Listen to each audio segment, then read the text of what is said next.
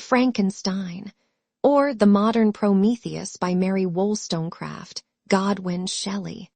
Letter 1. To Mrs. Saville, England. St. Petersburg, Dec. 11th, 17. You will rejoice to hear that no disaster has accompanied the commencement of an enterprise which you have regarded with such evil forebodings.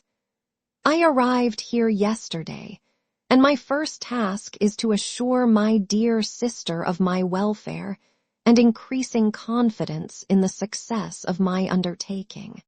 I am already far north of London, and as I walk in the streets of Petersburg, I feel a cold northern breeze play upon my cheeks, which braces my nerves and fills me with delight. Do you understand this feeling? This breeze, which has traveled from the regions towards which I am advancing, gives me a foretaste of those icy climes. Inspirited by this wind of promise, my daydreams become more fervent and vivid. I try in vain to be persuaded that the pole is the seat of frost and desolation. It ever presents itself to my imagination as the region of beauty and delight. There, Margaret, the sun is forever visible, its broad disk just skirting the horizon and diffusing a perpetual splendor. There, for with your leave, my sister, I will put some trust in preceding navigators. Their snow and frost are banished, and sailing over a calm sea, we may be wafted to a land surpassing in wonders, and in beauty every region hitherto discovered on the habitable globe.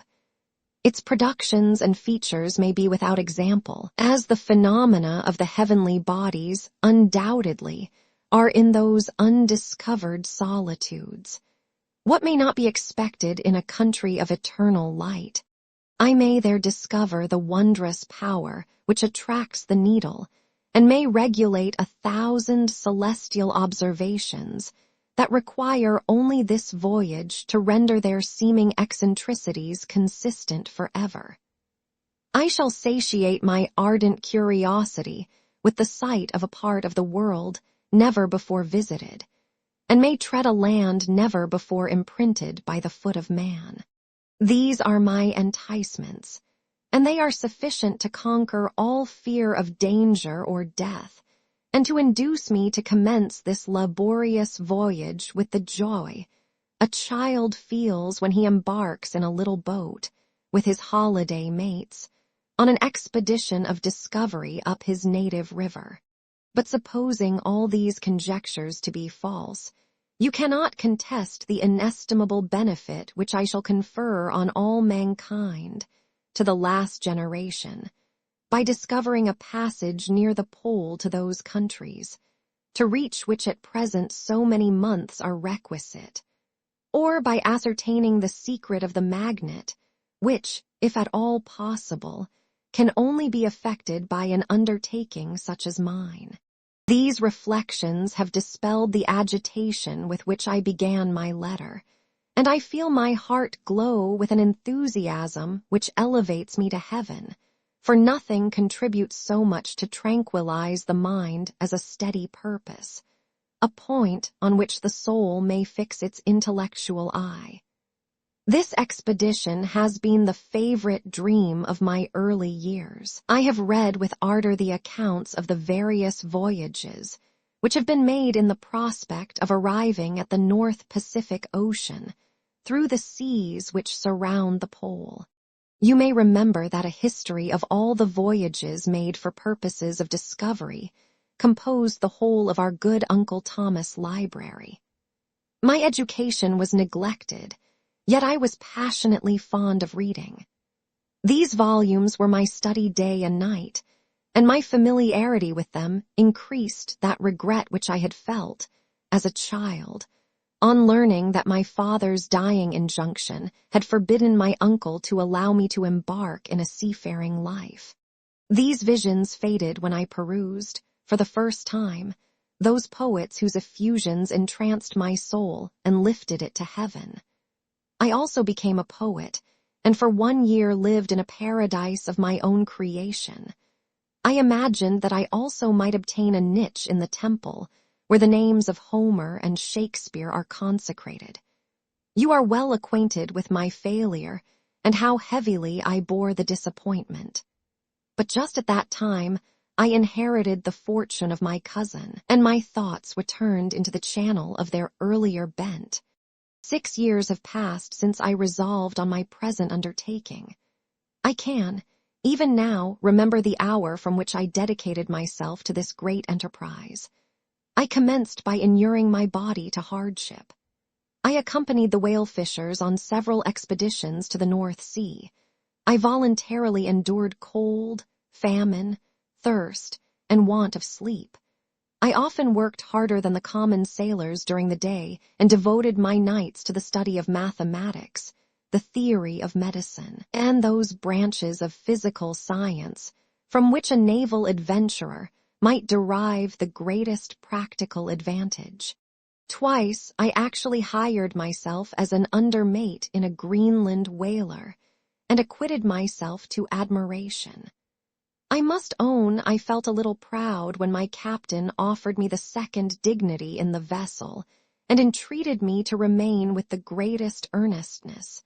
So valuable did he consider my services. And now, dear Margaret, do I not deserve to accomplish some great purpose? My life might have been passed in ease and luxury, but I preferred glory to every enticement that wealth placed in my path. Oh, that some encouraging voice would answer in the affirmative. My courage and my resolution is firm, but my hopes fluctuate, and my spirits are often depressed. I am about to proceed on a long and difficult voyage, the emergencies of which will demand all my fortitude. I am required not only to raise the spirits of others, but sometimes to sustain my own when theirs are failing.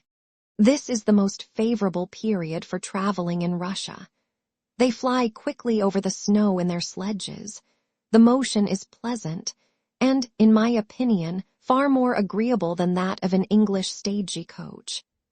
The cold is not excessive if you are wrapped in furs, a dress which I have already adopted, for there is a great difference between walking the deck and remaining seated motionless for hours, when no exercise prevents the blood from actually freezing in your veins. I have no ambition to lose my life on the post road between St. Petersburg and Archangel.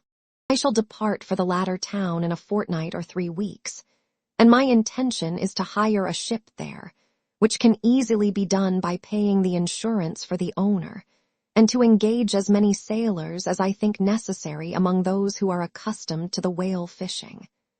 I do not intend to sail until the month of June, and when shall I return? Ah, dear sister, how can I answer this question? If I succeed, many, many months, perhaps years, will pass before you and I may meet. If I fail, you will see me again soon or never. Farewell, my dear, excellent Margaret.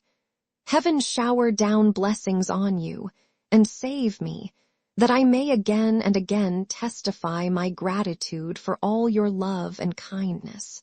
Your affectionate brother, R. Walton. Letter 2. To Mrs. Saville, England. Archangel, 28th March, 17. How slowly the time passes here, encompassed as I am by frost and snow. Yet a second step is taken towards my enterprise. I have hired a vessel and am occupied in collecting my sailors. Those whom I have already engaged appear to be men on whom I can depend and are certainly possessed of dauntless courage. But I have one want which I have never yet been able to satisfy, and the absence of the object of which I now feel as a most severe evil. I have no friend, Margaret. When I am glowing with the enthusiasm of success, there will be none to participate my joy. If I am assailed by disappointment, no one will endeavor to sustain me in dejection. I shall commit my thoughts to paper, it is true, but that is a poor medium for the communication of feeling. I desire the company of a man who could sympathize with me, whose eyes would reply to mine. You may deem me romantic, my dear sister, but I bitterly feel the want of a friend. I have no one near me, gentle yet courageous, possessed of a cultivated as well as of a capacious mind, whose tastes are like my own, to approve or amend my plans. How would such a friend repair the faults of your poor brother? I am too ardent in execution and too impatient of difficulties, but it is a still greater evil to me that I am self-educated. For the first 14 years of my life, I ran wild on a common and read nothing but our Uncle Thomas books of voyages. At that age, I became acquainted with the celebrated poets of our own country. But it was only when it had ceased to be in my power to derive its most important benefits from such a conviction that I perceived the necessity of becoming acquainted with more languages than that of my native country. Now I am 28, and am in reality more illiterate than many schoolboys of 15. It is true that I have thought more and that my daydreams are more extended and magnificent, but they want, as the painters call it, keeping, and I greatly need a friend who would have sense enough not to despise me as romantic, and affection enough for me to endeavor to regulate my mind. Well, these are useless complaints. I shall certainly find no friend on the wide ocean, nor even here in Archangel among merchants and seamen. Yet some feelings, unallied to the dross of human nature, beat even in these rugged bosoms. My lieutenant, for instance, is a man of wonderful courage and enterprise. He is madly desirous of glory, or rather, to word my phrase more characteristically, of advancement in his profession. He is an Englishman, and in the midst of national and professional prejudices, unsoftened by cultivation, retains some of the noblest endowments of humanity. I first became acquainted with him on board a whale vessel. Finding that he was unemployed in this city, I easily engaged him to assist in my enterprise. The master is a person of an excellent disposition, and is remarkable in the ship for his gentleness and the mildness of his discipline. This circumstance, added to his well-known integrity and dauntless courage, made me very desirous to engage him. A youth passed in solitude, my best years spent under your gentle and feminine fosterage, has so refined the groundwork of my character that I cannot overcome an intense distaste to the usual brutality exercised on board ship.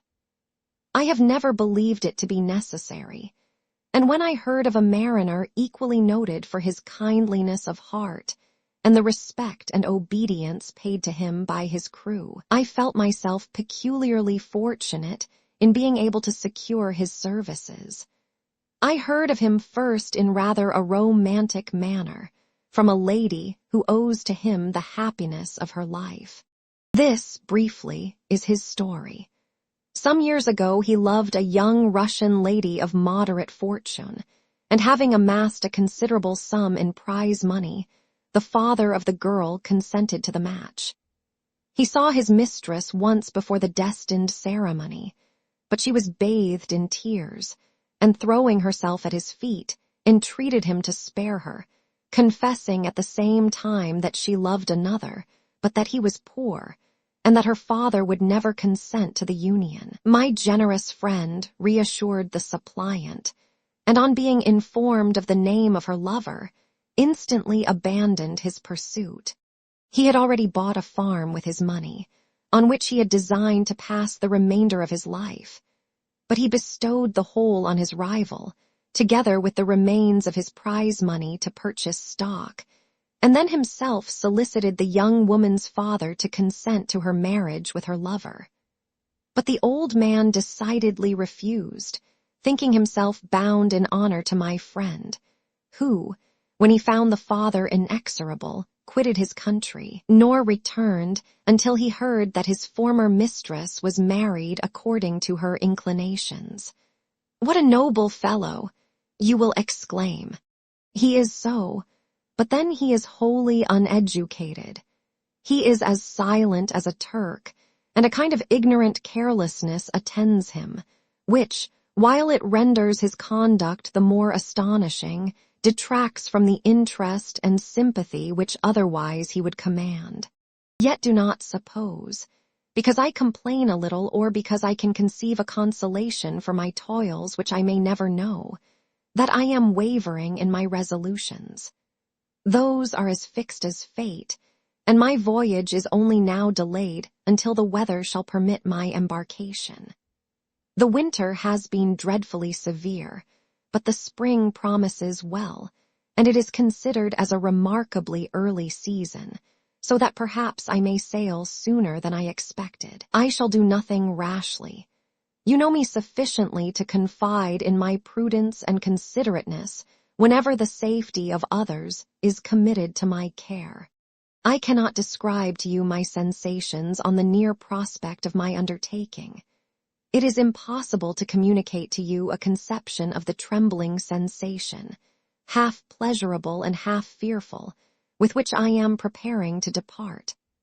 I am going to unexplored regions, to the land of mist and snow, but I shall kill no albatross. Therefore do not be alarmed for my safety, or if I should come back to you as worn and woeful as the ancient mariner. You will smile at my illusion, but I will disclose a secret. I have often attributed my attachment to, my passionate enthusiasm for, the dangerous mysteries of ocean to that production of the most imaginative of modern poets. There is something at work in my soul which I do not understand. I am practically industrious, painstaking, a workman to execute with perseverance and labor. But besides this, there is a love for the marvelous, a belief in the marvelous, intertwined in all my projects, which hurries me out of the common pathways of men, even to the wild sea and unvisited regions I am about to explore. To return to dearer considerations, shall I meet you again, after having traversed immense seas and returned by the most southern cape of Africa or America? I dare not expect such success, yet I cannot bear to look on the reverse of the picture. Continue for the present to write to me by every opportunity. I may receive your letters on some occasions when I need them most to support my spirits. I love you very tenderly. Remember me with affection, should you never hear from me again. Your affectionate brother, Robert Walton. Letter 3. To Mrs. Saville, England. July 7th, 17. My dear sister, I write a few lines in haste to say that I am safe and well advanced on my voyage. This letter will reach England by a merchantman now on its homeward voyage from Archangel, more fortunate than I, who may not see my native land, perhaps, for many years. I am, however, in good spirits. My men are bold and apparently firm of purpose, nor do the floating sheets of ice that continually pass us, indicating the dangers of the region towards which we are advancing, appear to dismay them. We have already reached a very high latitude, but it is the height of summer, and although not so warm as in England, the southern gales, which blow us speedily towards those shores which I so ardently desire to attain, breathe a degree of renovating warmth which I had not expected. No incidents have hitherto befallen us that would make a figure in a letter. 1 or 2 stiff gales and the springing of a leak are accidents which experienced navigators scarcely remember to record, and I shall be well content if nothing worse happen to us during our voyage. Adieu, my dear Margaret. Be assured that for my own sake, as well as yours, I will not rashly encounter danger. I will be cool, persevering, and prudent. But success shall crown my endeavors. Wherefore not? Thus far I have gone, tracing a secure way over the pathless seas, the very stars themselves being witnesses and testimonies of my triumph. Why not still proceed over the untamed yet obedient element? What can stop the determined heart and resolved will of man? My swelling heart involuntarily pours itself out thus, but I must finish. Heaven bless my beloved sister. Sr. W. Letter 4. Mrs. Saville, England. August 5th, 17. So strange an accident has happened to us that I cannot forbear recording it, although it is very probable that you will see me before these papers can come into your possession. Last Monday, July 31st, we were nearly surrounded by ice, which closed in the ship on all sides, scarcely leaving her the sea room in which she floated. Our situation was somewhat dangerous, especially as we were compassed round by a very thick fog. We accordingly lay to, hoping that some change would take place in the atmosphere and weather. About 2 o'clock the mist cleared away, and we beheld, stretched out in every direction, vast and irregular plains of ice, which seemed to have no end. Some of my comrades groaned, and my own mind began to grow watchful with anxious thoughts, when a strange sight suddenly attracted our attention and diverted our solicitude from our own situation. We perceived a low carriage, fixed on a sledge and drawn by dogs, pass on towards the north, at the distance of half a mile. A being which had the shape of a man, but apparently of gigantic stature, sat in the sledge and guided the dogs. We watched the rapid progress of the traveler with our telescopes until he was lost among the distant inequalities of the ice. This appearance excited our unqualified wonder. We were, as we believed, many hundred miles from any land, but this apparition seemed to denote that it was not, in reality, so distant as we had supposed. Shut in, however, by ice, it was impossible to follow his track, which we had observed with the greatest attention. About 2 hours after this occurrence, we heard the ground sea, and before night the ice broke and freed our ship.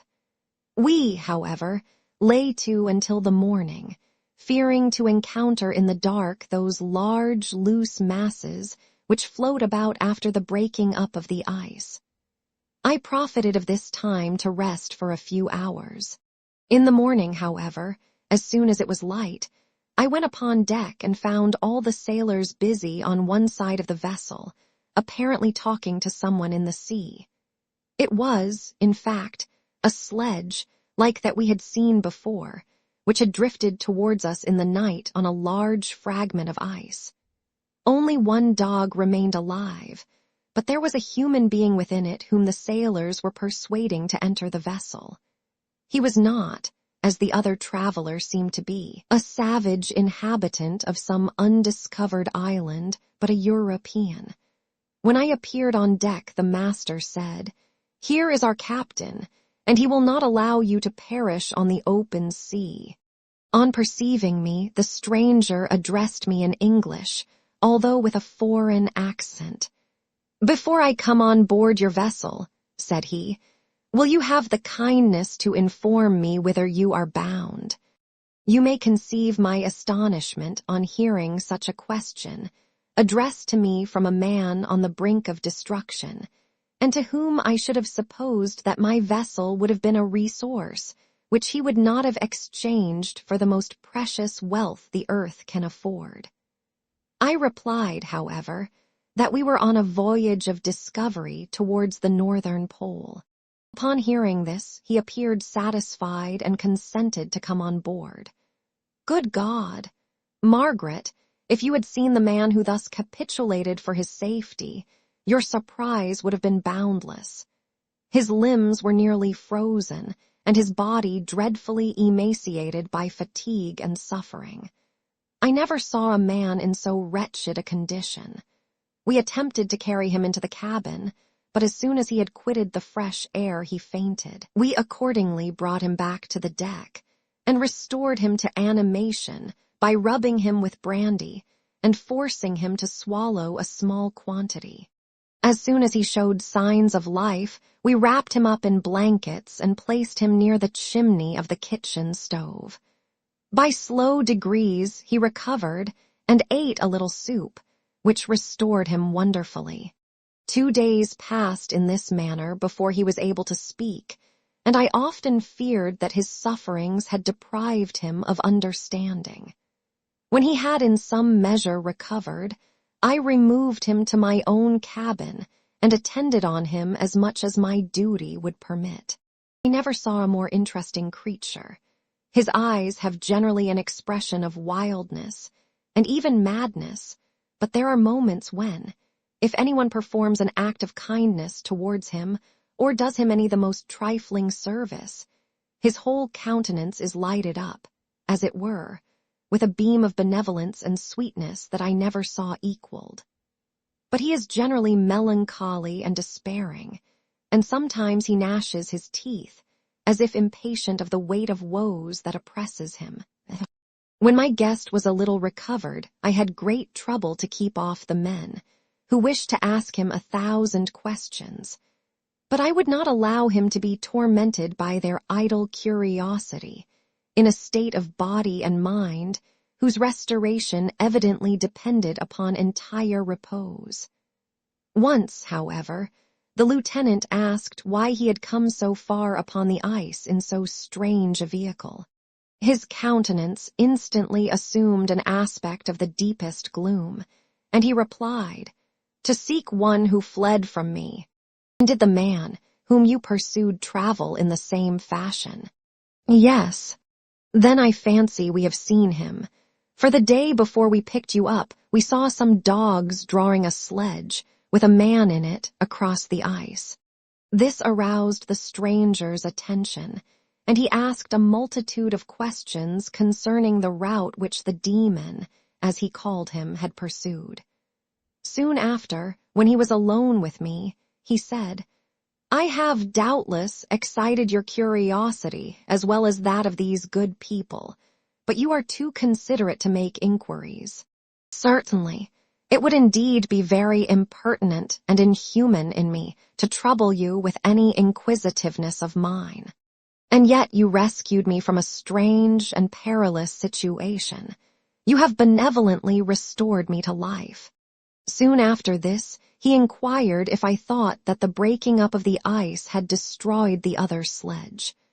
I replied that I could not answer with any degree of certainty, for the ice had not broken until near midnight, and the traveler might have arrived at a place of safety before that time.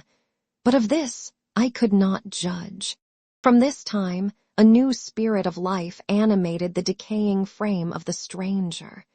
He manifested the greatest eagerness to be upon deck, to watch for the sledge which had before appeared.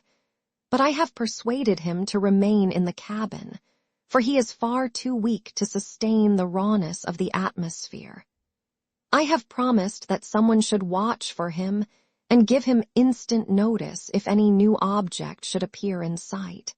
Such is my journal of what relates to this strange occurrence up to the present day. The stranger has gradually improved in health, but is very silent and appears uneasy when anyone except myself enters his cabin. Yet his manners are so conciliating and gentle that the sailors are all interested in him, although they have had very little communication with him. For my own part, I begin to love him as a brother, and his constant and deep grief fills me with sympathy and compassion. He must have been a noble creature in his better days, being even now in wreck so attractive and amiable. I said in one of my letters, my dear Margaret, that I should find no friend on the wide ocean. Yet I have found a man who, before his spirit had been broken by misery, I should have been happy to have possessed as the brother of my heart. I shall continue my journal concerning the stranger at intervals, should I have any fresh incidents to record. August 13th, 17. My affection for my guest increases every day. He excites at once my admiration and my pity to an astonishing degree. How can I see so noble a creature destroyed by misery without feeling the most poignant grief? He is so gentle, yet so wise. His mind is so cultivated, and when he speaks, although his words are culled with the choicest art, yet they flow with rapidity and unparalleled eloquence. He is now much recovered from his illness, and is continually on the deck, apparently watching for the sledge that preceded his own. Yet, although unhappy, he is not so utterly occupied by his own misery, but that he interests himself deeply in the projects of others. He has frequently conversed with me on mine, which I have communicated to him without disguise. He entered attentively into all my arguments in favor of my eventual success, and into every minute detail of the measures I had taken to secure it.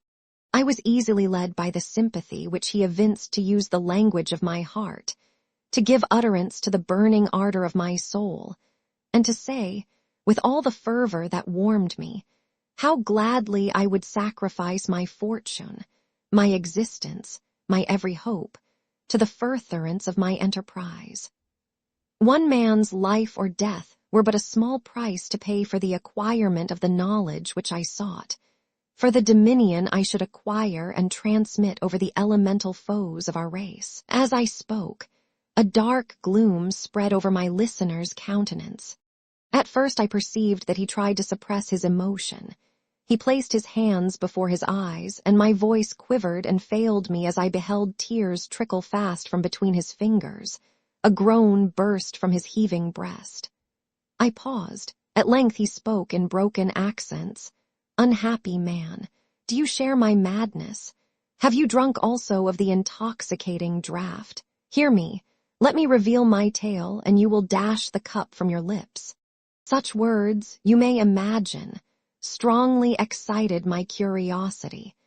But the paroxysm of grief that had seized the stranger overcame his weakened powers, and many hours of repose and tranquil conversation were necessary to restore his composure. Having conquered the violence of his feelings, he appeared to despise himself for being the slave of passion, and quelling the dark tyranny of despair, he led me again to converse concerning myself personally. He asked me the history of my earlier years. The tale was quickly told, but it awakened various trains of reflection. I spoke of my desire of finding a friend, of my thirst for a more intimate sympathy with a fellow mind than had ever fallen to my lot, and expressed my conviction that a man could boast of little happiness who did not enjoy this blessing. "I agree with you," replied the stranger. "We are unfashioned creatures, but half made up if one wiser, better, dearer than ourselves. Such a friend ought to be. Do not lend his aid to perfectionate our weak and faulty natures. I once had a friend, the most noble of human creatures, and am entitled, therefore, to judge respecting friendship. You have hope and the world before you and have no cause for despair. But I have lost everything and cannot begin life anew." As he said this, his countenance became expressive of a calm, settled grief that touched me to the heart. But he was silent and presently retired to his cabin. Even broken in spirit as he is, no one can feel more deeply than he does the beauties of nature. The starry sky, the sea, and every sight afforded by these wonderful regions seems still to have the power of elevating his soul from earth. Such a man has a double existence. He may suffer misery and be overwhelmed by disappointments, yet when he has retired into himself, he will be like a celestial spirit that has a halo around him, within whose circle no grief or folly ventures. Will you smile at the enthusiasm I express concerning this divine wanderer? You would not if you saw him. You have been tutored and refined by books and retirement from the world, and you are therefore somewhat fastidious. But this only renders you the more fit to appreciate the extraordinary merits of this wonderful man. Sometimes I have endeavored to discover what quality it is which he possesses that elevates him so immeasurably above any other person I ever knew. I believe it to be an intuitive discernment, a quick but never-failing power of judgment, a penetration into the causes of things, unequaled for clearness and precision. Add to this a facility of expression and a voice whose varied intonations are soul-subduing music. August 19th, 17. Yesterday the stranger said to me, "You may easily perceive, Captain Walton, that I have suffered great and unparalleled misfortunes. I had determined at one time that the memory of these evils should die with me, but you have won me to alter my determination. You seek for knowledge and wisdom, as I once did, and I ardently hope that the gratification of your wishes may not be a serpent to sting you, as mine has been. I do not know that the relation of my disasters will be useful to you. Yet, when I reflect that you are pursuing the same course, exposing yourself to the same dangers which have rendered me what I am, I imagine that you may deduce an apt moral from my tale, one that may direct you if you succeed in your undertaking and console you in case of failure. Prepare to hear of occurrences which are usually deemed marvelous. Were we among the tamer scenes of nature, I might fear to encounter your unbelief, perhaps your ridicule. But many things will appear possible in these wild and mysterious regions, which would provoke the laughter of those unacquainted with the ever-varied powers of nature. Nor can I doubt but that my tale conveys in its series internal evidence of the truth of the events of which it is composed. You may easily imagine that I was much gratified by the offered communication, yet I could not endure that he should renew his grief by a recital of his misfortunes. I felt the greatest eagerness to hear the promised narrative, partly from curiosity, and partly from a strong desire to ameliorate his fate if it were in my power. I expressed these feelings in my answer. "I thank you," he replied, "for your sympathy, but it is useless. My fate is nearly fulfilled.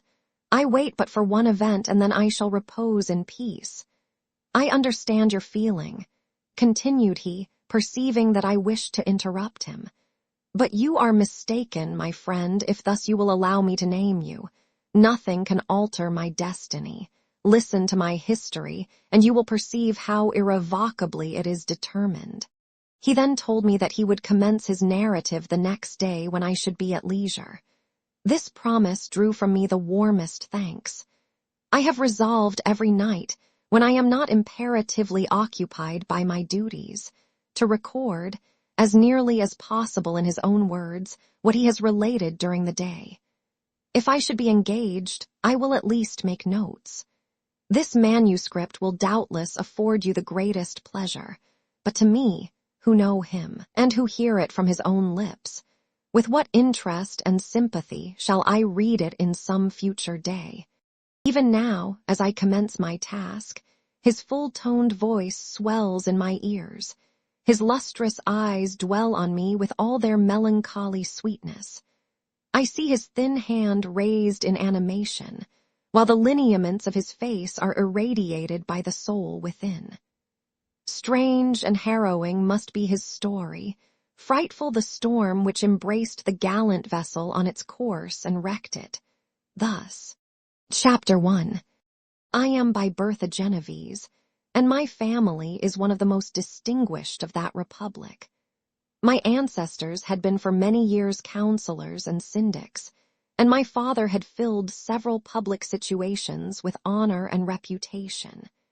He was respected by all who knew him for his integrity and indefatigable attention to public business. He passed his younger days perpetually occupied by the affairs of his country. A variety of circumstances had prevented his marrying early, nor was it until the decline of life that he became a husband and the father of a family. As the circumstances of his marriage illustrate his character, I cannot refrain from relating them. One of his most intimate friends was a merchant who, from a flourishing state, fell, through numerous mischances, into poverty. This man, whose name was Beaufort, was of a proud and unbending disposition, and could not bear to live in poverty and oblivion in the same country where he had formerly been distinguished for his rank and magnificence. Having paid his debts, therefore, in the most honorable manner, he retreated with his daughter to the town of Lucerne, where he lived unknown and in wretchedness. My father loved Beaufort with the truest friendship, and was deeply grieved by his retreat in these unfortunate circumstances. He bitterly deplored the false pride which led his friend to a conduct so little worthy of the affection that united them. He lost no time in endeavoring to seek him out, with the hope of persuading him to begin the world again, through his credit and assistance. Beaufort had taken effectual measures to conceal himself, and it was 10 months before my father discovered his abode. Overjoyed at this discovery, he hastened to the house, which was situated in a mean street near the Rus. But when he entered, misery and despair alone welcomed him. Beaufort had saved but a very small sum of money from the wreck of his fortunes, but it was sufficient to provide him with sustenance for some months, and in the meantime, he hoped to procure some respectable employment in a merchant's house. The interval was, consequently, spent in inaction.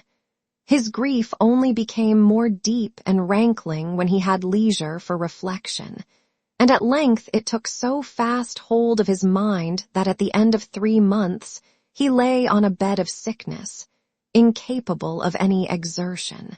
His daughter attended him with the greatest tenderness, but she saw with despair that their little fund was rapidly decreasing, and that there was no other prospect of support. But Caroline Beaufort possessed a mind of an uncommon mold, and her courage rose to support her in her adversity. She procured plain work, she plaited straw, and by various means contrived to earn a pittance scarcely sufficient to support life. Several months passed in this manner. Her father grew worse. Her time was more entirely occupied in attending him. Her means of subsistence decreased, and in the 10th month her father died in her arms, leaving her an orphan and a beggar. This last blow overcame her, and she knelt by Beaufort's coffin weeping bitterly when my father entered the chamber. He came like a protecting spirit to the poor girl, who committed herself to his care, and after the interment of his friend, he conducted her to Geneva and placed her under the protection of a relation. 2 years after this event, Caroline became his wife. There was a considerable difference between the ages of my parents, but this circumstance seemed to unite them only closer in bonds of devoted affection. There was a sense of justice in my father's upright mind, which rendered it necessary that he should approve highly to love strongly. Perhaps during former years he had suffered from the late-discovered unworthiness of one beloved, and so was disposed to set a greater value on tried worth. There was a show of gratitude and worship in his attachment to my mother, differing wholly from the doting fondness of age, for it was inspired by reverence for her virtues, and a desire to be the means of, in some degree, recompensing her for the sorrows she had endured, but which gave inexpressible grace to his behavior to her. Everything was made to yield to her wishes and her convenience. He strove to shelter her, as a fair exotic is sheltered by the gardener, from every rougher wind, and to surround her with all that could tend to excite pleasurable emotion in her soft and benevolent mind. Her health, and even the tranquility of her hitherto constant spirit, had been shaken by what she had gone through. During the 2 years that had elapsed previous to their marriage, my father had gradually relinquished all his public functions, and immediately after their union, they sought the pleasant climate of Italy, and the change of scene and interest attendant on a tour through that land of wonders, as a restorative for her weakened frame. From Italy, they visited Germany and France. I, their eldest child, was born at Naples, and as an infant accompanied them in their rambles. I remained for several years their only child. Much as they were attached to each other, they seemed to draw inexhaustible stores of affection from a very mine of love to bestow them upon me. My mother's tender caresses and my father's smile of benevolent pleasure, while regarding me, are my first recollections. I was their plaything and their idol, and something better, their child, the innocent and helpless creature bestowed on them by heaven, whom to bring up to good, and whose future lot it was in their hands to direct to happiness or misery, according as they fulfilled their duties towards me. With this deep consciousness of what they owed towards the being to which they had given life, added to the active spirit of tenderness that animated both, it may be imagined that, while during every hour of my infant life I received a lesson of patience, of charity, and of self-control, I was so guided by a silken cord that all seemed but one train of enjoyment to me. For a long time I was their only care. My mother had much desired to have a daughter, but I continued their single offspring. When I was about 5 years old, while making an excursion beyond the frontiers of Italy, they passed a week on the shores of the Lake of Como. Their benevolent disposition often made them enter the cottages of the poor. This, to my mother, was more than a duty. It was a necessity, a passion, remembering what she had suffered and how she had been relieved, for her to act in her turn the guardian angel to the afflicted. During one of their walks, a poor cot in the foldings of a veil attracted their notice as being singularly disconsolate, while the number of half-clothed children gathered about it spoke of penury in its worst shape. One day, when my father had gone by himself to Milan, my mother, accompanied by me, visited this abode. She found a peasant and his wife, hard-working, bent down by care and labor, distributing a scanty meal to 5 hungry babes. Among these, there was one which attracted my mother far above all the rest. She appeared of a different stock. The 4 others were dark-eyed, hardy little vagrants. This child was thin and very fair. Her hair was the brightest living gold, and despite the poverty of her clothing, seemed to set a crown of distinction on her head. Her brow was clear and ample, her blue eyes cloudless, and her lips and the molding of her face so expressive of sensibility and sweetness that none could behold her without looking on her as of a distinct species, a being heaven sent, and bearing a celestial stamp in all her features. The peasant woman, perceiving that my mother fixed eyes of wonder and admiration on this lovely girl, eagerly communicated her history. She was not her child, but the daughter of a Milanese nobleman. Her mother was a German and had died on giving her birth. The infant had been placed with these good people to nurse. They were better off then. They had not been long married, and their eldest child was but just born.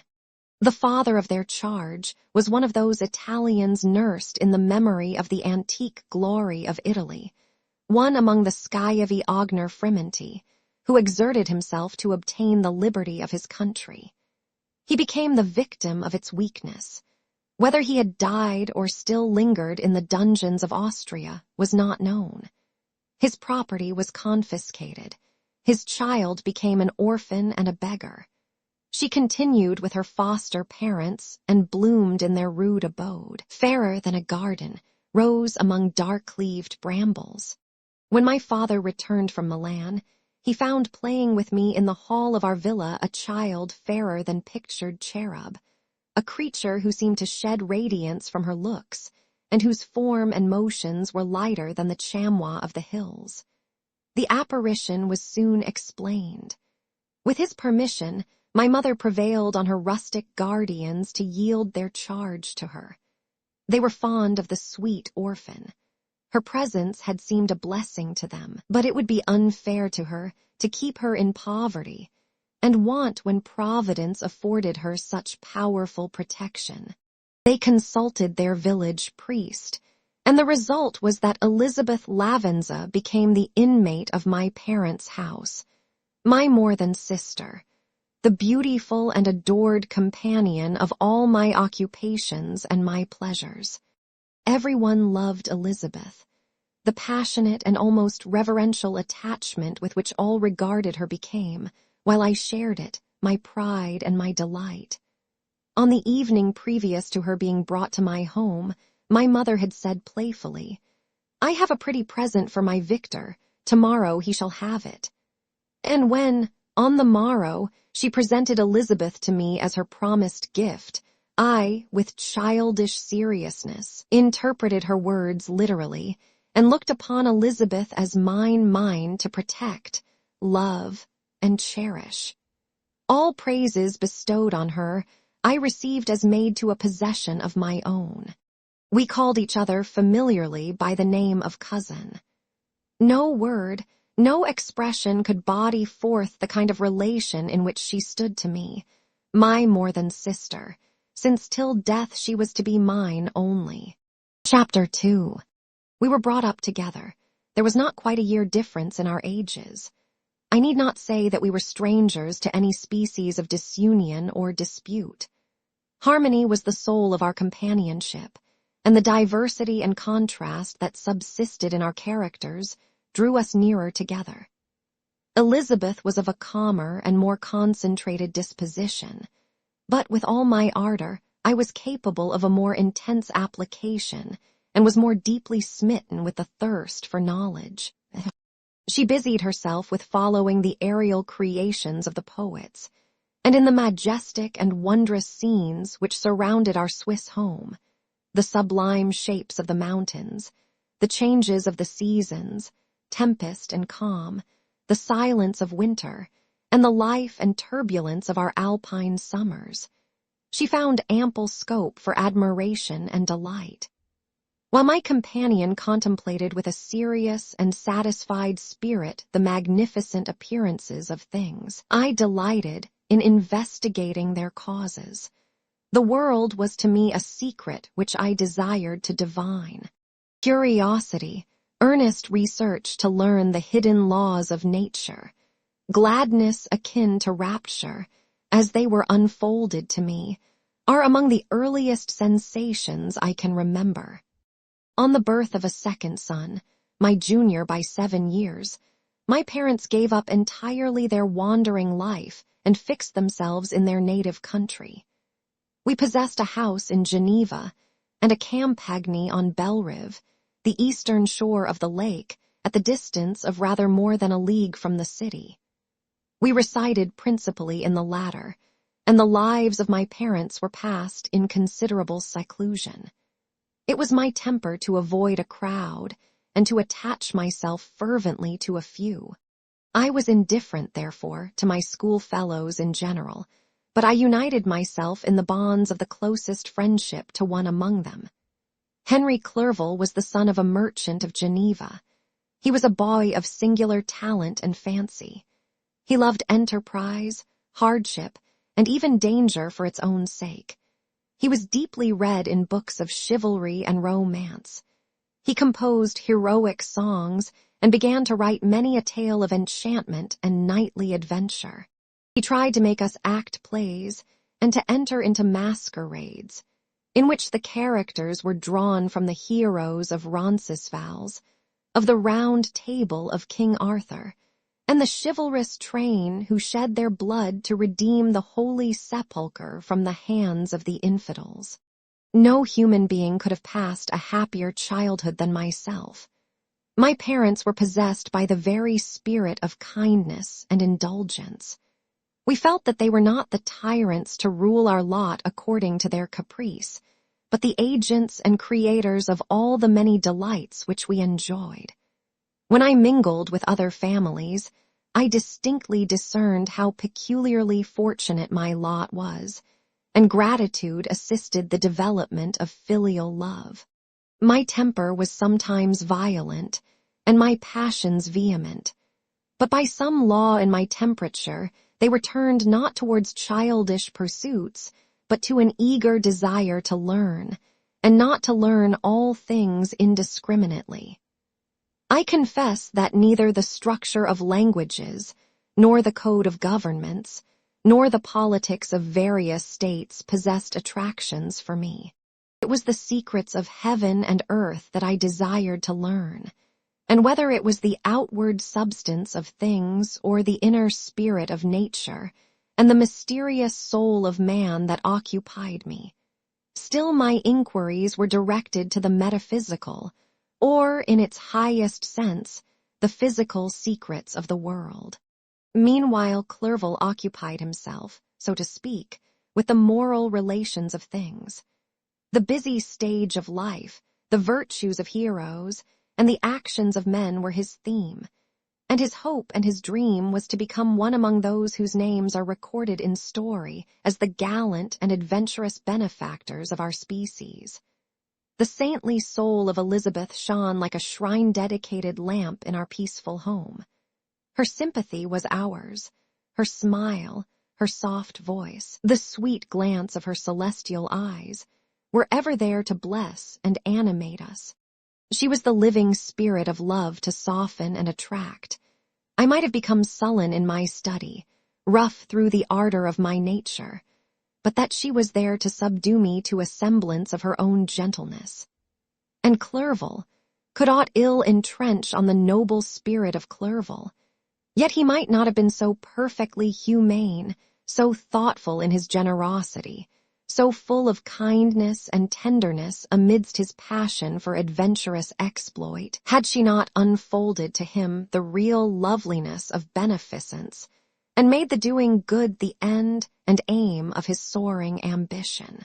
I feel exquisite pleasure in dwelling on the recollections of childhood, before misfortune had tainted my mind, and changed its bright visions of extensive usefulness into gloomy and narrow reflections upon self. Besides, in drawing the picture of my early days, I also record those events which led, by insensible steps, to my after-tale of misery.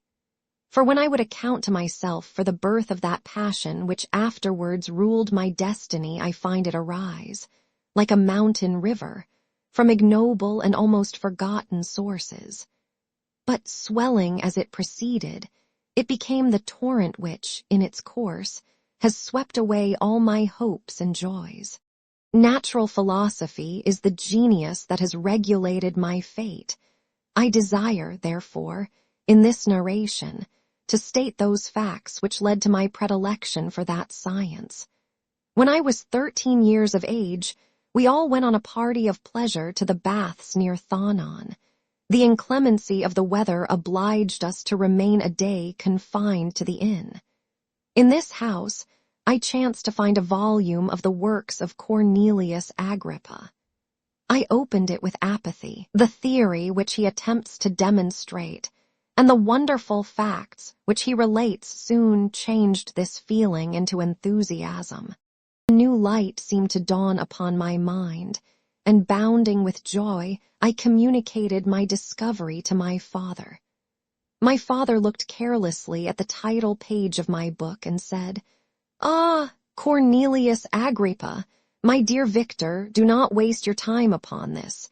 It is sad trash."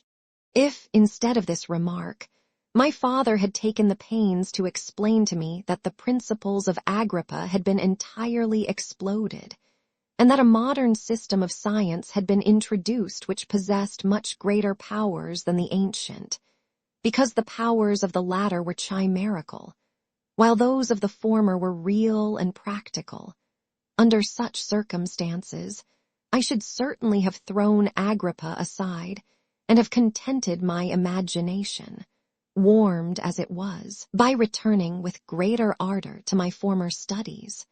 It is even possible that the train of my ideas would never have received the fatal impulse that led to my ruin. But the cursory glance my father had taken of my volume, by no means assured me that he was acquainted with its contents, and I continued to read with the greatest avidity. When I returned home, my first care was to procure the whole works of this author, and afterwards of Paracelsus and Albertus Magnus. I read and studied the wild fancies of these writers with delight. They appeared to me treasures known to few besides myself. I have described myself as always having been imbued with a fervent longing to penetrate the secrets of nature. In spite of the intense labor and wonderful discoveries of modern philosophers, I always came from my studies discontented and unsatisfied. Sir Isaac Newton is said to have avowed that he felt like a child picking up shells beside the great and unexplored ocean of truth. Those of his successors in each branch of natural philosophy with whom I was acquainted appeared even to my boy's apprehensions as tyros engaged in the same pursuit. The untaught peasant beheld the elements around him and was acquainted with their practical uses. The most learned philosopher knew little more. He had partially unveiled the face of nature, but her immortal lineaments were still a wonder and a mystery. He might dissect, anatomize, and give names, but not to speak of a final cause. Causes in their secondary and tertiary grades were utterly unknown to him. I had gazed upon the fortifications and impediments that seemed to keep human beings from entering the citadel of nature, and rashly and ignorantly I had repined. But here were books, and here were men who had penetrated deeper and knew more. I took their word for all that they averred, and I became their disciple. It may appear strange that such should arise in the 18th century, but while I followed the routine of education in the schools of Geneva, I was, to a great degree, self-taught with regard to my favorite studies. My father was not scientific, and I was left to struggle with a child's blindness, added to a student's thirst for knowledge. Under the guidance of my new preceptors, I entered with the greatest diligence into the search of the philosopher's stone and the elixir of life, but the latter soon obtained my undivided attention. Wealth was an inferior object, but what glory would attend the discovery if I could banish disease from the human frame and render man invulnerable to any but a violent death? Nor were these my only visions. The raising of ghosts or devils was a promise liberally accorded by my favorite authors, the fulfillment of which I most eagerly sought. And if my incantations were always unsuccessful, I attributed the failure rather to my own inexperience and mistake than to a want of skill or fidelity in my instructors. And thus for a time I was occupied by exploded systems, mingling, like an unadept, 1,000 contradictory theories, and floundering desperately in a very slough of multifarious knowledge, guided by an ardent imagination and childish reasoning, till an accident again changed the current of my ideas. When I was about 15 years old, we had retired to our house near Belrive, when we witnessed a most violent and terrible thunderstorm. It advanced from behind the mountains of Jura, and the thunder burst at once with frightful loudness from various quarters of the heavens. I remained, while the storm lasted, watching its progress with curiosity and delight. As I stood at the door, on a sudden I beheld a stream of fire issue from an old and beautiful oak which stood about 20 yards from our house, and so soon as the dazzling light vanished, the oak had disappeared, and nothing remained but a blasted stump. When we visited it the next morning, we found the tree shattered in a singular manner. It was not splintered by the shock, but entirely reduced to thin ribbons of wood. I never beheld anything so utterly destroyed. Before this, I was not unacquainted with the more obvious laws of electricity. On this occasion, a man of great research in natural philosophy, was with us, and excited by this catastrophe, he entered on the explanation of a theory which he had formed on the subject of electricity and galvanism, which was at once new and astonishing to me. All that he said threw greatly into the shade Cornelius Agrippa, Albertus Magnus, and Paracelsus, the lords of my imagination. But by some fatality, the overthrow of these men disinclined me to pursue my accustomed studies. It seemed to me as if nothing would or could ever be known. All that had so long engaged my attention suddenly grew despicable. By one of those caprices of the mind which we are perhaps most subject to in early youth, I at once gave up my former occupations, set down natural history and all its progeny as a deformed and abortive creation, and entertained the greatest disdain for a would-be science which could never even step within the threshold of real knowledge. In this mood of mind, I betook myself to the mathematics and the branches of study appertaining to that science, as being built upon secure foundations, and so worthy of my consideration. Thus strangely are our souls constructed, and by such slight ligaments are we bound to prosperity or ruin. When I look back, it seems to me as if this almost miraculous change of inclination and will was the immediate suggestion of the guardian angel of my life, the last effort made by the spirit of preservation to avert the storm that was even then hanging in the stars and ready to envelop me. Her victory was announced by an unusual tranquility and gladness of soul, which followed the relinquishing of my ancient and latterly tormenting studies. It was thus that I was to be taught to associate evil with their prosecution, happiness with their disregard. It was a strong effort of the spirit of good, but it was ineffectual. Destiny was too potent, and her immutable laws had decreed my utter and terrible destruction. Chapter 3. When I had attained the age of 17, my parents resolved that I should become a student at the University of Ingolstadt. I had hitherto attended the schools of Geneva, but my father thought it necessary for the completion of my education that I should be made acquainted with other customs than those of my native country.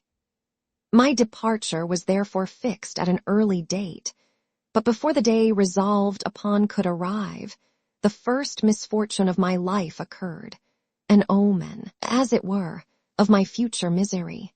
Elizabeth had caught the scarlet fever, her illness was severe, and she was in the greatest danger. During her illness, many arguments had been urged to persuade my mother to refrain from attending upon her. She had at first yielded to our entreaties, but when she heard that the life of her favorite was menaced, she could no longer control her anxiety. She attended her sick. Her watchful attentions triumphed over the malignity of the distemper. Elizabeth was saved, but the consequences of this imprudence were fatal to her preserver. On the third day my mother sickened. Her fever was accompanied by the most alarming symptoms, and the looks of her medical attendants prognosticated the worst event. On her deathbed, the fortitude and benignity of this best of women did not desert her. She joined the hands of Elizabeth and myself. "My children," she said, "my firmest hopes of future happiness were placed on the prospect of your union. This expectation will now be the consolation of your father. Elizabeth, my love, you must supply my place to my younger children. Alas, I regret that I am taken from you, and happy and beloved as I have been, is it not hard to quit you all? But these are not thoughts befitting me. I will endeavor to resign myself cheerfully to death, and will indulge a hope of meeting you in another world." She died calmly, and her countenance expressed affection even in death. I need not describe the feelings of those whose dearest ties are rent by that most irreparable evil, the void that presents itself to the soul, and the despair that is exhibited on the countenance. It is so long before the mind can persuade itself that she whom we saw every day, and whose very existence appeared a part of our own, can have departed forever. That the brightness of a beloved eye can have been extinguished, and the sound of a voice so familiar and dear to the ear can be hushed, never more to be heard. These are the reflections of the first days. But when the lapse of time proves the reality of the evil, then the actual bitterness of grief commences. Yet from whom has not that rude hand rent away some dear connection? And why should I describe a sorrow which all have felt and must feel? The time at length arrives when grief is rather an indulgence than a necessity, and the smile that plays upon the lips, although it may be deemed a sacrilege, is not banished. My mother was dead, but we had still duties which we ought to perform. We must continue our course with the rest and learn to think ourselves fortunate, whilst one remains whom the spoiler has not seized. My departure for Ingolstadt, which had been deferred by these events, was now again determined upon. I obtained from my father a respite of some weeks. It appeared to me sacrilege so soon to leave the repose, akin to death, of the house of mourning and to rush into the thick of life. I was new to sorrow, but it did not the less alarm me. I was unwilling to quit the sight of those that remained to me, and above all, I desired to see my sweet Elizabeth in some degree consoled. She indeed veiled her grief and strove to act the comforter to us all. She looked steadily on life and assumed its duties with courage and zeal. She devoted herself to those whom she had been taught to call her uncle and cousins. Never was she so enchanting as at this time, when she recalled the sunshine of her smiles and spent them upon us. She forgot even her own regret in her endeavors to make us forget. The day of my departure at length arrived. Clerval spent the last evening with us. He had endeavored to persuade his father to permit him to accompany me and to become my fellow student, but in vain. His father was a narrow-minded traitor and saw idleness and ruin in the aspirations and ambition of his son. Henry deeply felt the misfortune of being debarred from a liberal education. He said little, but when he spoke, I read in his kindling eye, and in his animated glance, a restrained but firm resolve not to be chained to the miserable details of commerce. We sat late. We could not tear ourselves away from each other nor persuade ourselves to say the word farewell. It was said, and we retired under the pretense of seeking repose, each fancying that the other was deceived. But when at morning's dawn I descended to the carriage which was to convey me away, they were all there. My father again to bless me, Clerval to press my hand once more, my Elizabeth to renew her entreaties that I would write often, and to bestow the last feminine attentions on her playmate and friend. I threw myself into the chaise that was to convey me away, and indulged in the most melancholy reflections. I, who had ever been surrounded by amiable companions, continually engaged in endeavoring to bestow mutual pleasure, I was now alone. In the university whither I was going, I must form my own friends and be my own protector. My life had hitherto been remarkably secluded and domestic, and this had given me invincible repugnance to new countenances. I loved my brothers, Elizabeth and Clerval. These were old familiar faces, but I believed myself totally unfitted for the company of strangers. Such were my reflections as I commenced my journey, but as I proceeded, my spirits and hopes rose. I ardently desired the acquisition of knowledge.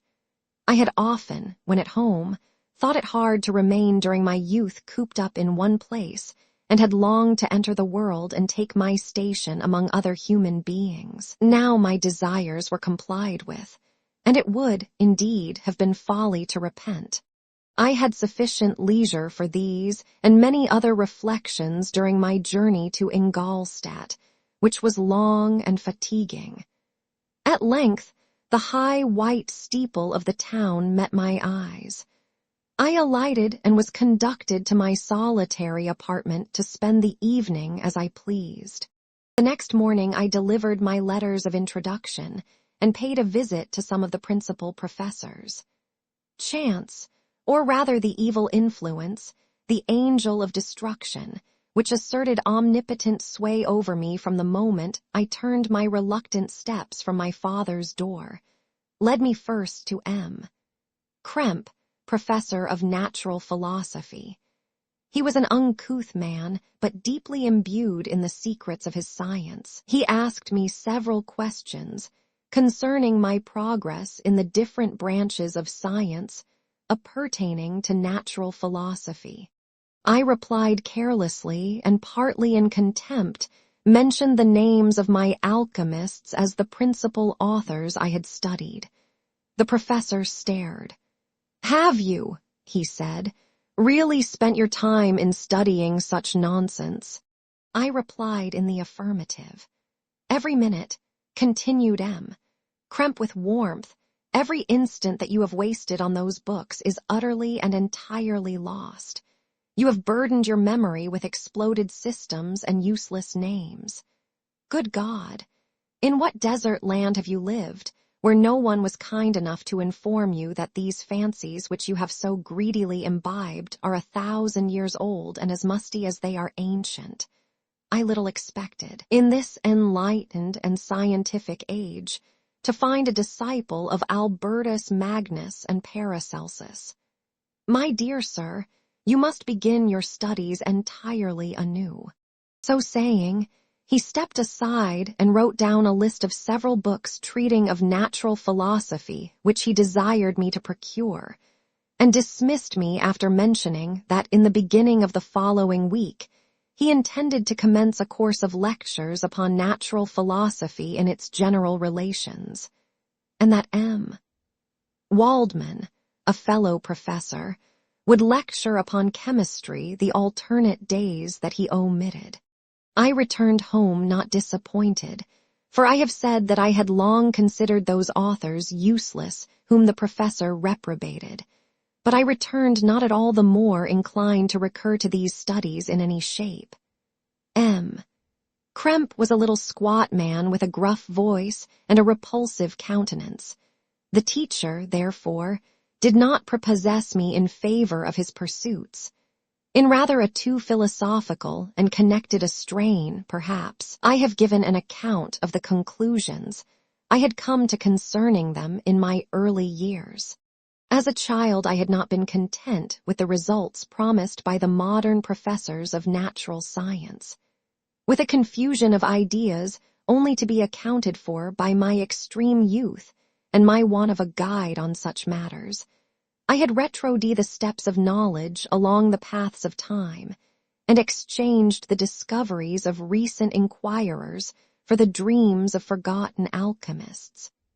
Besides, I had a contempt for the uses of modern natural philosophy. It was very different when the masters of the science sought immortality and power. Such views, although futile, were grand. But now the scene was changed. The ambition of the inquirer seemed to limit itself to the annihilation of those visions on which my interest in science was chiefly founded. I was required to exchange chimeras of boundless grandeur for realities of little worth. Such were my reflections during the first 2 or 3 days of my residence at Ingolstadt, which were chiefly spent in becoming acquainted with the localities and the principal residents in my new abode. But as the ensuing week commenced, I thought of the information which M. Krempe had given me concerning the lectures, and although I could not consent to go and hear that little conceited fellow deliver sentences out of a pulpit, I recollected what he had said of M. Waldman, whom I had never seen, as he had hitherto been out of town. Partly from curiosity and partly from idleness, I went into the lecturing room, which M. Waldman entered shortly after. This professor was very unlike his colleague. He appeared about 50 years of age, but with an aspect expressive of the greatest benevolence. A few gray hairs covered his temples, but those at the back of his head were nearly black. His person was short but remarkably erect, and his voice the sweetest I had ever heard. He began his lecture by a recapitulation of the history of chemistry and the various improvements made by different men of learning, pronouncing with fervor the names of the most distinguished discoverers. He then took a cursory view of the present state of the science and explained many of its elementary terms. After having made a few preparatory experiments, he concluded with a panegyric upon modern chemistry, the terms of which I shall never forget. "The ancient teachers of this science," said he, "promised impossibilities and performed nothing. The modern masters promise very little. They know that metals cannot be transmuted, and that the elixir of life is a chimera, but these philosophers, whose hands seem only made to dabble in dirt, and their eyes to pore over the microscope or crucible, have indeed performed miracles.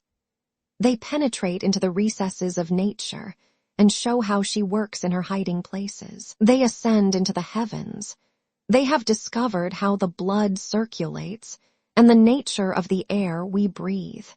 They have acquired new and almost unlimited powers. They can command the thunders of heaven, mimic the earthquake, and even mock the invisible world with its own shadows." Such were the professor's words. Rather let me say such the words of the fate announced to destroy me. As he went on, I felt as if my soul were grappling with a palpable enemy. One by one the various keys were touched which formed the mechanism of my being. Chord after chord was sounded, and soon my mind was filled with one thought, one conception, one purpose. "So much has been done," exclaimed the soul of Frankenstein.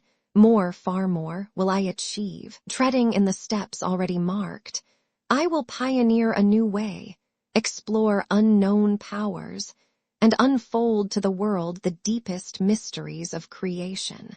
I closed not my eyes that night. My internal being was in a state of insurrection and turmoil. I felt that order would thence arise, but I had no power to produce it. By degrees, after the morning's dawn, sleep came. I awoke, and my yesternight's thoughts were as a dream. There only remained a resolution to return to my ancient studies and to devote myself to a science for which I believed myself to possess a natural talent. On the same day I paid M. Waldman a visit. His manners in private were even more mild and attractive than in public, for there was a certain dignity in his mien during his lecture, which in his own house was replaced by the greatest affability and kindness. I gave him pretty nearly the same account of my former pursuits as I had given to his fellow professor. He heard with attention the little narration concerning my studies, and smiled at the names of Cornelius Agrippa and Paracelsus, but without the contempt that M. Krempe had exhibited. He said that these were men to whose indefatigable zeal modern philosophers were indebted for most of the foundations of their knowledge. They had left to us, as an easier task, to give new names and arrange in connected classifications the facts which they in a great degree had been the instruments of bringing to light. The labors of men of genius, however erroneously directed, scarcely ever fail in ultimately turning to the solid advantage of mankind. I listened to his statement, which was delivered without any presumption or affectation, and then added that his lecture had removed my prejudices against modern chemists. I expressed myself in measured terms, with the modesty and deference due from a youth to his instructor, without letting escape. Inexperience in life would have made me ashamed any of the enthusiasm which stimulated my intended labors. I requested his advice concerning the books I ought to procure. "I am happy," said M. Waldman, "to have gained a disciple, and if your application equals your ability, I have no doubt of your success. Chemistry is that branch of natural philosophy in which the greatest improvements have been and may be made. It is on that account that I have made it my peculiar study. But at the same time, I have not neglected the other branches of science. A man would make but a very sorry chemist if he attended to that department of human knowledge alone. If your wish is to become really a man of science and not merely a petty experimentalist, I should advise you to apply to every branch of natural philosophy, including mathematics. He then took me into his laboratory and explained to me the uses of his various machines, instructing me as to what I ought to procure and promising me the use of his own, when I should have advanced far enough in the science not to derange their mechanism. He also gave me the list of books which I had requested, and I took my leave. Thus ended a day memorable to me. It decided my future destiny. Chapter 4.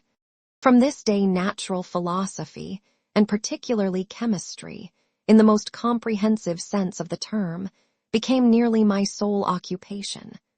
I read with ardor those works, so full of genius and discrimination, which modern inquirers have written on these subjects.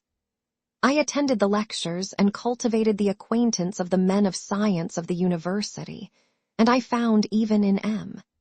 Krempe a great deal of sound sense and real information, combined, it is true, with a repulsive physiognomy and manners, but not on that account the less valuable.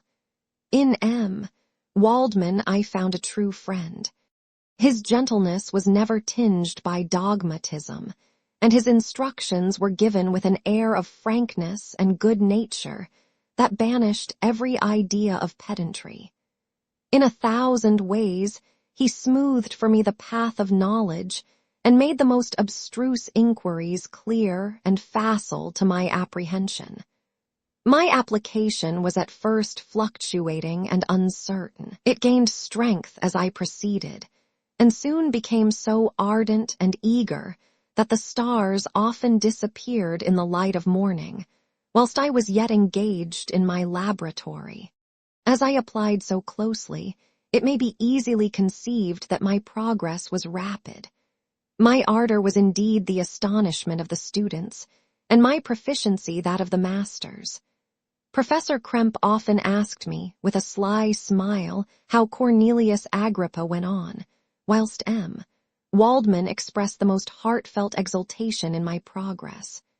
2 years passed in this manner, during which I paid no visit to Geneva, but was engaged, heart and soul, in the pursuit of some discoveries which I hoped to make. None but those who have experienced them can conceive of the enticements of science.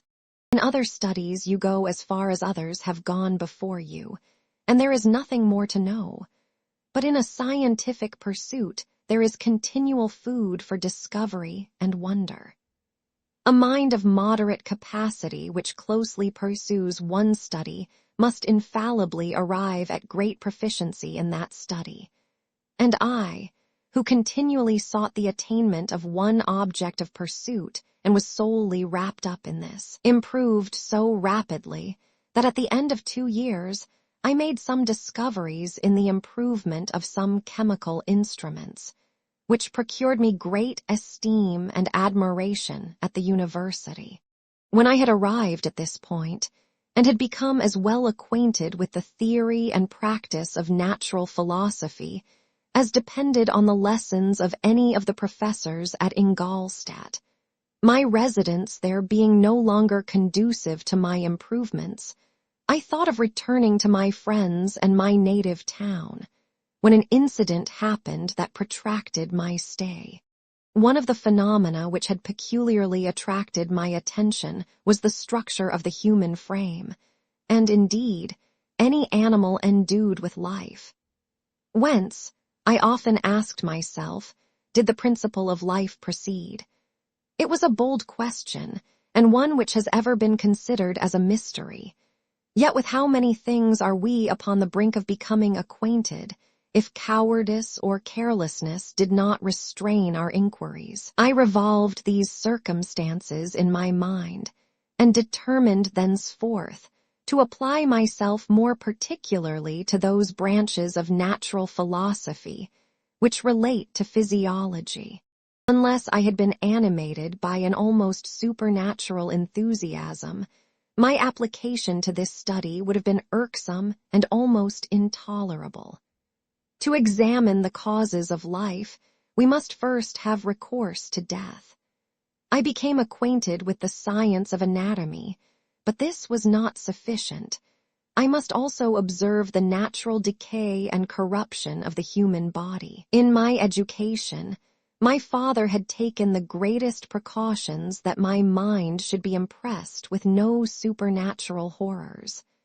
I do not ever remember to have trembled at a tale of superstition, or to have feared the apparition of a spirit. Darkness had no effect upon my fancy, and a churchyard was to me merely the receptacle of bodies deprived of life, which, from being the seat of beauty and strength, had become food for the worm. Now I was led to examine the cause and progress of this decay, and forced to spend days and nights in vaults and charnel houses. My attention was fixed upon every object the most insupportable to the delicacy of the human feelings. I saw how the fine form of man was degraded and wasted. I beheld the corruption of death succeed to the blooming cheek of life. I saw how the worm inherited the wonders of the eye and brain. I paused, examining and analyzing all the minutiae of causation, as exemplified in the change from life to death, and death to life, until from the midst of this darkness a sudden light broke in upon me. A light so brilliant and wondrous, yet so simple, that while I became dizzy with the immensity of the prospect which it illustrated, I was surprised that among so many men of genius who had directed their inquiries towards the same science, that I alone should be reserved to discover so astonishing a secret. Remember, I am not recording the vision of a madman. The sun does not more certainly shine in the heavens than that which I now affirm is true. Some miracle might have produced it, yet the stages of the discovery were distinct and probable. After days and nights of incredible labor and fatigue, I succeeded in discovering the cause of generation and life. Nay, more, I became myself capable of bestowing animation upon lifeless matter. The astonishment which I had at first experienced on this discovery soon gave place to delight and rapture. After so much time spent in painful labor, to arrive at once at the summit of my desires was the most gratifying consummation of my toils. But this discovery was so great and overwhelming that all the steps by which I had been progressively led to it were obliterated, and I beheld only the result, what had been the study and desire of the wisest men, since the creation of the world was now within my grasp. Not that, like a magic scene, it all opened upon me at once. The information I had obtained was of a nature rather to direct my endeavors so soon as I should point them towards the object of my search, than to exhibit that object already accomplished. I was like the Arabian who had been buried with the dead and found a passage to life, aided only by one glimmering and seemingly ineffectual light. I see by your eagerness and the wonder and hope which your eyes express, my friend, that you expect to be informed of the secret with which I am acquainted. That cannot be. Listen patiently until the end of my story, and you will easily perceive why I am reserved upon that subject. I will not lead you on, unguarded and ardent as I then was, to your destruction and infallible misery. Learn from me, if not by my precepts, at least by my example, how dangerous is the acquirement of knowledge, and how much happier that man is who believes his native town to be the world, than he who aspires to become greater than his nature will allow. When I found so astonishing a power placed within my hands, I hesitated a long time concerning the manner in which I should employ it. Although I possessed the capacity of bestowing animation, yet to prepare a frame for the reception of it, with all its intricacies of fibers, muscles, and veins, still remained a work of inconceivable difficulty and labor.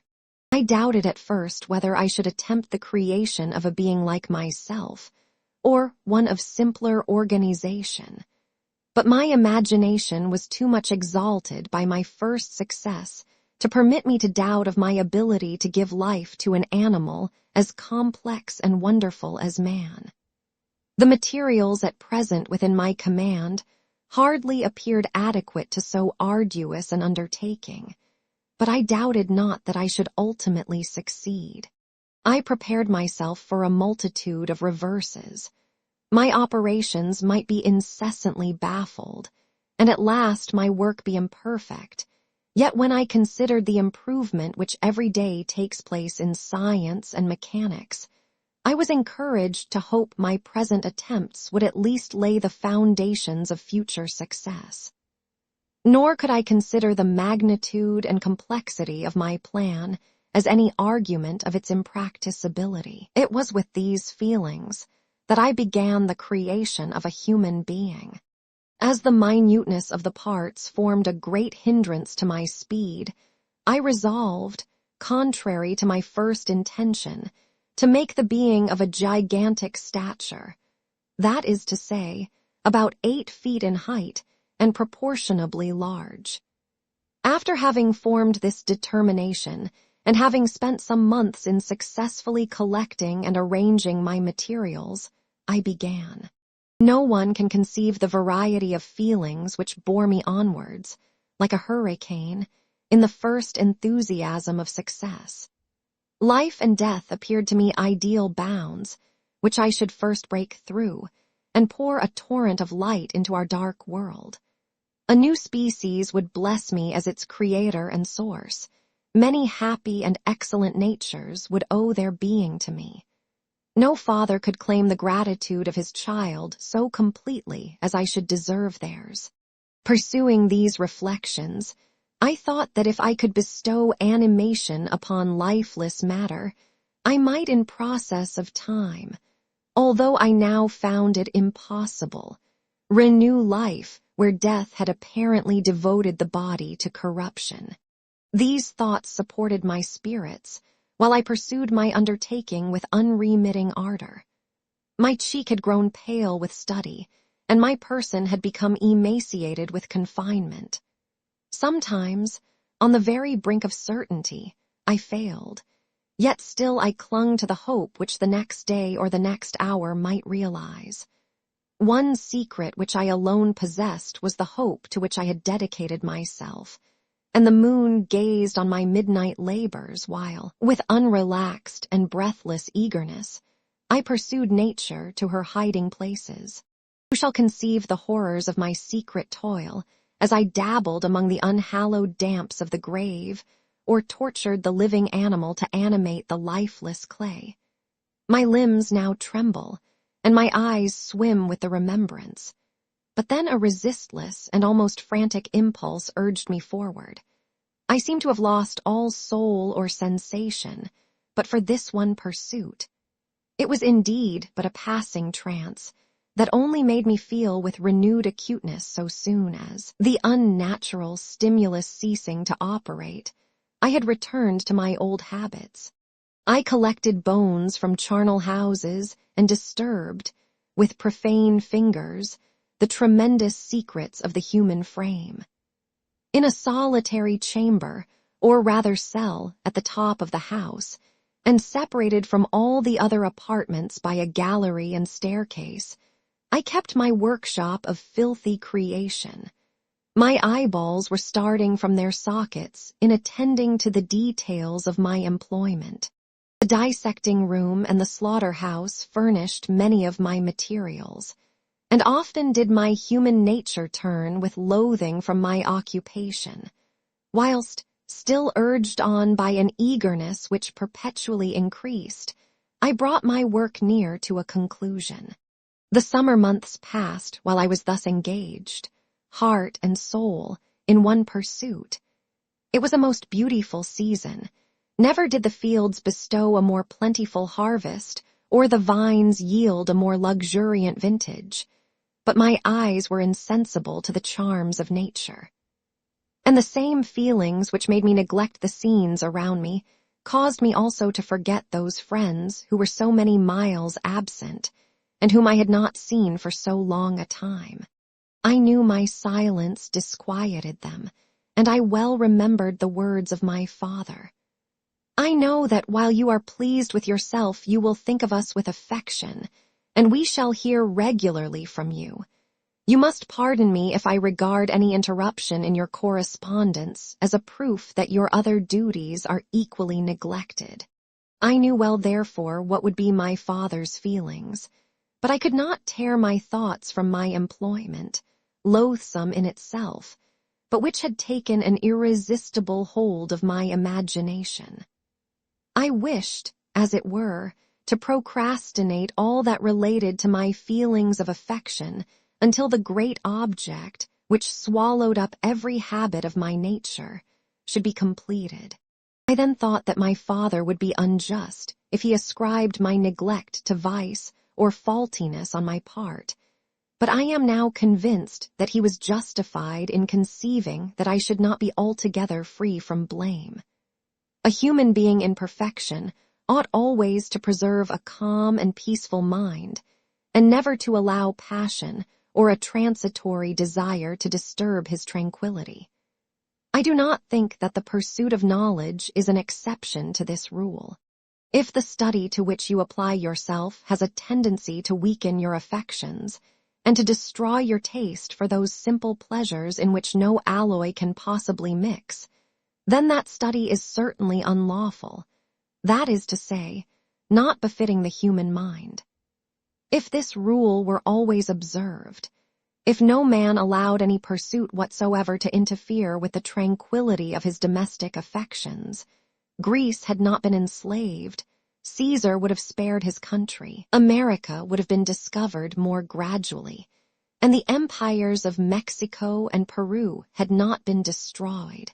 But I forget that I am moralizing in the most interesting part of my tale, and your looks remind me to proceed. My father made no reproach in his letters, and only took notice of my silence by inquiring into my occupations more particularly than before.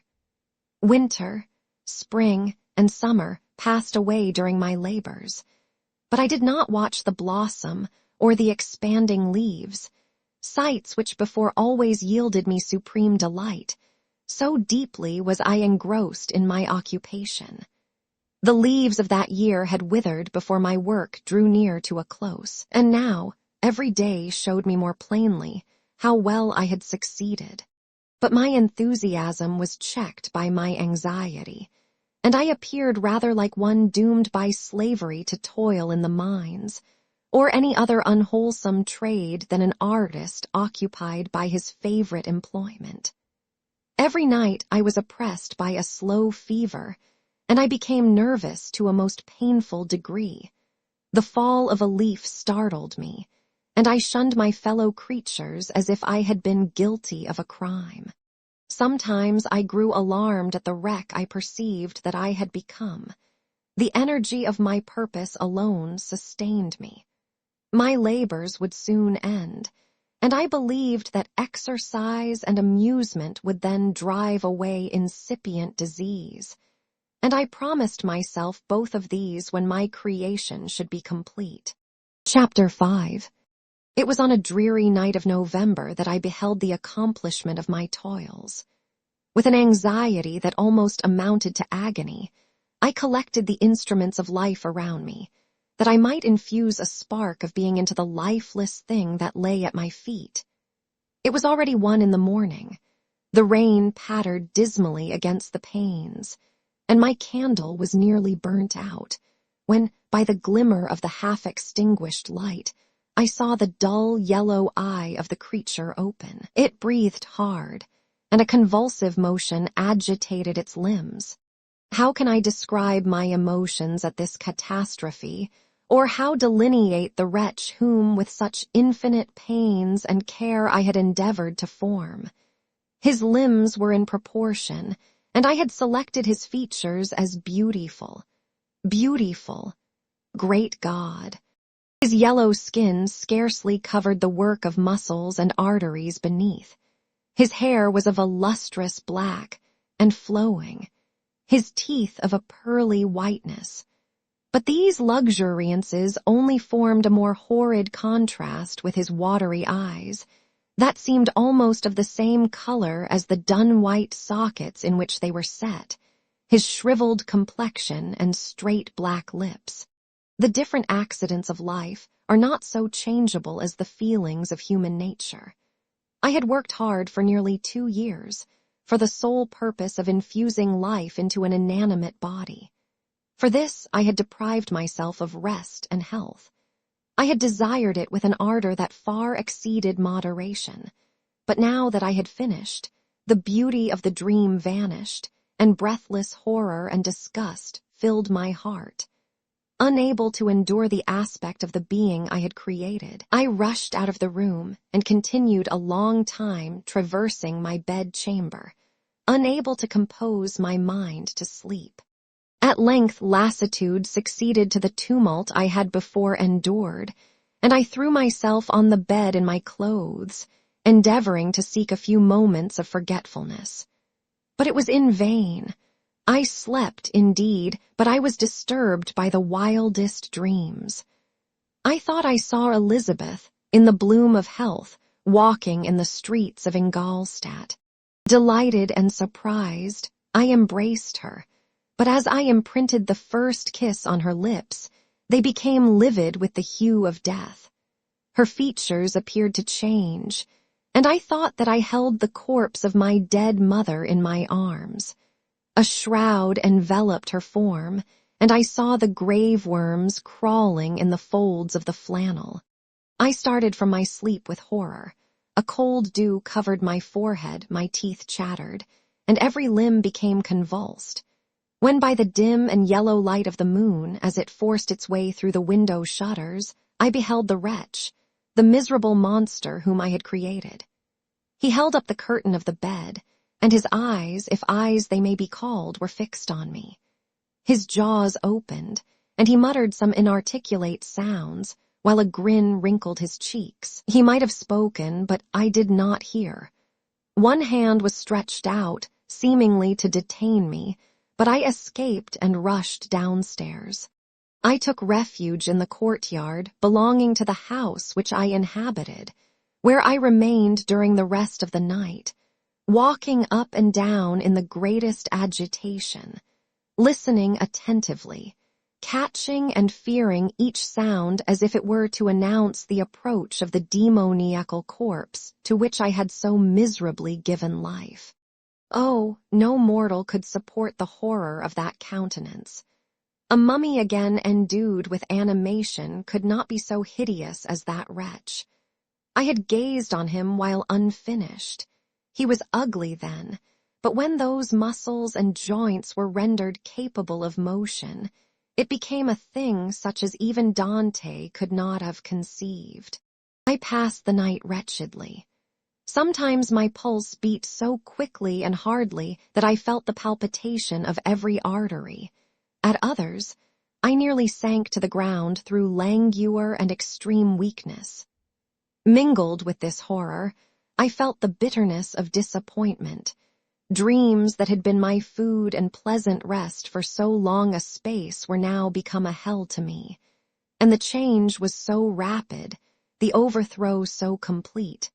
Morning, dismal and wet, at length dawned, and discovered to my sleepless and aching eyes the church of Ingolstadt, its white steeple and clock, which indicated the 6th hour. The porter opened the gates of the court, which had that night been my asylum, and I issued into the streets, pacing them with quick steps, as if I sought to avoid the wretch whom I feared every turning of the street would present to my view. I did not dare return to the apartment which I inhabited, but felt impelled to hurry on, although drenched by the rain which poured from a black and comfortless sky.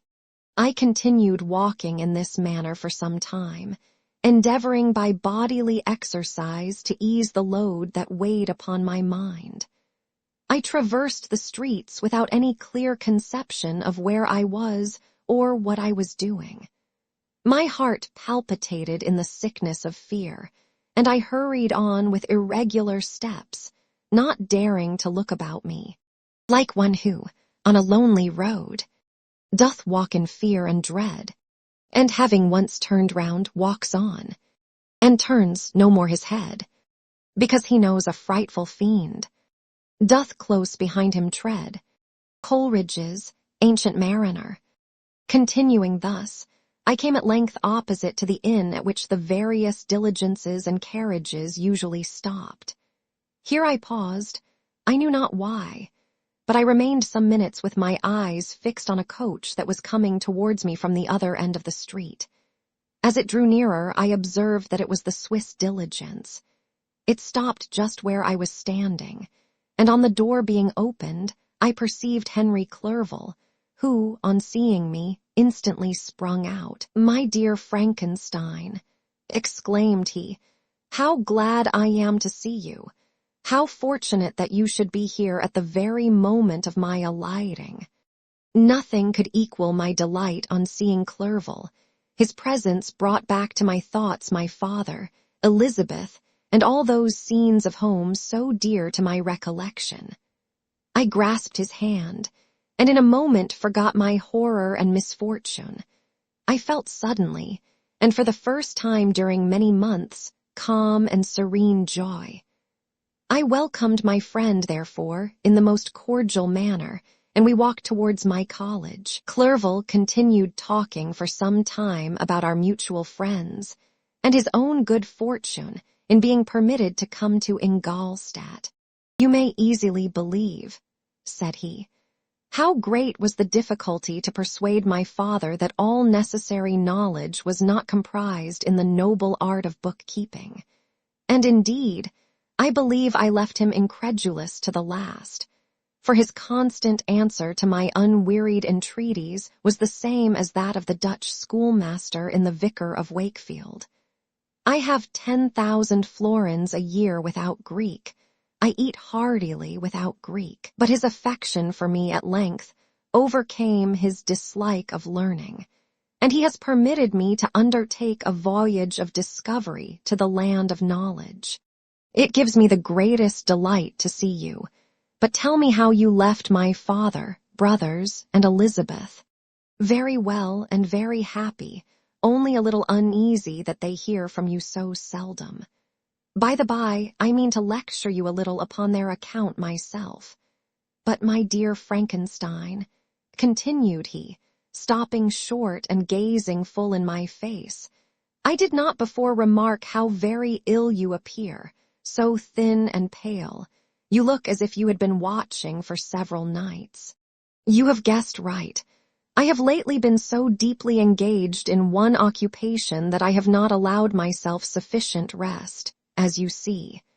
But I sincerely hope, that all these employments are now at an end, and that I am at length free." I trembled excessively.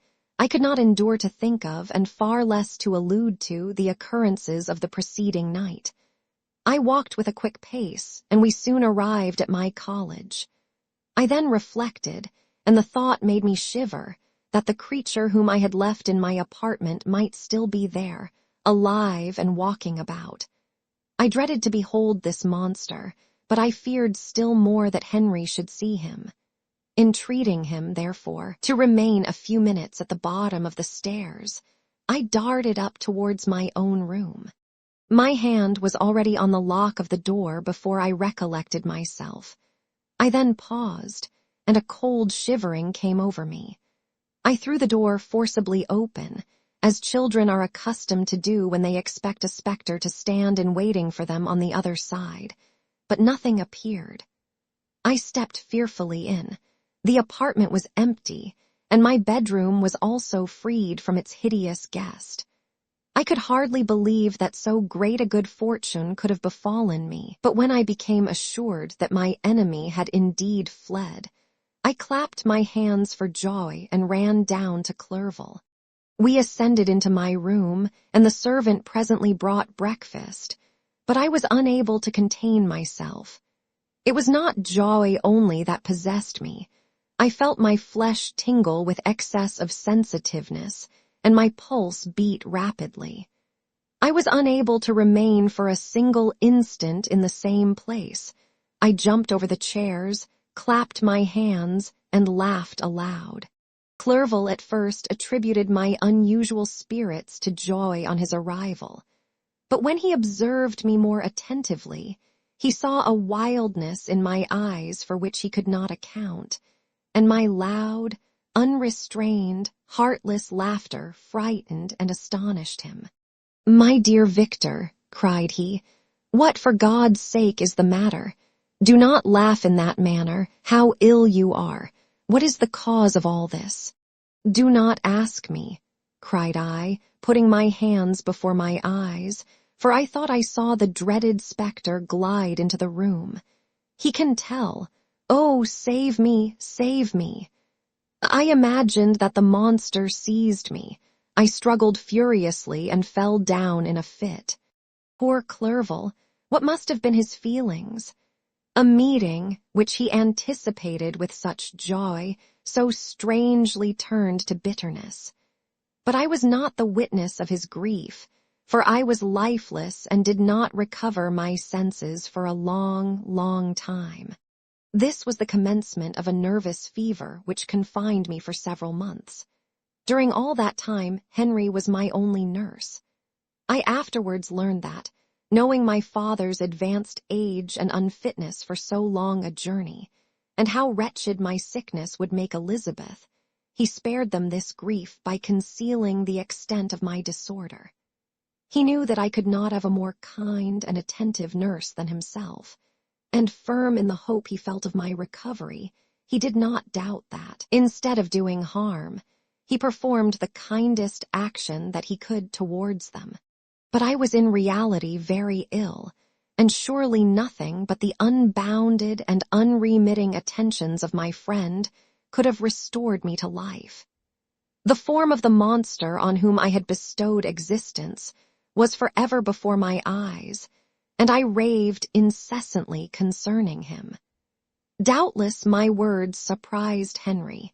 He at first believed them to be the wanderings of my disturbed imagination, but the pertinacity with which I continually recurred to the same subject persuaded him that my disorder indeed owed its origin to some uncommon and terrible event. By very slow degrees, and with frequent relapses that alarmed and grieved my friend, I recovered. I remember the first time I became capable of observing outward objects with any kind of pleasure. I perceived that the fallen leaves had disappeared, and that the young buds were shooting forth from the trees that shaded my window. It was a divine spring, and the season contributed greatly to my convalescence. I felt also sentiments of joy and affection revive in my bosom. My gloom disappeared, and in a short time I became as cheerful as before I was attacked by the fatal passion.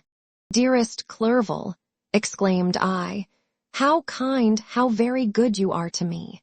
This whole winter, instead of being spent in study, as you promised yourself, has been consumed in my sick room. How shall I ever repay you? I feel the greatest remorse for the disappointment of which I have been the occasion, but you will forgive me.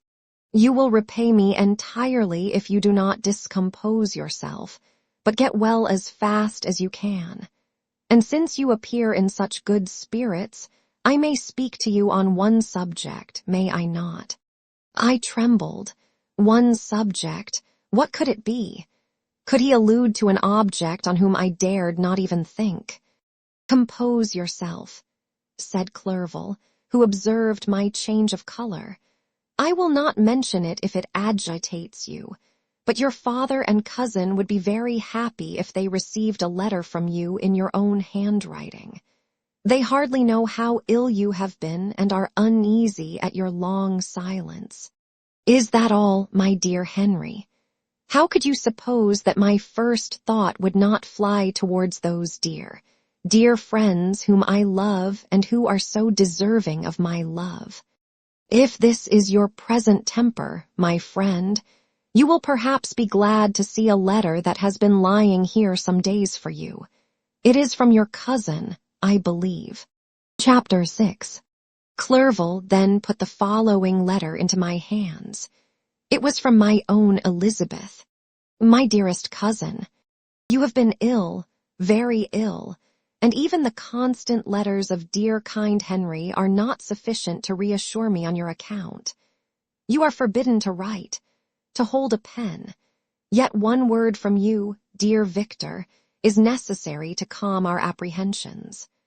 For a long time I have thought that each post would bring this line, and my persuasions have restrained my uncle from undertaking a journey to Ingolstadt. I have prevented his encountering the inconveniences and perhaps dangers of so long a journey.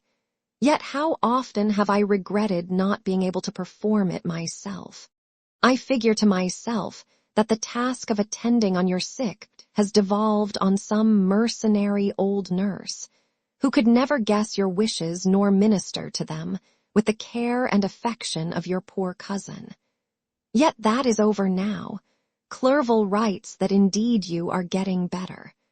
I eagerly hope that you will confirm this intelligence soon in your own handwriting. Get well and return to us. You will find a happy, cheerful home and friends who love you dearly. Your father's health is vigorous, and he asks but to see you, but to be assured that you are well, and not a care will ever cloud his benevolent countenance. How pleased you would be to remark the improvement of our Ernest. He is now 16 and full of activity and spirit.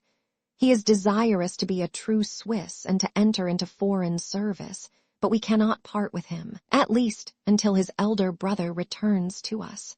My uncle is not pleased with the idea of a military career in a distant country, but Ernest never had your powers of application. He looks upon study as an odious fetter. His time is spent in the open air, climbing the hills or rowing on the lake.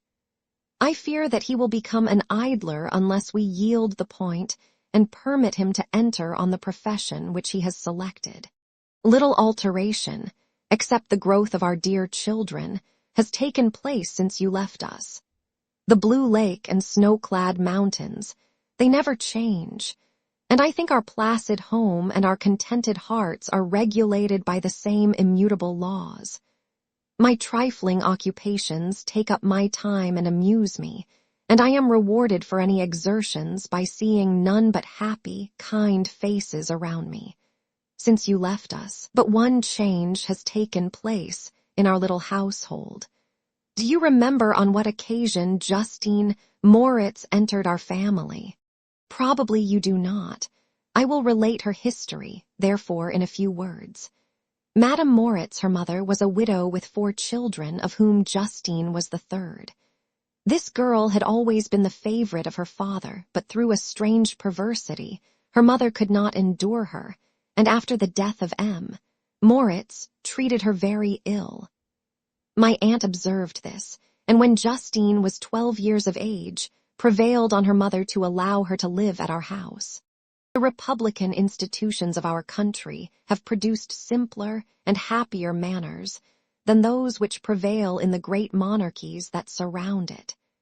Hence there is less distinction between the several classes of its inhabitants, and the lower orders, being neither so poor nor so despised, their manners are more refined and moral. A servant in Geneva does not mean the same thing as a servant in France and England. Justine, thus received in our family, learned the duties of a servant, a condition which, in our fortunate country, does not include the idea of ignorance and a sacrifice of the dignity of a human being. Justine, you may remember, was a great favorite of yours, and I recollect you once remarked that if you were in an ill humor, one glance from Justine could dissipate it, for the same reason that Ariosto gives concerning the beauty of Angelica. She looked so frank-hearted and happy. My aunt conceived a great attachment for her, by which she was induced to give her an education superior to that which she had at first intended. This benefit was fully repaid. Justine was the most grateful little creature in the world. I do not mean that she made any professions, I never heard one pass her lips, but you could see by her eyes that she almost adored her protectress. Although her disposition was gay and in many respects inconsiderate, yet she paid the greatest attention to every gesture of my aunt. She thought her the model of all excellence, and endeavored to imitate her phraseology and manners, so that even now she often reminds me of her. When my dearest aunt died, everyone was too much occupied in their own grief to notice poor Justine, who had attended her during her illness with the most anxious affection. Poor Justine was very ill, but other trials were reserved for her.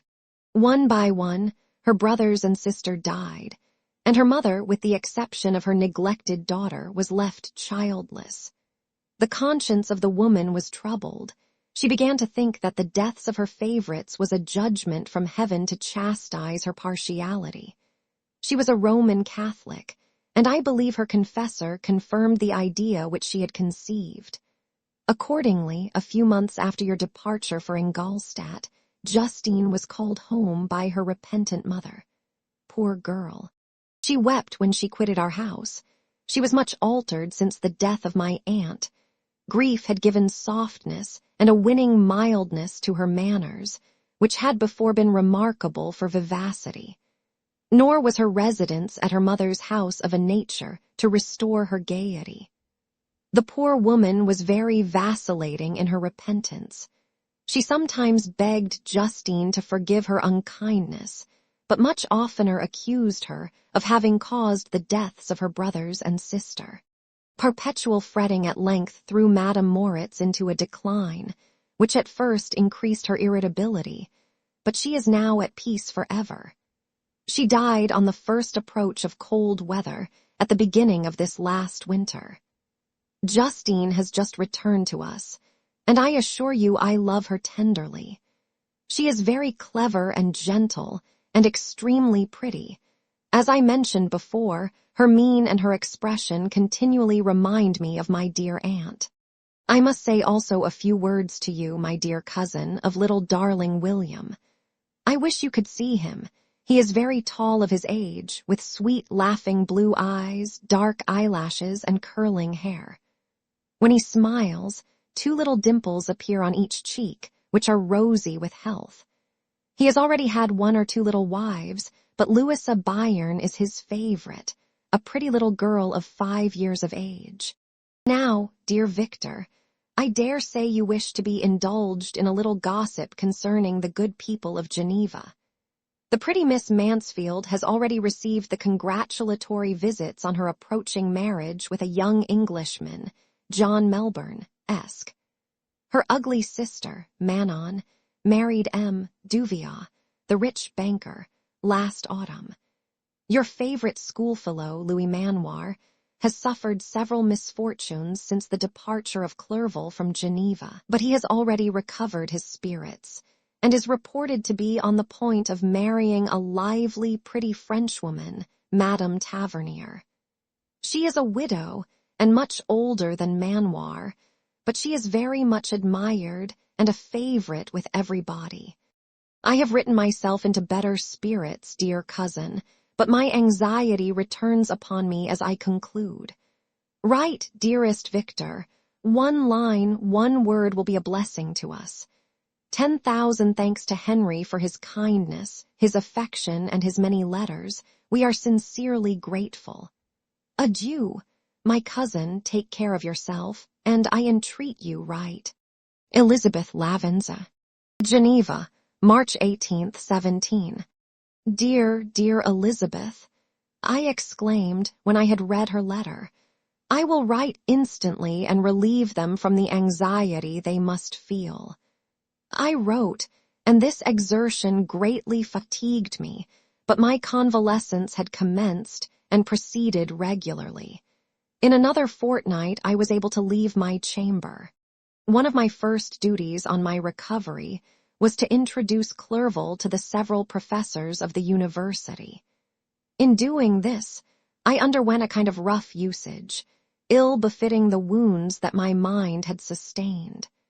Ever since the fatal night, the end of my labors, and the beginning of my misfortunes, I had conceived a violent antipathy even to the name of natural philosophy. When I was otherwise quite restored to health, the sight of a chemical instrument would renew all the agony of my nervous symptoms. Henry saw this, and had removed all my apparatus from my view. He had also changed my apartment, for he perceived that I had acquired a dislike for the room which had previously been my laboratory. But these cares of Clerval were made of no avail when I visited the professors. M. Waldman inflicted torture when he praised, with kindness and warmth, the astonishing progress I had made in the sciences. He soon perceived that I disliked the subject, but not guessing the real cause, he attributed my feelings to modesty, and changed the subject from my improvement to the science itself with a desire, as I evidently saw, of drawing me out. What could I do? He meant to please, and he tormented me. I felt as if he had placed carefully, one by one, in my view those instruments which were to be afterwards used in putting me to a slow and cruel death. I writhed under his words, yet dared not exhibit the pain I felt. Clerval, whose eyes and feelings were always quick in discerning the sensations of others, declined the subject, alleging in excuse his total ignorance, and the conversation took a more general turn. I thanked my friend from my heart, but I did not speak. I saw plainly that he was surprised, but he never attempted to draw my secret from me. And although I loved him with a mixture of affection and reverence that knew no bounds, yet I could never persuade myself to confide in him that event which was so often present to my recollection, but which I feared the detail to another would only impress more deeply. M. Krempe was not equally docile, and in my condition at that time of almost insupportable sensitiveness, his harsh, blunt encomiums gave me even more pain than the benevolent approbation of M. Waldman. "D.N. the fellow," cried he. "Why, M. Clerval, I assure you he has outstripped us all. I stare if you please, but it is nevertheless true." A youngster who, but a few years ago, believed in Cornelius Agrippa as firmly as in the gospel, has now set himself at the head of the university, and if he is not soon pulled down, we shall all be out of countenance. I, continued he, observing my face expressive of suffering, M. Frankenstein is modest, an excellent quality in a young man. Young men should be diffident of themselves, you know, M. Clerval. I was myself when young, but that wears out in a very short time. M. Krempe had now commenced an eulogy on himself, which happily turned the conversation from a subject that was so annoying to me. Clerval had never sympathized in my tastes for natural science, and his literary pursuits differed wholly from those which had occupied me. He came to the university with the design of making himself complete master of the Oriental languages, and thus he should open a field for the plan of life he had marked out for himself. Resolved to pursue no inglorious career, he turned his eyes toward the East, as affording scope for his spirit of enterprise. The Persian, Arabic, and Sanskrit languages engaged his attention, and I was easily induced to enter on the same studies. Idleness had ever been irksome to me, and now that I wished to fly from reflection and hated my former studies, I felt great relief in being the fellow pupil with my friend, and found not only instruction but consolation in the works of the Orientalists. I did not, like him, attempt a critical knowledge of their dialects, for I did not contemplate making any other use of them than temporary amusement. I read merely to understand their meaning, and they well repaid my labors. Their melancholy is soothing, and their joy elevating, to a degree I never experienced in studying the authors of any other country. When you read their writings, life appears to consist in a warm sun and a garden of roses, in the smiles and frowns of a fair enemy, and the fire that consumes your own heart. How different from the manly and heroical poetry of Greece and Rome. Summer passed away in these occupations, and my return to Geneva was fixed for the latter end of autumn. But being delayed by several accidents, winter and snow arrived, the roads were deemed impassable, and my journey was retarded until the ensuing spring.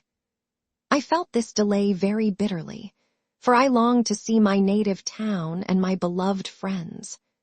My return had only been delayed so long, from an unwillingness to leave Clerval in a strange place, before he had become acquainted with any of its inhabitants. The winter, however, was spent cheerfully, and although the spring was uncommonly late, when it came its beauty compensated for its dilatoriness. The month of May had already commenced, and I expected the letter daily which was to fix the date of my departure, when Henry proposed a pedestrian tour in the environs of Ingolstadt, that I might bid a personal farewell to the country I had so long inhabited. I acceded with pleasure to this proposition. I was fond of exercise, and Clerval had always been my favorite companion in the ramble of this nature that I had taken among the scenes of my native country. We passed a fortnight in these perambulations.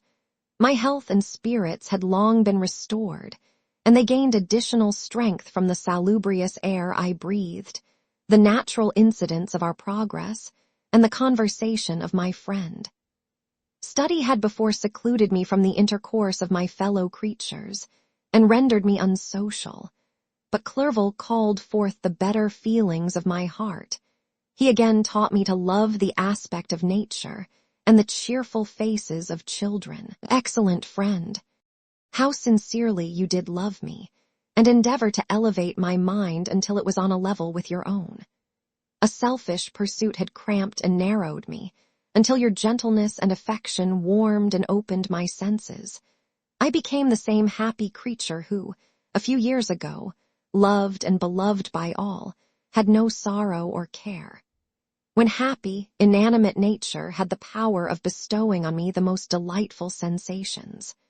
A serene sky and verdant fields filled me with ecstasy. The present season was indeed divine. The flowers of spring bloomed in the hedges, while those of summer were already in bud. I was undisturbed by thoughts which during the preceding year had pressed upon me, notwithstanding my endeavors to throw them off, with an invincible burden. Henry rejoiced in my gaiety, and sincerely sympathized in my feelings. He exerted himself to amuse me, while he expressed the sensations that filled his soul. The resources of his mind on this occasion were truly astonishing. His conversation was full of imagination, and very often, in imitation of the Persian and Arabic writers, he invented tales of wonderful fancy and passion. At other times he repeated my favorite poems, or drew me out into arguments, which he supported with great ingenuity. We returned to our college on a Sunday afternoon. The peasants were dancing, and everyone we met appeared gay and happy. My own spirits were high, and I bounded along with feelings of unbridled joy and hilarity. Chapter 7.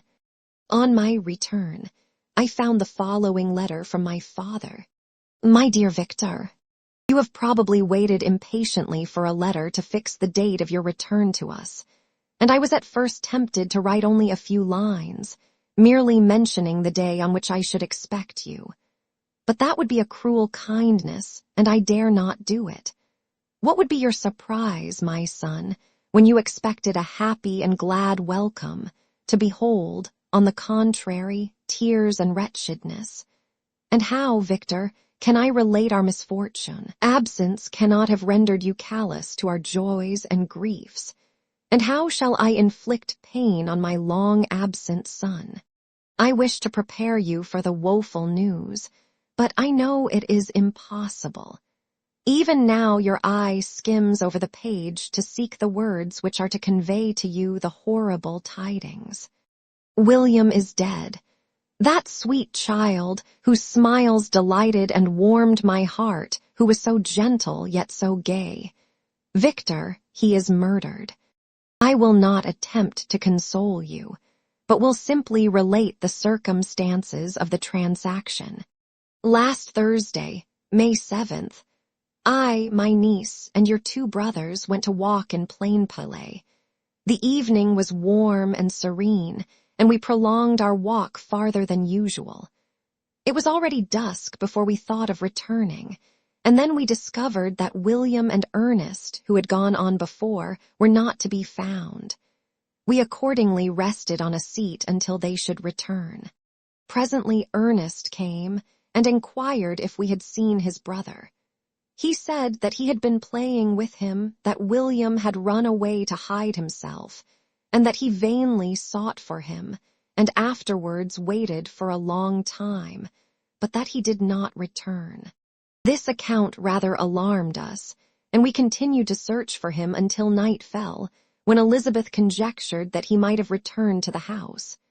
He was not there. We returned again with torches, for I could not rest when I thought that my sweet boy had lost himself, and was exposed to all the damps and dews of night. Elizabeth also suffered extreme anguish. About 5 in the morning I discovered my lovely boy, whom the night before I had seen blooming and active in health, stretched on the grass livid and motionless. The print of the murderer's finger was on his neck. He was conveyed home, and the anguish that was visible in my countenance betrayed the secret to Elizabeth. She was very earnest to see the corpse. At first I attempted to prevent her, but she persisted, and entering the room where it lay, hastily examined the neck of the victim, and clasping her hands exclaimed, "O God, I have murdered my darling child."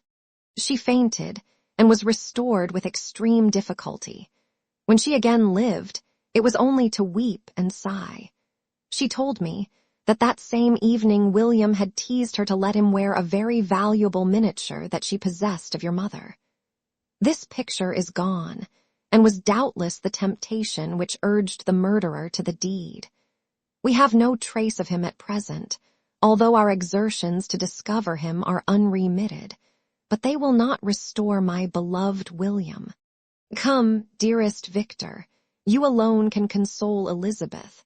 She weeps continually and accuses herself unjustly as the cause of his death. Her words pierce my heart.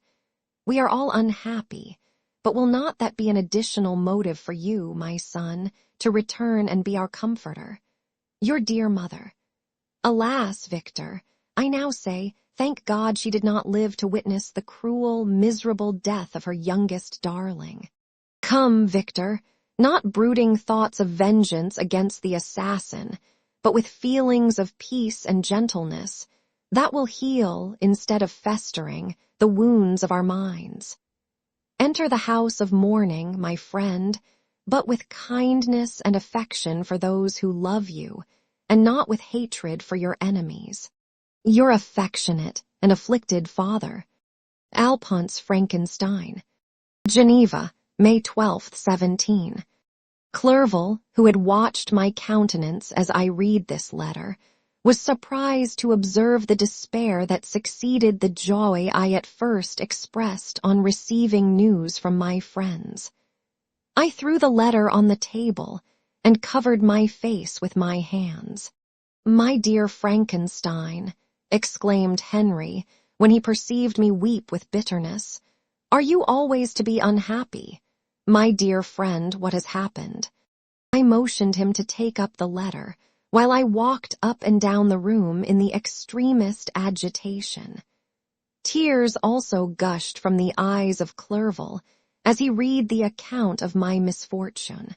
"I can offer you no consolation, my friend," said he. "Your disaster is irreparable. What do you intend to do?" "To go instantly to Geneva. Come with me, Henry, to order the horses."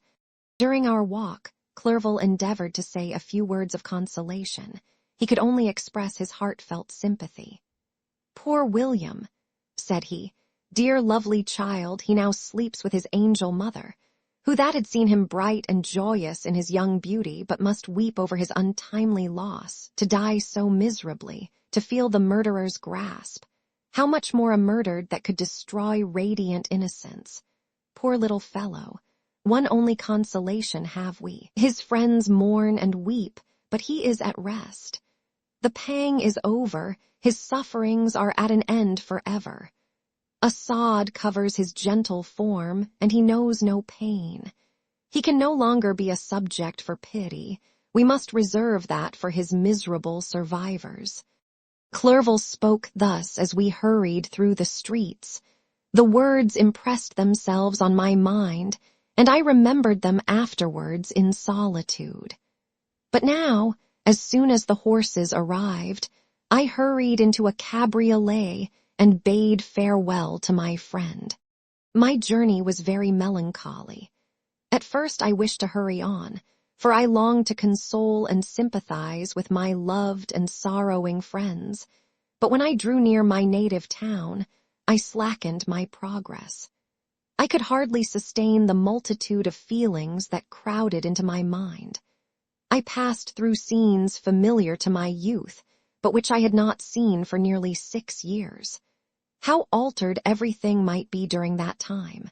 One sudden and desolating change had taken place, but 1,000 little circumstances might have by degrees worked other alterations, which, although they were done more tranquilly, might not be the less decisive. Fear overcame me. I dared no advance, dreading 1,000 nameless evils that made me tremble, although I was unable to define them. I remained 2 days at Lausanne in this painful state of mind. I contemplated the lake. The waters were placid, all around was calm, and the snowy mountains, the palaces of nature, were not changed. By degrees the calm and heavenly scene restored me, and I continued my journey towards Geneva. The road ran by the side of the lake, which became narrower as I approached my native town. I discovered more distinctly the black sides of Jura and the bright summit of Mont Blanc. I wept like a child. "Dear mountains, my own beautiful lake, how do you welcome your wanderer? Your summits are clear, the sky and lake are blue and placid. Is this to prognosticate peace or to mock at my unhappiness? I fear, my friend, that I shall render myself tedious by dwelling on these preliminary circumstances, but they were days of comparative happiness, and I think of them with pleasure. My country, my beloved country, who but a native can tell the delight I took in again beholding thy streams, thy mountains, and more than all, thy lovely lake. Yet as I drew nearer home, grief and fear again overcame me. Night also closed around, and when I could hardly see the dark mountains, I felt still more gloomily. The picture appeared a vast and dim scene of evil, and I foresaw obscurely that I was destined to become the most wretched of human beings. Alas, I prophesied truly, and failed only in one single circumstance, that in all the misery I imagined and dreaded, I did not conceive the 100th part of the anguish I was destined to endure. It was completely dark when I arrived in the environs of Geneva. The gates of the town were already shut, and I was obliged to pass the night at Secherin, a village at the distance of half a league from the city. The sky was serene, and, as I was unable to rest, I resolved to visit the spot where my poor William had been murdered. As I could not pass through the town, I was obliged to cross the lake in a boat to arrive at Plainpalais. During this short voyage, I saw the lightning playing on the summit of Mont Blanc in the most beautiful figures. The storm appeared to approach rapidly, and on landing I ascended a low hill that I might observe its progress. It advanced. The heavens were clouded, and I soon felt the rain coming slowly in large drops, but its violence quickly increased. I quitted my seat and walked on, although the darkness and storm increased every minute, and the thunder burst with a terrific crash over my head.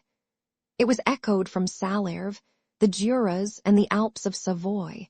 Vivid flashes of lightning dazzled my eyes, illuminating the lake, making it appear like a vast sheet of fire. Then for an instant everything seemed of a pitchy darkness, until the eye recovered itself from the preceding flash. The storm, as is often the case in Switzerland, appeared at once in various parts of the heavens. The most violent storm hung exactly north of the town, over the part of the lake which lies between the promontory of Bellerive and the village of Caupert. Another storm enlightened Jura with faint flashes, and another darkened and sometimes disclosed the Mole, a peaked mountain to the east of the lake. While I watched the tempest, so beautiful yet terrific, I wandered on with a hasty step. This noble war in the sky elevated my spirits. I clasped my hands and exclaimed aloud, "William, dear angel, this is thy funeral, this thy dirge." As I said these words, I perceived in the gloom a figure which stole from behind a clump of trees near me. I stood fixed, gazing intently. I could not be mistaken.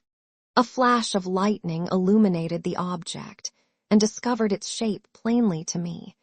Its gigantic stature, and the deformity of its aspect more hideous than belongs to humanity, instantly informed me that it was the wretch, the filthy demon, to whom I had given life. What did he there? Could he be, I shuddered at the conception, the murderer of my brother? No sooner did that idea cross my imagination than I became convinced of its truth. My teeth chattered, and I was forced to lean against a tree for support. The figure passed me quickly, and I lost it in the gloom. Nothing in human shape could have destroyed the fair child.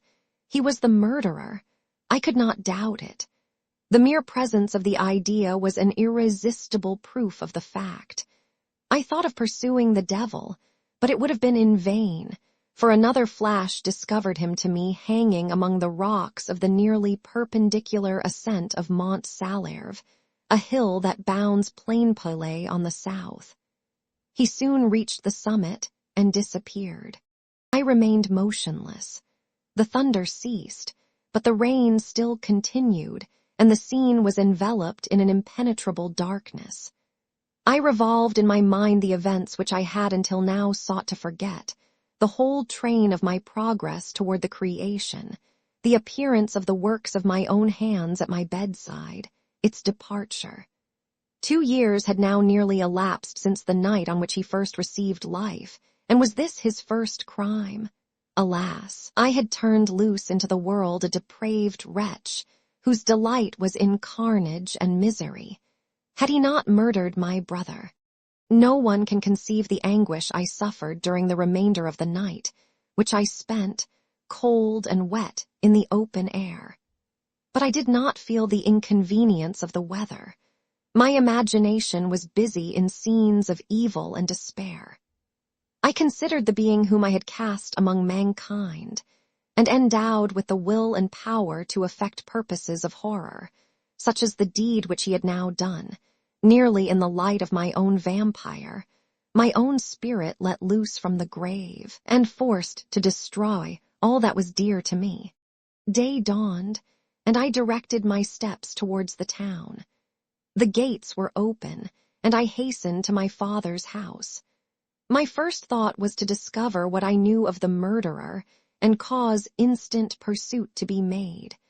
But I paused when I reflected on the story that I had to tell.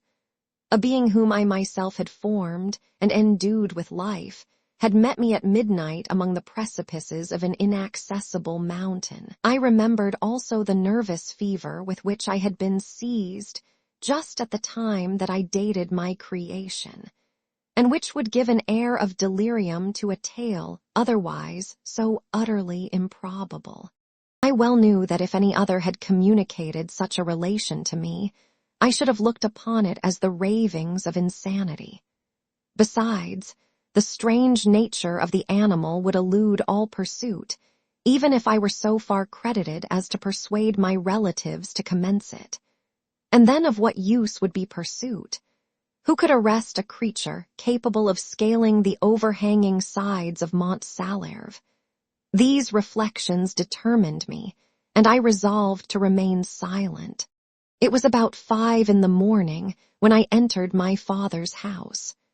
I told the servants not to disturb the family, and went into the library to attend their usual hour of rising. 6 years had elapsed, passed in a dream but for one indelible trace, and I stood in the same place where I had last embraced my father before my departure for Ingolstadt. Beloved and venerable parent, he still remained to me. I gazed on the picture of my mother, which stood over the mantelpiece.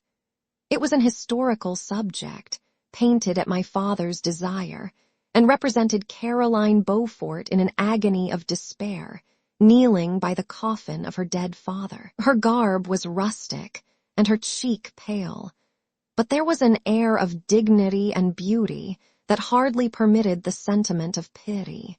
Below this picture was a miniature of William, and my tears flowed when I looked upon it. While I was thus engaged, Ernest entered. He had heard me arrive and hastened to welcome me. "Welcome, my dearest Victor," said he. "Ah, I wish you had come 3 months ago, and then you would have found us all joyous and delighted. You come to us now to share a misery which nothing can alleviate, yet your presence will, I hope, revive our father, who seems sinking under his misfortune, and your persuasions will induce poor Elizabeth to cease her vain and tormenting self-accusations. Poor William, he was our darling and our pride." Tears, unrestrained, fell from my brother's eyes. A sense of mortal agony crept over my frame. Before, I had only imagined the wretchedness of my desolated home. The reality came on me as a new, and a not less terrible, disaster. I tried to calm Ernest.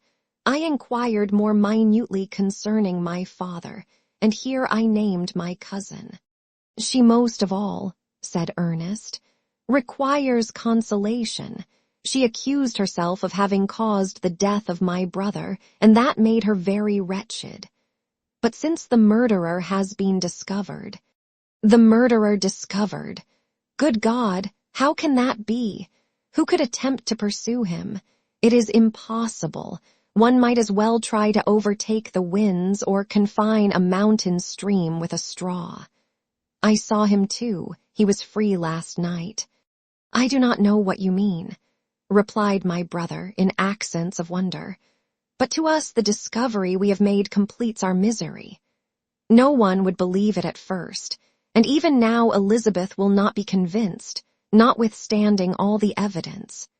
Indeed, who would credit that Justine Moritz, who was so amiable and fond of all the family, could suddenly become so capable of so frightful, so appalling a crime? Justine Moritz, poor girl, is she the accused?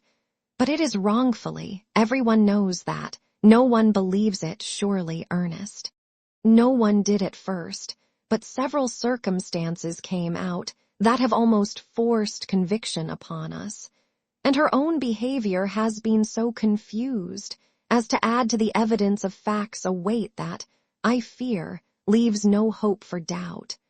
But she will be tried today, and you will then hear all."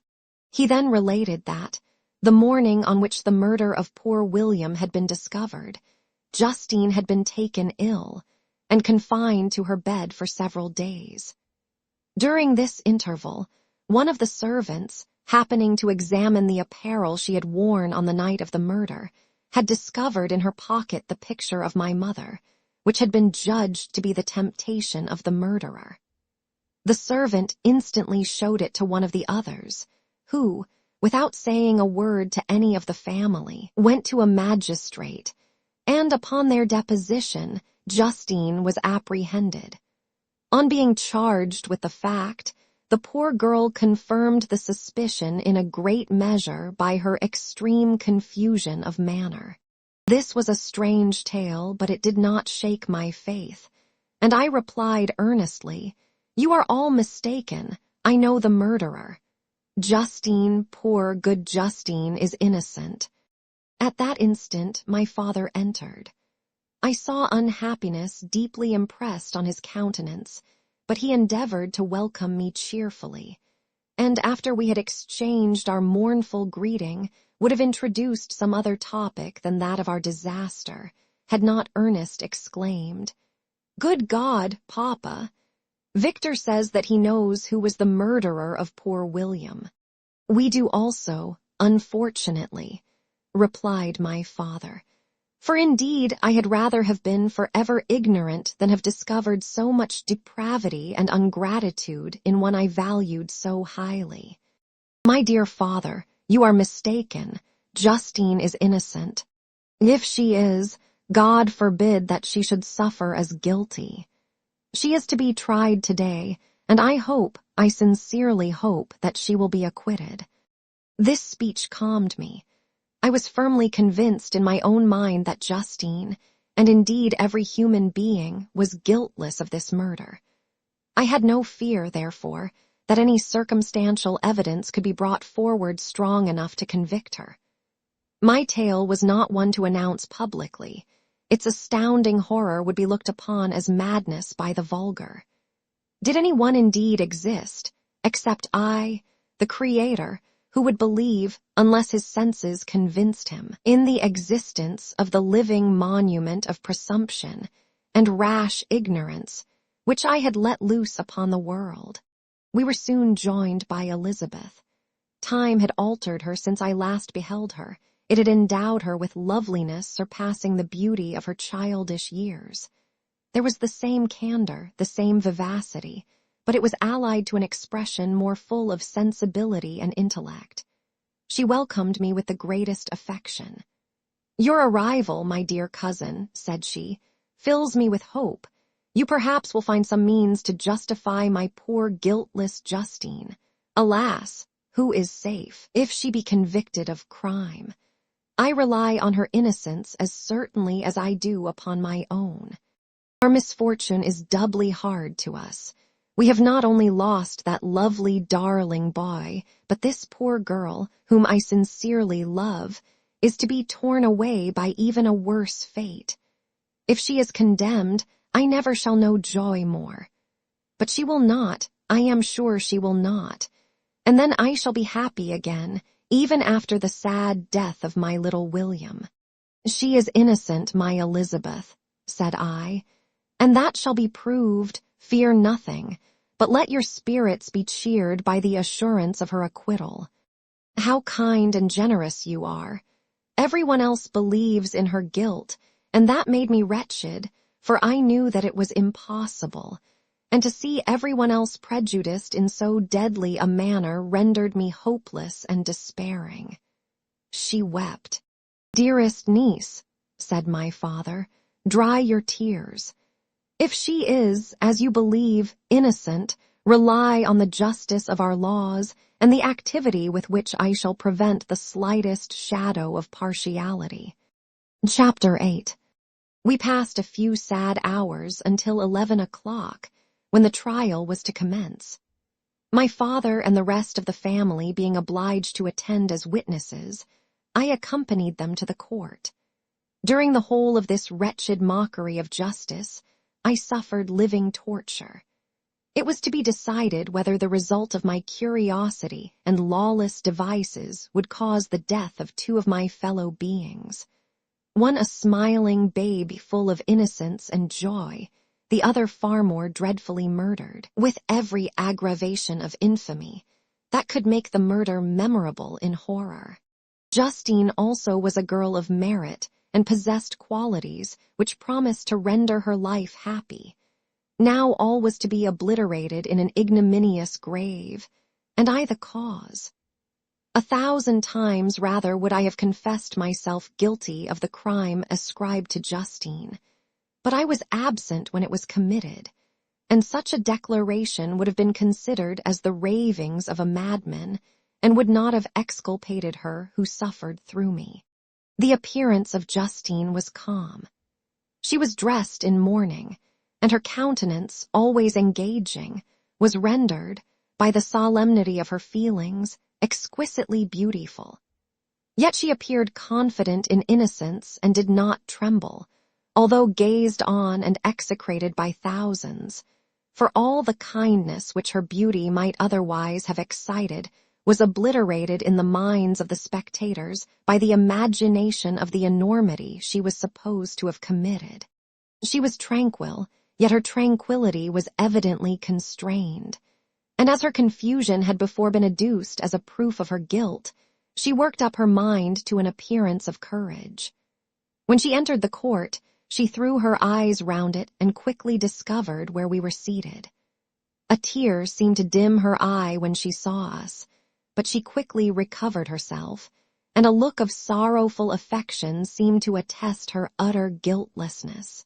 The trial began, and after the advocate against her had stated the charge, several witnesses were called. Several strange facts combined against her, which might have staggered anyone who had not such proof of her innocence as I had. She had been out the whole of the night on which the murder had been committed, and towards morning had been perceived by a market woman not far from the spot where the body of the murdered child had been afterwards found. The woman asked her what she did there, but she looked very strangely, and only returned a confused and unintelligible answer. She returned to the house about 8 o'clock, and when one inquired where she had passed the night, she replied that she had been looking for the child and demanded earnestly if anything had been heard concerning him. When shown the body, she fell into violent hysterics and kept her bed for several days. The picture was then produced which the servant had found in her pocket, and when Elizabeth, in a faltering voice, proved that it was the same which, an hour before the child had been missed, she had placed round his neck, a murmur of horror and indignation filled the court. Justine was called on for her defense. As the trial had proceeded, her countenance had altered. Surprise, horror, and misery were strongly expressed. Sometimes she struggled with her tears, but when she was desired to plead, she collected her powers and spoke in an audible although variable voice. "God knows," she said, "how entirely I am innocent, but I do not pretend that my protestations should acquit me. I rest my innocence on a plain and simple explanation of the facts which have been adduced against me, and I hope the character I have always borne will incline my judges to a favorable interpretation where any circumstance appears doubtful or suspicious." She then related that, by the permission of Elizabeth, she had passed the evening of the night on which the murder had been committed at the house of an aunt at Cherne, a village situated at about a league from Geneva. On her return, at about 9 o'clock, she met a man who asked her if she had seen anything of the child who was lost. She was alarmed by this account and passed several hours in looking for him, when the gates of Geneva were shut, and she was forced to remain several hours of the night in a barn belonging to a cottage, being unwilling to call up the inhabitants, to whom she was well known. Most of the night she spent here watching. Towards morning she believed that she slept for a few minutes. Some steps disturbed her, and she awoke. It was dawn, and she quitted her asylum, that she might again endeavor to find my brother. If she had gone near the spot where his body lay, it was without her knowledge. That she had been bewildered when questioned by the market woman was not surprising, since she had passed a sleepless night and the fate of poor William was yet uncertain. Concerning the picture, she could give no account. "I know," continued the unhappy victim, "how heavily and fatally this one circumstance weighs against me, but I have no power of explaining it, and when I have expressed my utter ignorance, I am only left to conjecture concerning the probabilities by which it might have been placed in my pocket. But here also I am checked. I believe that I have no enemy on earth, and none surely would have been so wicked as to destroy me wantonly. Did the murderer place it there, I know of no opportunity afforded him for so doing. Or, if I had, why should he have stolen the jewel to part with it again so soon? I commit my cause to the justice of my judges, yet I see no room for hope. I beg permission to have a few witnesses examined concerning my character, and if their testimony shall not overweigh my supposed guilt, I must be condemned, although I would pledge my salvation on my innocence." Several witnesses were called who had known her for many years, and they spoke well of her. But fear and hatred of the crime of which they supposed her guilty rendered them timorous and unwilling to come forward. Elizabeth saw even this last resource, her excellent dispositions and irreproachable conduct, about to fail the accused, when, although violently agitated, she desired permission to address the court. "I am," said she, "the cousin of the unhappy child who was murdered, or rather his sister, for I was educated by and have lived with his parents ever since and even long before his birth. It may therefore be judged indecent in me to come forward on this occasion, but when I see a fellow creature about to perish through the cowardice of her pretended friends, I wish to be allowed to speak, that I may say what I know of her character. I am well acquainted with the accused. I have lived in the same house with her, at one time for 5, and at another for nearly 2 years. During all that period, she appeared to me the most amiable and benevolent of human creatures. She nursed Madame Frankenstein, my aunt, in her last illness, with the greatest affection and care, and afterwards attended her own mother during a tedious illness, in a manner that excited the admiration of all who knew her, after which she again lived in my uncle's house, where she was beloved by all the family. She was warmly attached to the child, who is now dead, and acted towards him like a most affectionate mother. For my own part, I do not hesitate to say that, notwithstanding all the evidence produced against her, I believe and rely on her perfect innocence. She had no temptation for such an action.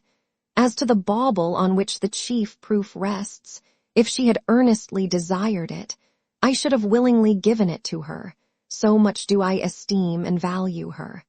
A murmur of approbation followed Elizabeth's simple and powerful appeal, but it was excited by her generous interference, and not in favor of poor Justine, on whom the public indignation was turned with renewed violence, charging her with the blackest ingratitude.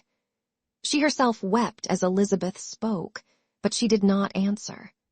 My own agitation and anguish was extreme during the whole trial. I believed in her innocence. I knew it. Could the demon who had, I did not for a minute doubt, murdered my brother also in his hellish sport, have betrayed the innocent to death and ignominy? I could not sustain the horror of my situation, and when I perceived that the popular voice and the countenances of the judges had already condemned my unhappy victim, I rushed out of the court in agony. The tortures of the accused did not equal mine. She was sustained by innocence, but the fangs of remorse tore my bosom and would not forego their hold. I passed a night of unmingled wretchedness. In the morning I went to the court. My lips and throat were parched. I dared not ask the fatal question, but I was known, and the officer guessed the cause of my visit. The ballots had been thrown, They were all black, and Justine was condemned. I cannot pretend to describe what I then felt. I had before experienced sensations of horror, and I have endeavored to bestow upon them adequate expressions, but words cannot convey an idea of the heart-sickening despair that I then endured. The person to whom I addressed myself added that Justine had already confessed her guilt. That evidence, he observed, was hardly required in so glaring a case, but I am glad of it, and indeed, none of our judges like to condemn a criminal upon circumstantial evidence, be it ever so decisive. This was strange and unexpected intelligence. What could it mean? Had my eyes deceived me? And was I really as mad as the whole world would believe me to be if I disclosed the object of my suspicions? I hastened to return home, and Elizabeth eagerly demanded the result.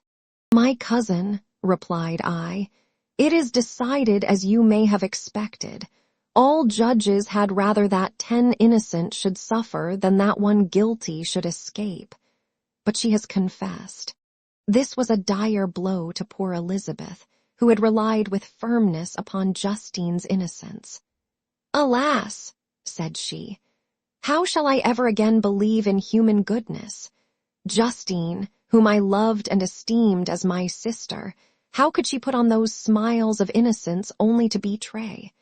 Her mild eyes seemed incapable of any severity or guile, and yet she has committed a murder."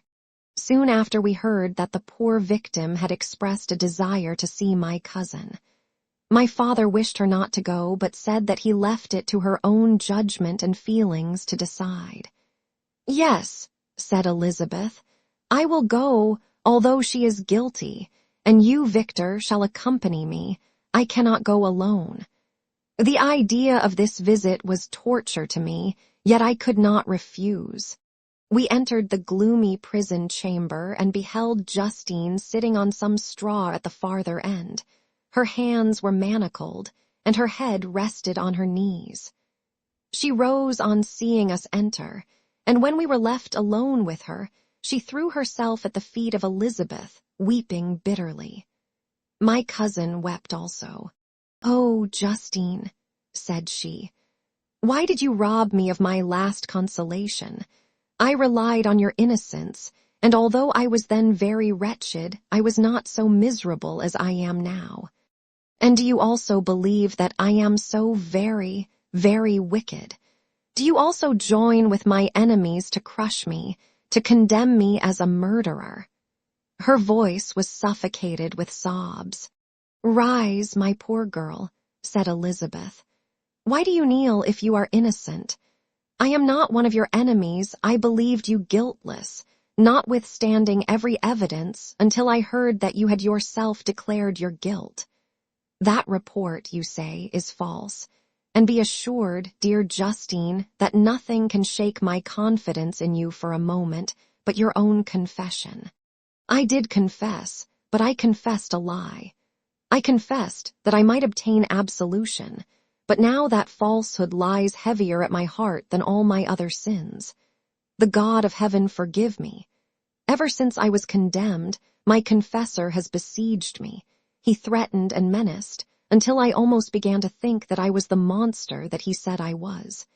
He threatened excommunication and hell fire in my last moments if I continued obdurate.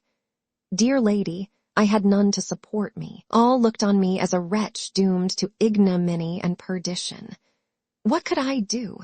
In an evil hour I subscribed to a lie, and now only am I truly miserable." She paused, weeping, and then continued. "I thought with horror, my sweet lady, that you should believe your Justine, whom your blessed aunt had so highly honored, and whom you loved, was a creature capable of a crime which none but the devil himself could have perpetrated. Dear William, dearest blessed child, I soon shall see you again in heaven, where we shall all be happy, and that consoles me, going as I am to suffer ignominy and death. Oh, Justine, forgive me for having for one moment distrusted you. Why did you confess? But do not mourn, dear girl, do not fear. I will proclaim, I will prove your innocence. I will melt the stony hearts of your enemies by my tears and prayers. You shall not die. You, my playfellow, my companion, my sister, perish on the scaffold. No, no, I never could survive so horrible a misfortune. Justine shook her head mournfully. I do not fear to die, she said. That pang is past. God raises my weakness and gives me courage to endure the worst. I leave a sad and bitter world, and if you remember me and think of me as of one unjustly condemned, I am resigned to the fate awaiting me. Learn from me, dear lady, to submit in patience to the will of heaven. During this conversation, I had retired to a corner of the prison room, where I could conceal the horrid anguish that possessed me. Despair. Who dared talk of that? The poor victim, who on the morrow was to pass the awful boundary between life and death, felt not, as I did, such deep and bitter agony. I gnashed my teeth and ground them together, uttering a groan that came from my inmost soul. Justine started. When she saw who it was, she approached me and said, Dear sir, you are very kind to visit me. You, I hope, do not believe that I am guilty. I could not answer. No, Justine, said Elizabeth. He is more convinced of your innocence than I was, for even when he heard that you had confessed, he did not credit it. I truly thank him. In these last moments, I feel the sincerest gratitude towards those who think of me with kindness. How sweet is the affection of others to such a wretch as I am. It removes more than half my misfortune, and I feel as if I could die in peace now that my innocence is acknowledged by you, dear lady, and your cousin. Thus the poor sufferer tried to comfort others and herself. She indeed gained the resignation she desired. But I, the true murderer, felt the never-dying worm alive in my bosom, which allowed of no hope or consolation. Elizabeth also wept and was unhappy, but hers also was the misery of innocence, which, like a cloud that passes over the fair moon, for a while hides, but cannot tarnish its brightness. Anguish and despair had penetrated into the core of my heart. I bore a hell within me, which nothing could extinguish. We stayed several hours with Justine, and it was with great difficulty that Elizabeth could tear herself away. I wish, cried she, that I were to die with you.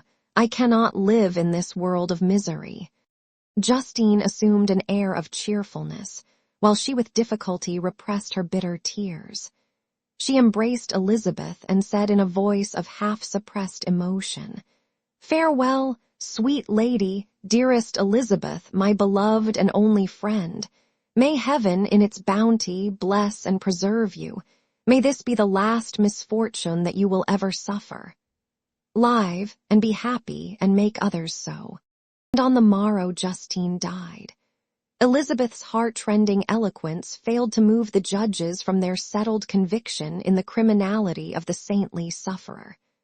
My passionate and indignant appeals were lost upon them, and when I received their cold answers and heard the harsh, unfeeling reasoning of these men, my purposed avowal died away on my lips. Thus I might proclaim myself a madman, but not revoke the sentence passed upon my wretched victim. She perished on the scaffold as a murderess. From the tortures of my own heart, I turned to contemplate the deep and voiceless grief of my Elizabeth. This also was my doing, and my father's woe, and the desolation of that late so smiling home all was the work of my thrice accursed hands. Ye weep, unhappy ones, but these are not your last tears. Again shall you raise the funeral wail, and the sound of your lamentations shall again and again be heard. Frankenstein, your son, your kinsman, your early, much-loved friend, he who would spend each vital drop of blood for your sakes, who has no thought nor sense of joy except as it is mirrored also in your dear countenances, who would fill the air with blessings and spend his life in serving you. He bids you weep, to shed countless tears, happy beyond his hopes, if thus inexorable fate be satisfied, and if the destruction pause before the peace of the grave have succeeded to your sad torments. Thus spoke my prophetic soul, as, torn by remorse, horror, and despair, I beheld those I loved spend vain sorrow upon the graves of William and Justine, the first hapless victims to my unhallowed arts. Chapter 9. Nothing is more painful to the human mind than, after the feelings have been worked up by a quick succession of events, the dead calmness of inaction and certainty which follows and deprives the soul both of hope and fear. Justine died, she rested, and I was alive. The blood flowed freely in my veins, but a weight of despair and remorse pressed on my heart which nothing could remove. Sleep fled from my eyes. I wandered like an evil spirit, for I had committed deeds of mischief, beyond description horrible, and more, much more, I persuaded myself was yet behind. Yet my heart overflowed with kindness and the love of virtue. I had begun life with benevolent intentions, and thirsted for the moment when I should put them in practice, and make myself useful to my fellow beings. Now all was blasted, instead of that serenity of conscience which allowed me to look back upon the past with self-satisfaction, and from thence to gather promise of new hopes. I was seized by remorse and the sense of guilt, which hurried me away to a hell of intense tortures, such as no language can describe. This state of mind preyed upon my health, which had perhaps never entirely recovered from the first shock it had sustained. I shunned the face of man. All sound of joy or complacency was torture to me. Solitude was my only consolation, deep, dark, death-like solitude. My father observed with pain the alteration perceptible in my disposition and habits, and endeavored by arguments deduced from the feelings of his serene conscience and guiltless life to inspire me with fortitude and awaken in me the courage to dispel the dark cloud which brooded over me. "Do you think, Victor," said he, "that I do not suffer also? No one could love a child more than I loved your brother." Tears came into his eyes as he spoke. "But is it not a duty to the survivors that we should refrain from augmenting their unhappiness by an appearance of immoderate grief? It is also a duty owed to yourself, for excessive sorrow prevents improvement or enjoyment, or even the discharge of daily usefulness, without which no man is fit for society." This advice, although good, was totally inapplicable to my case. I should have been the first to hide my grief and console my friends if remorse had not mingled its bitterness, and terror its alarm, with my other sensations. Now I could only answer my father with a look of despair and endeavor to hide myself from his view. About this time we retired to our house at Belrive. This change was particularly agreeable to me. The shutting of the gates regularly at 10 o'clock, and the impossibility of remaining on the lake after that hour had rendered our residence within the walls of Geneva very irksome to me. I was now free. Often, after the rest of the family had retired for the night, I took the boat and passed many hours upon the water. Sometimes, with my sails set, I was carried by the wind, and sometimes, after rowing into the middle of the lake, I left the boat to pursue its own course and gave way to my own miserable reflections. I was often tempted, when all was at peace around me, and I the only unquiet thing that wandered restless in a scene so beautiful and heavenly, if I except some bat or the frogs, whose harsh and interrupted croaking was heard only when I approached the shore. Often, I say, I was tempted to plunge into the silent lake, that the waters might close over me and my calamities forever. But I was restrained when I thought of the heroic and suffering Elizabeth, whom I tenderly loved, and whose existence was bound up in mine. I thought also of my father and surviving brother. Should I by my base desertion leave them exposed and unprotected to the malice of the fiend whom I had let loose among them? At these moments, I wept bitterly and wished that peace would revisit my mind, only that I might afford them consolation and happiness. But that could not be. Remorse extinguished every hope. I had been the author of unalterable evils, and I lived in daily fear lest the monster whom I had created should perpetrate some new wickedness.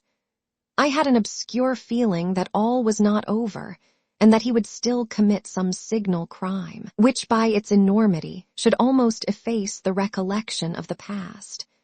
There was always scope for fear so long as anything I loved remained behind.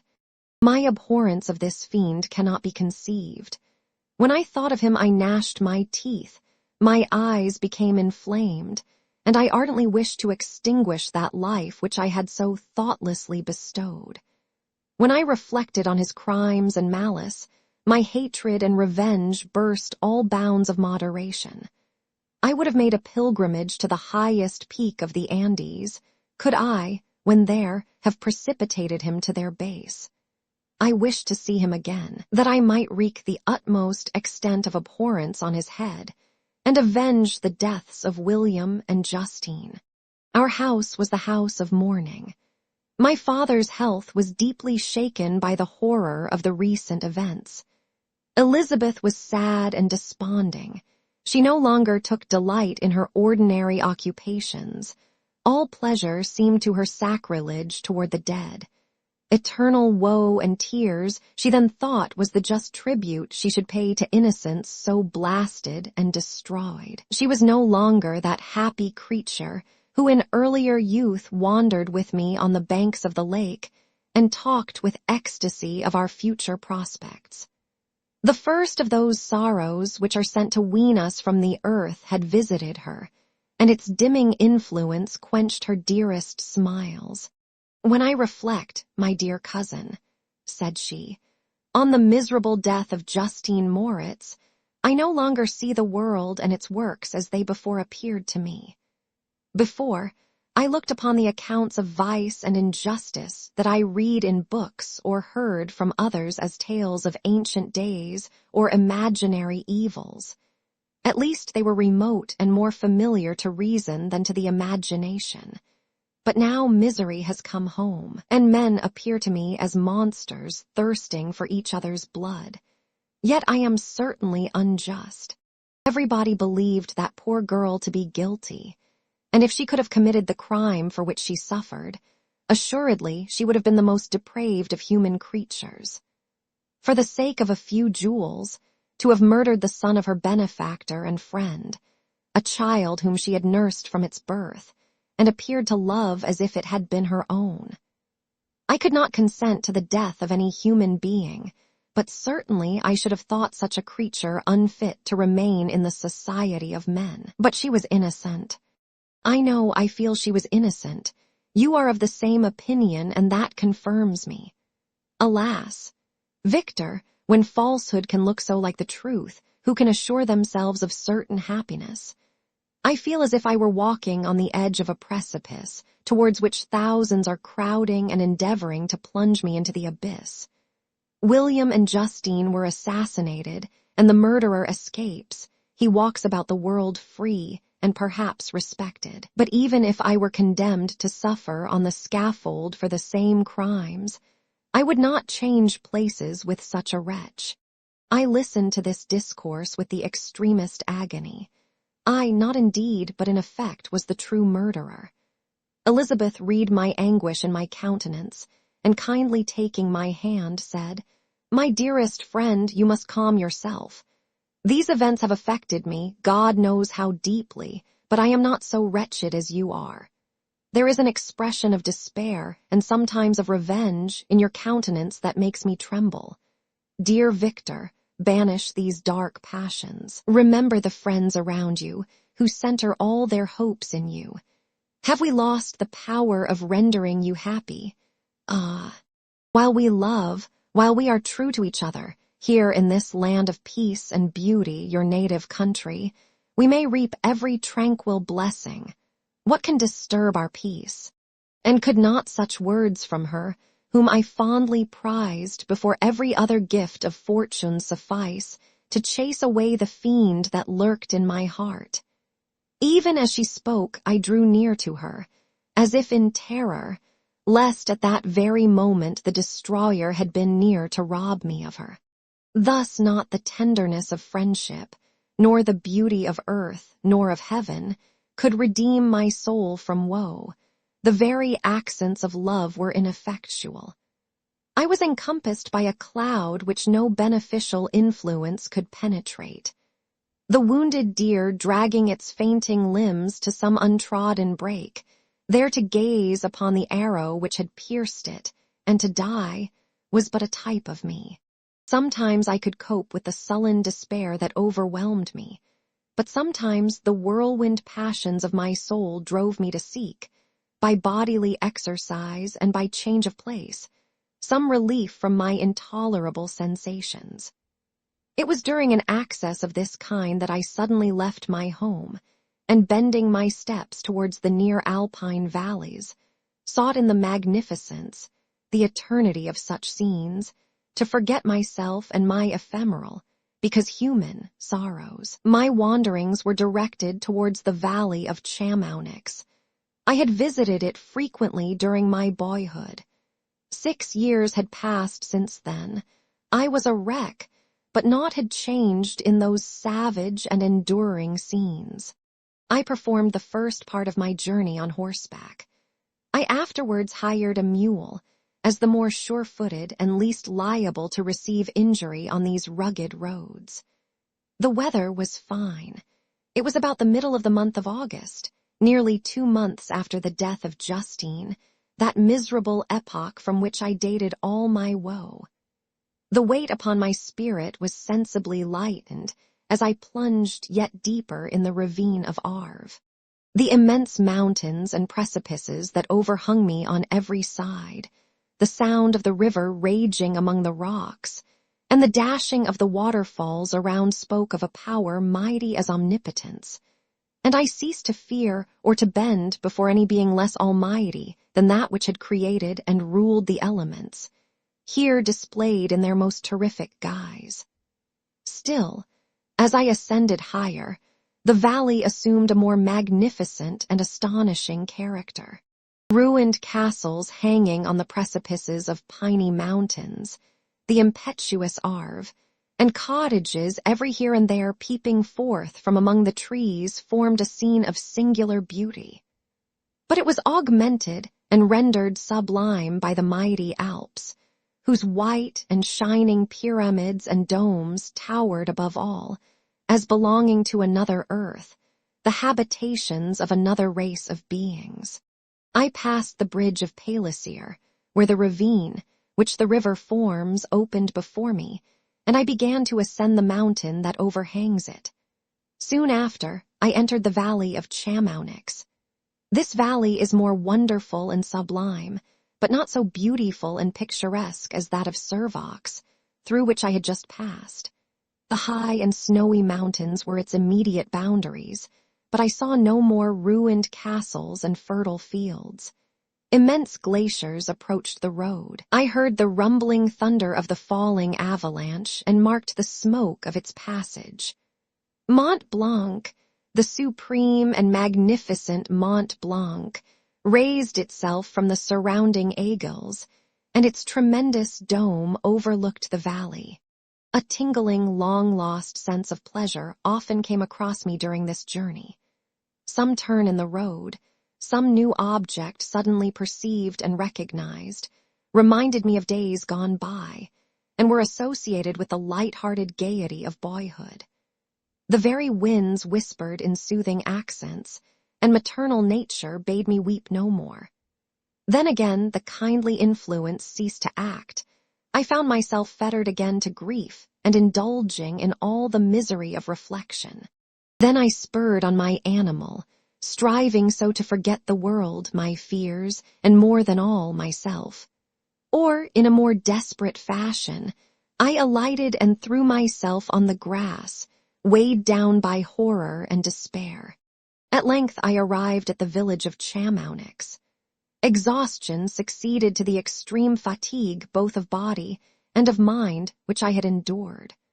For a short space of time I remained at the window watching the pallid lightnings that played above Mont Blanc and listening to the rushing of the Arve, which pursued its noisy way beneath. The same lulling sounds acted as a lullaby to my too keen sensations. When I placed my head upon my pillow, sleep crept over me. I felt it as it came, and blessed the giver of oblivion. Chapter 10. I spent the following day roaming through the valley. I stood beside the sources of the Arveren, which take their rise in a glacier, that with slow pace is advancing down from the summit of the hills to barricade the valley. The abrupt sides of vast mountains were before me. The icy wall of the glacier overhung me. A few shattered pines were scattered around, and the solemn silence of this glorious presence chamber of imperial nature was broken only by the brawling waves or the fall of some vast fragment. The thunder sound of the avalanche or the cracking reverberated along the mountains of the accumulated ice, which, through the silent working of immutable laws, was ever and anon rent and torn, as if it had been but a plaything in their hands. These sublime and magnificent scenes afforded me the greatest consolation that I was capable of receiving. They elevated me from all littleness of feeling, and although they did not remove my grief, they subdued and tranquilized it. In some degree, also, they diverted my mind from the thoughts over which it had brooded for the last month. I retired to rest at night. My slumbers, as it were, waited on and ministered to by the assemblance of grand shapes which I had contemplated during the day. They congregated round me. The unstained snowy mountain top, the glittering pinnacle, the pine woods and ragged bare ravine, the eagle soaring amidst the clouds. They all gathered round me and bade me be at peace. Where had they fled when the next morning I awoke? All of soul inspiriting fled with sleep, and dark melancholy clouded every thought. The rain was pouring in torrents, and thick mists hid the summits of the mountains, so that I even saw not the faces of those mighty friends. Still, I would penetrate their misty veil and seek them in their cloudy retreats. What were rain and storm to me?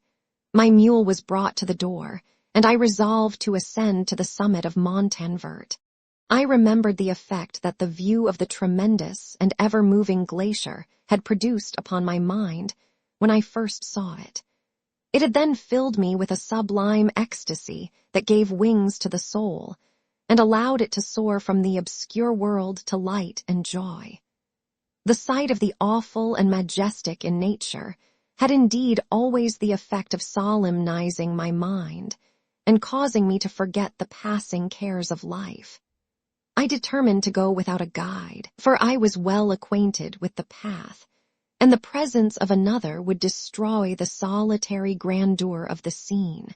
The ascent is precipitous, but the path is cut into continual and short windings, which enable you to surmount the perpendicularity of the mountain. It is a scene terrifically desolate. In 1,000 spots the traces of the winter avalanche may be perceived, where trees lie broken and strewed on the ground, some entirely destroyed, others bent, leaning upon the jutting rocks of the mountain or transversely upon other trees. The path, as you ascend higher, is intersected by ravines of snow, down which stones continually roll from above. One of them is particularly dangerous, as the slightest sound, such as even speaking in a loud voice, produces a concussion of air sufficient to draw destruction upon the head of the speaker. The pines are not tall or luxuriant, but they are somber and add an air of severity to the scene. I looked on the valley beneath. Vast mists were rising from the rivers which ran through it and curling in thick wreaths around the opposite mountains, whose summits were hid in the uniform clouds, while rain poured from the dark sky and added to the melancholy impression I received from the objects around me. Alas, why does man boast of sensibilities superior to those apparent in the brute? It only renders them more necessary beings. If our impulses were confined to hunger, thirst, and desire, we might be nearly free. But now we are moved by every wind that blows and a chance word or scene that word may convey to us. We rest. A dream has power to poison sleep. We rise. One wandering thought pollutes the day. We feel, conceive, or reason, laugh or weep, embrace fond woe, or cast our cares away. It is the same, for be it joy or sorrow, the path of its departure still is free. Man's yesterday may ne'er be like his morrow. Naught may endure but mutability. It was nearly noon when I arrived at the top of the ascent. For some time I sat upon the rock that overlooks the sea of ice. A mist covered both that and the surrounding mountains. Presently a breeze dissipated the cloud, and I descended upon the glacier. The surface is very uneven, rising like the waves of a troubled sea, descending low, and interspersed by rifts that sink deep. The field of ice is almost a league in width, but I spent nearly 2 hours in crossing it. The opposite mountain is a bare perpendicular rock. From the side where I now stood, Montanvert was exactly opposite, at the distance of a league, and above it rose Mont Blanc in awful majesty. I remained in a recess of the rock, gazing on this wonderful and stupendous scene. The sea, or rather the vast river of ice, wound among its dependent mountains, whose aerial summits hung over its recesses. Their icy and glittering peaks shone in the sunlight over the clouds. My heart, which was before sorrowful, now swelled with something like joy. I exclaimed, "Wandering spirits, if indeed ye wander, and do not rest in your narrow beds, allow me this faint happiness, or take me, as your companion, away from the joys of life." As I said this, I suddenly beheld the figure of a man, at some distance, advancing towards me with superhuman speed. He bounded over the crevices in the ice, among which I had walked with caution. His stature, also, as he approached, seemed to exceed that of man. I was troubled. A mist came over my eyes, and I felt a faintness seize me, but I was quickly restored by the cold gale of the mountains. I perceived, as the shape came nearer, sight tremendous and abhorred, that it was the wretch whom I had created. I trembled with rage and horror, resolving to wait his approach and then close with him in mortal combat. He approached. His countenance bespoke bitter anguish, combined with disdain and malignity, while its unearthly ugliness rendered it almost too horrible for human eyes. But I scarcely observed this. Rage and hatred had at first deprived me of utterance, and I recovered only to overwhelm him with words expressive of furious detestation and contempt. "Devil," I exclaimed, "do you dare approach me? And do not you fear the fierce vengeance of my arm wreaked on your miserable head? Begone, vile insect, or rather stay that I may trample you to dust. And oh, that I could, with the extinction of your miserable existence, restore those victims whom you have so diabolically murdered."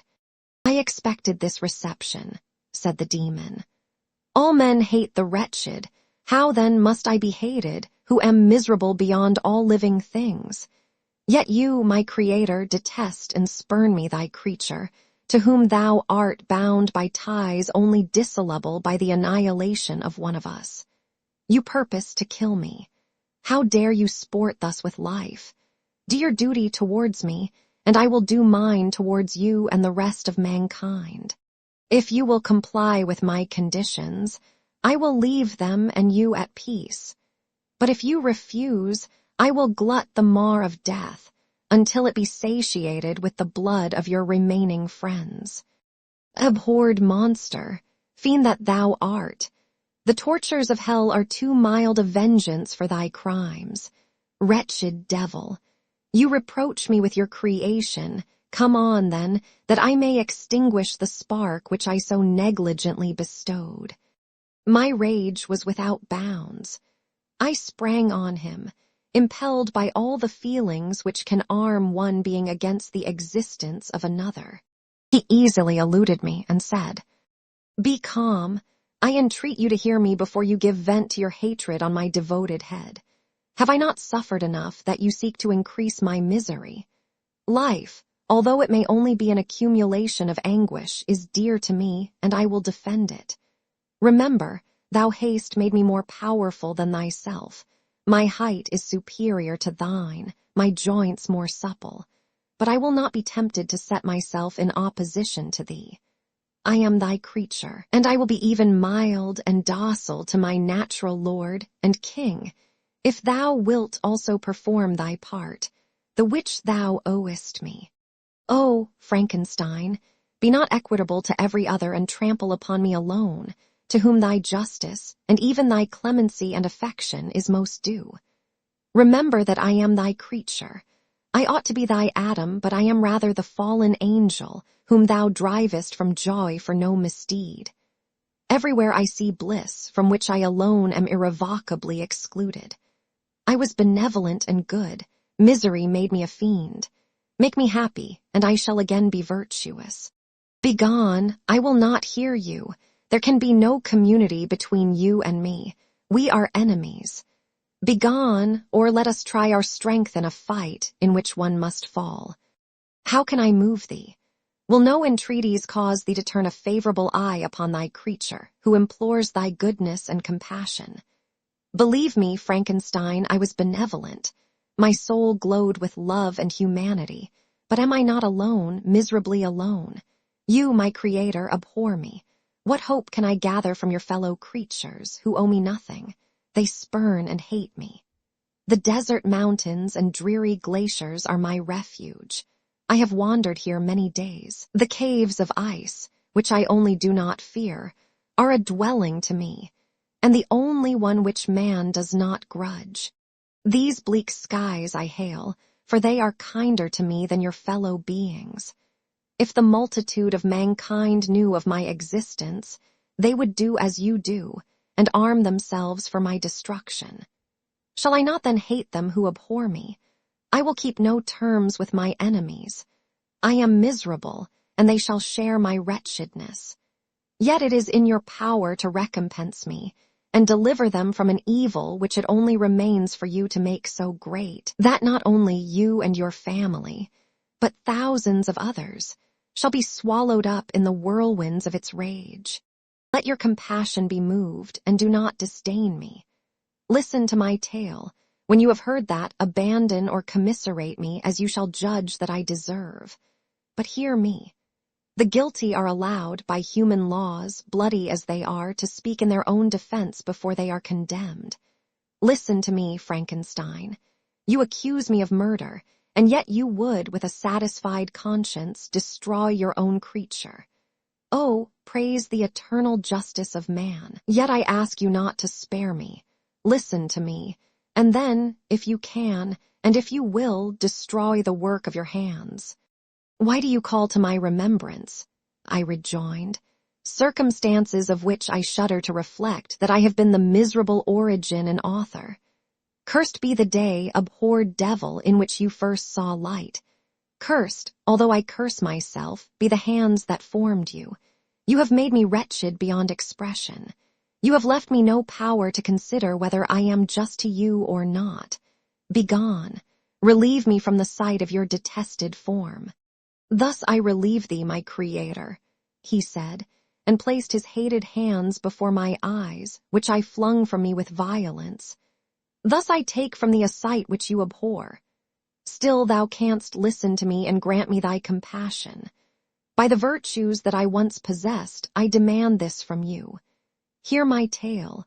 It is long and strange, and the temperature of this place is not fitting to your fine sensations. Come to the hut upon the mountain. The sun is yet high in the heavens. Before it descends to hide itself behind your snowy precipices and illuminate another world, you will have heard my story and can decide. On you it rests, whether I quit forever the neighborhood of man and lead a harmless life, or become the scourge of your fellow creatures and the author of your own speedy ruin. As he said this, he led the way across the ice. I followed. My heart was full, and I did not answer him, but as I proceeded, I weighed the various arguments that he had used and determined at least to listen to his tale. I was partly urged by curiosity, and compassion confirmed my resolution. I had hitherto supposed him to be the murderer of my brother, and I eagerly sought a confirmation or denial of this opinion.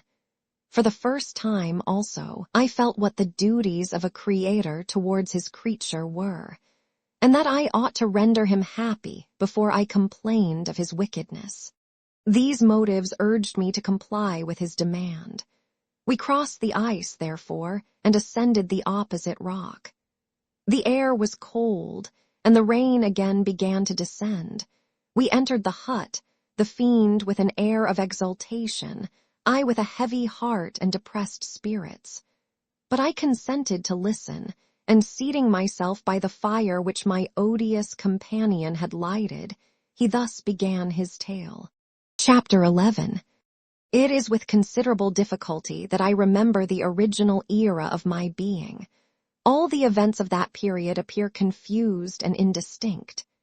A strange multiplicity of sensations seized me, and I saw, felt, heard, and smelt at the same time.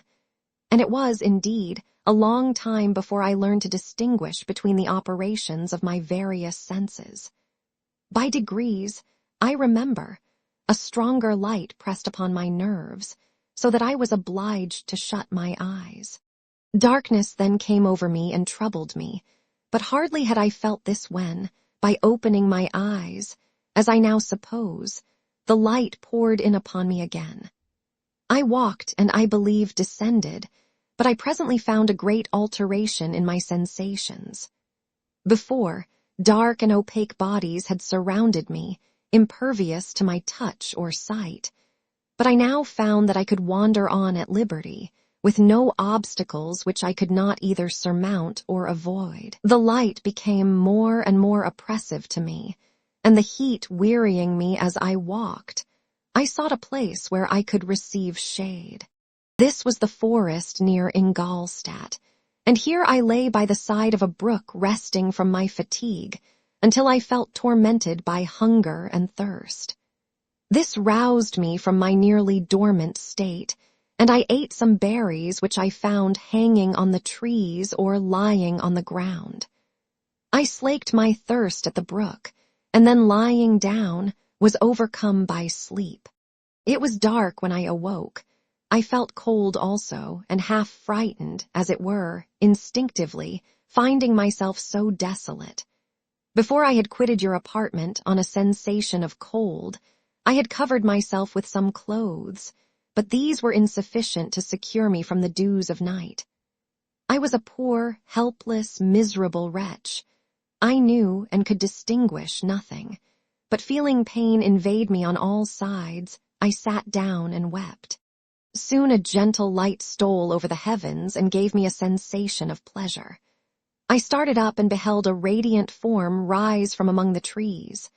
The moon I gazed with a kind of wonder.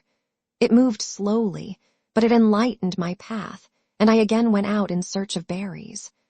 I was still cold when under one of the trees I found a huge cloak, with which I covered myself and sat down upon the ground. No distinct ideas occupied my mind, all was confused. I felt light and hunger and thirst and darkness. Innumerable sounds rang in my ears, and on all sides various scents saluted me. The only object that I could distinguish was the bright moon, and I fixed my eyes on that with pleasure. Several changes of day and night passed, and the orb of night had greatly lessened, when I began to distinguish my sensations from each other. I gradually saw plainly the clear stream that supplied me with drink and the trees that shaded me with their foliage.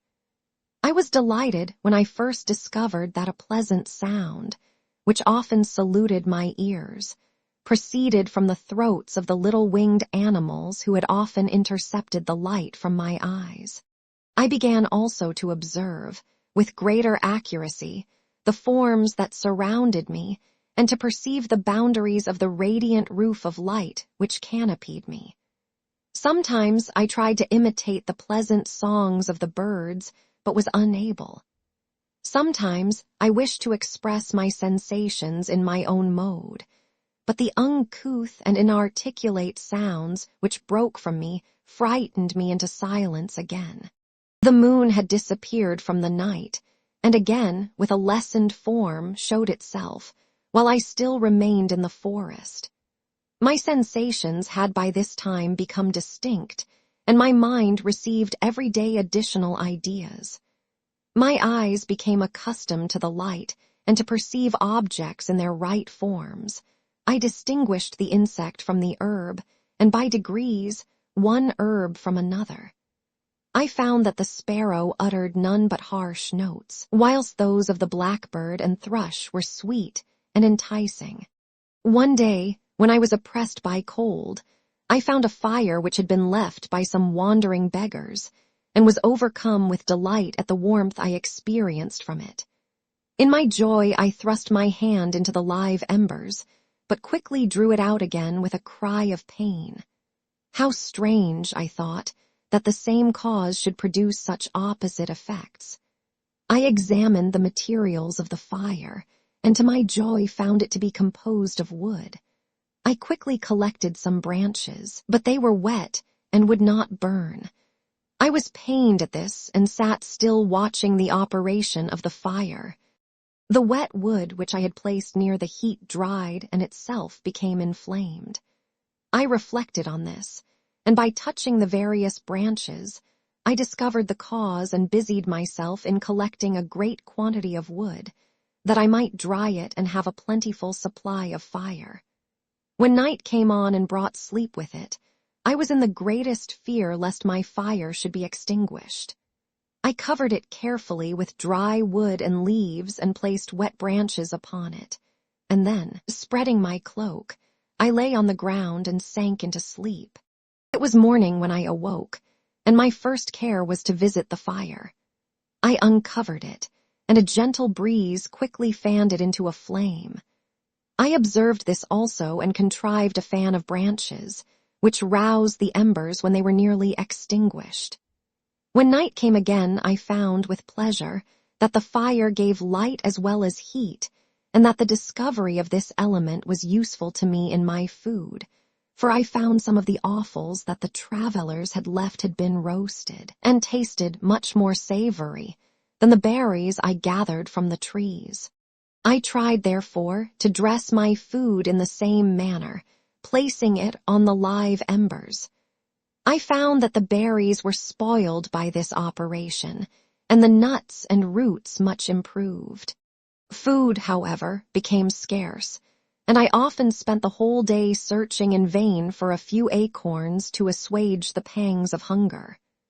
When I found this, I resolved to quit the place that I had hitherto inhabited, to seek for one where the few wants I experienced would be more easily satisfied.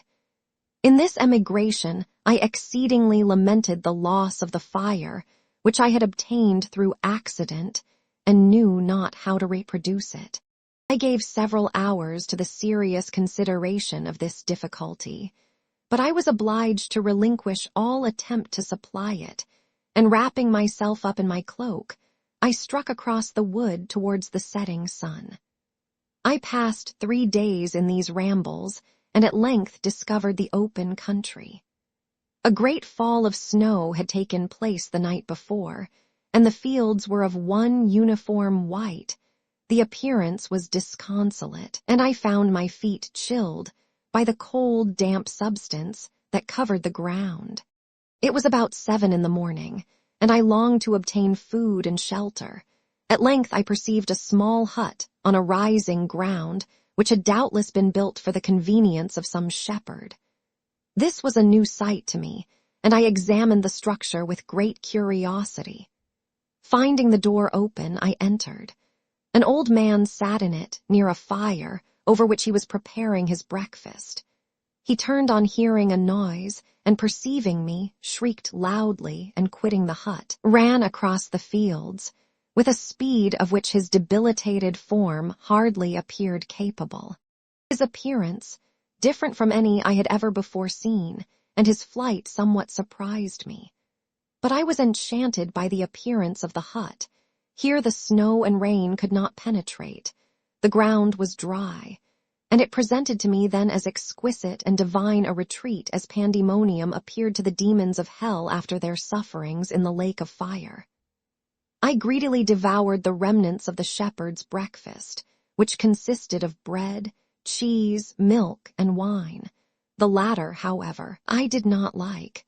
Then, overcome by fatigue, I lay down among some straw and fell asleep. It was noon when I awoke, and allured by the warmth of the sun, which shone brightly on the white ground, I determined to recommence my travels, and depositing the remains of the peasant's breakfast in a wallet I found, I proceeded across the fields for several hours, until at sunset I arrived at a village. How miraculous did this appear! The huts, the neater cottages, and stately houses engaged my admiration by turns. The vegetables in the gardens, the milk and cheese that I saw placed at the windows of some of the cottages, allured my appetite. One of the best of these I entered, but I had hardly placed my foot within the door before the children shrieked, and one of the women fainted. The whole village was roused. Some fled, some attacked me, until, grievously bruised by stones and many other kinds of missile weapons, I escaped to the open country and fearfully took refuge in a low hovel, quite bare, and making a wretched appearance after the palaces I had beheld in the village. This hovel, however, joined a cottage of a neat and pleasant appearance, but after my late dearly bought experience, I dared not enter it. My place of refuge was constructed of wood, but so low that I could with difficulty sit upright in it. No wood, however, was placed on the earth, which formed the floor, but it was dry, and although the wind entered it by innumerable chinks, I found it an agreeable asylum from the snow and rain. Here, then, I retreated and lay down happy to have found a shelter, however miserable, from the inclemency of the season, and still more from the barbarity of man. As soon as morning dawned, I crept from my kennel, that I might view the adjacent cottage and discover if I could remain in the habitation I had found. It was situated against the back of the cottage, and surrounded on the sides which were exposed by a pig-sty and a clear pool of water. One part was open, and by that I had crept in. But now I covered every crevice by which I might be perceived with stones and wood, yet in such a manner that I might move them on occasion to pass out.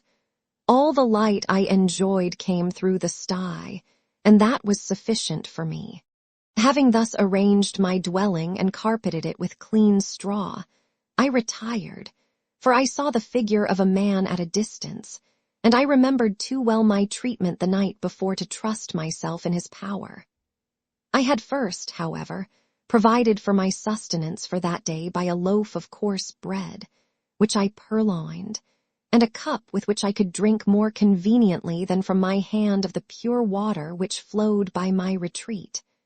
The floor was a little raised, so that it was kept perfectly dry, and by its vicinity to the chimney of the cottage it was tolerably warm. Being thus provided, I resolved to reside in this hovel until something should occur which might alter my determination. It was indeed a paradise compared to the bleak forest, my former residence, the rain-dropping branches, and dank earth. I ate my breakfast with pleasure and was about to remove a plank to procure myself a little water when I heard a step, and looking through a small chink, I beheld a young creature, with a pail on her head, passing before my hovel. The girl was young and of gentle demeanor, unlike what I have since found cottagers and farmhouse servants to be. Yet she was meanly dressed, a coarse blue petticoat and a linen jacket being her only garb. Her fair hair was plaited but not adorned. She looked patient yet sad. I lost sight of her, and in about a quarter of an hour she returned bearing the pail, which was now partly filled with milk. As she walked along, seemingly incommoded by the burden, a young man met her, whose countenance expressed a deeper despondence. Uttering a few sounds with an air of melancholy, he took the pail from her head and bore it to the cottage himself. She followed, and they disappeared. Presently I saw the young man again, with some tools in his hand, cross the field behind the cottage, and the girl was also busied, sometimes in the house and sometimes in the yard. On examining my dwelling, I found that one of the windows of the cottage had formerly occupied a part of it, but the panes had been filled up with wood.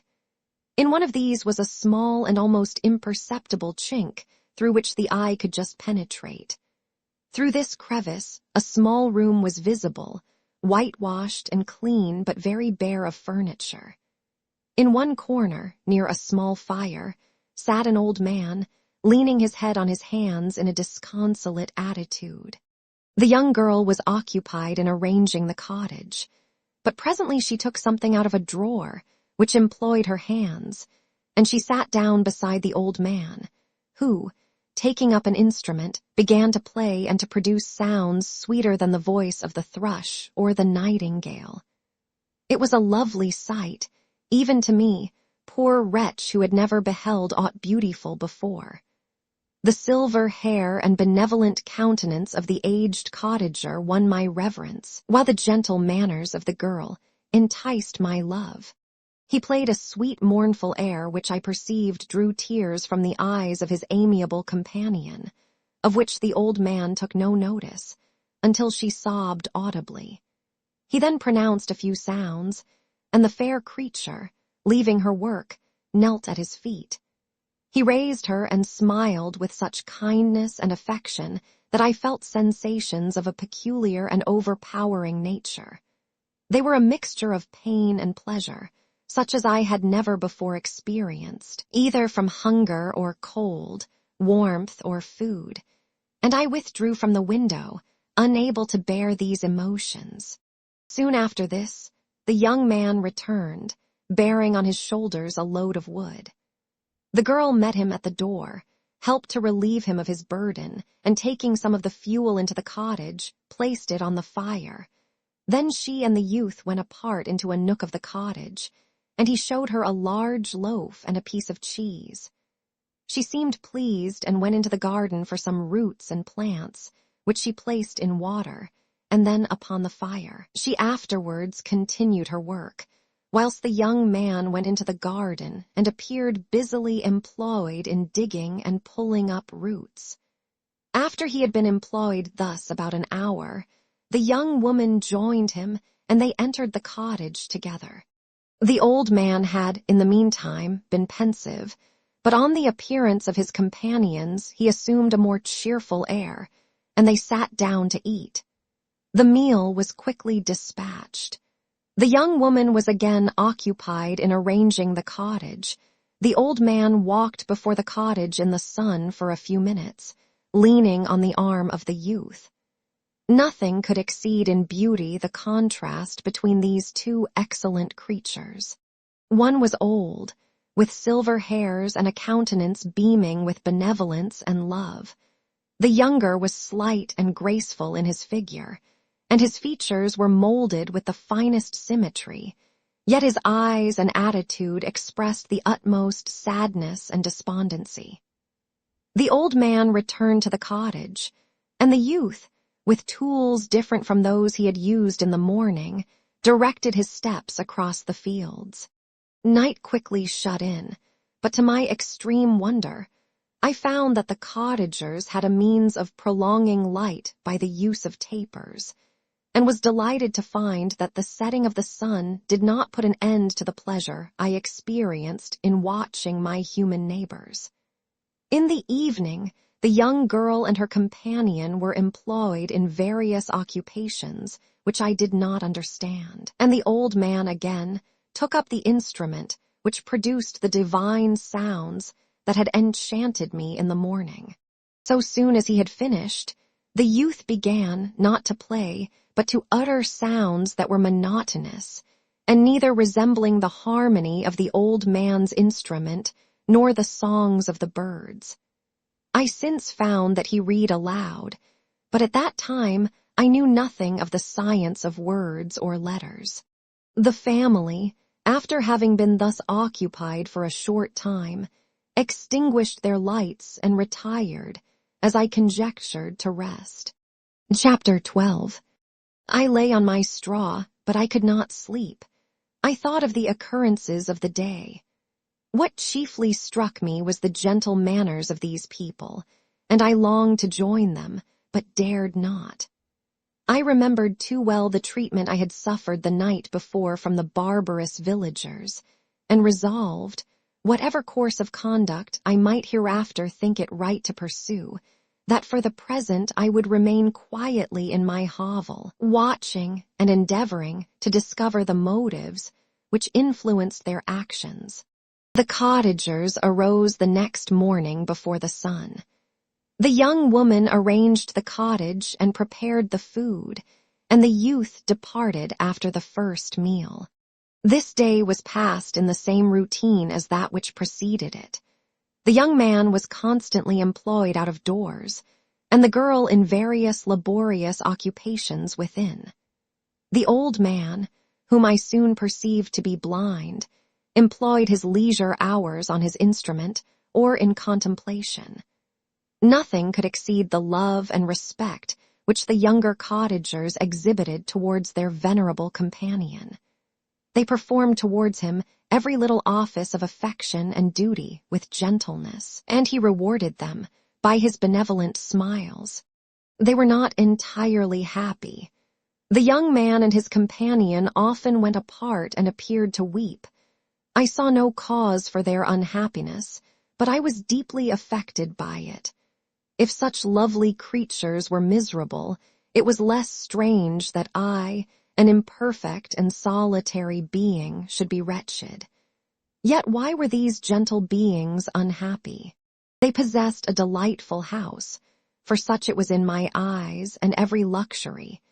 They had a fire to warm them when chill and delicious viands when hungry. They were dressed in excellent clothes, and still more, they enjoyed one another's company and speech, interchanging each day looks of affection and kindness. What did their tears imply? Did they really express pain?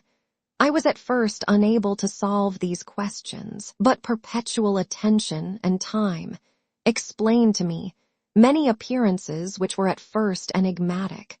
A considerable period elapsed before I discovered one of the causes of the uneasiness of this amiable family.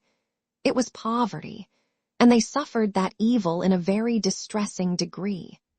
Their nourishment consisted entirely of the vegetables of their garden and the milk of one cow, which gave very little during the winter, when its masters could scarcely procure food to support it. They often, I believe, suffered the pangs of hunger very poignantly, especially the two younger cottagers, for several times they placed food before the old man when they reserved none for themselves. This trait of kindness moved me sensibly. I had been accustomed, during the night, to steal a part of their store for my own consumption, but when I found that in doing this I inflicted pain on the cottagers, I abstained and satisfied myself with berries, nuts, and roots which I gathered from a neighboring wood. I discovered also another means through which I was enabled to assist their labors. I found that the youth spent a great part of each day in collecting wood for the family fire, and during the night I often took his tools, the use of which I quickly discovered, and brought home firing sufficient for the consumption of several days. I remember the first time that I did this, the young woman, when she opened the door in the morning, appeared greatly astonished on seeing a great pile of wood on the outside. She uttered some words in a loud voice, and the youth joined her, who also expressed surprise. I observed with pleasure that he did not go to the forest that day, but spent it in repairing the cottage and cultivating the garden. By degrees, I made a discovery of still greater moment. I found that these people possessed a method of communicating their experience and feelings to one another by articulate sounds. I perceived that the words they spoke sometimes produced pleasure or pain, smiles or sadness, in the minds and countenances of the hearers. This was indeed a godlike science, and I ardently desired to become acquainted with it. But I was baffled in every attempt I made for this purpose. Their pronunciation was quick, and the words they uttered, not having any apparent connection with visible objects, I was unable to discover any clue by which I could unravel the mystery of their reference.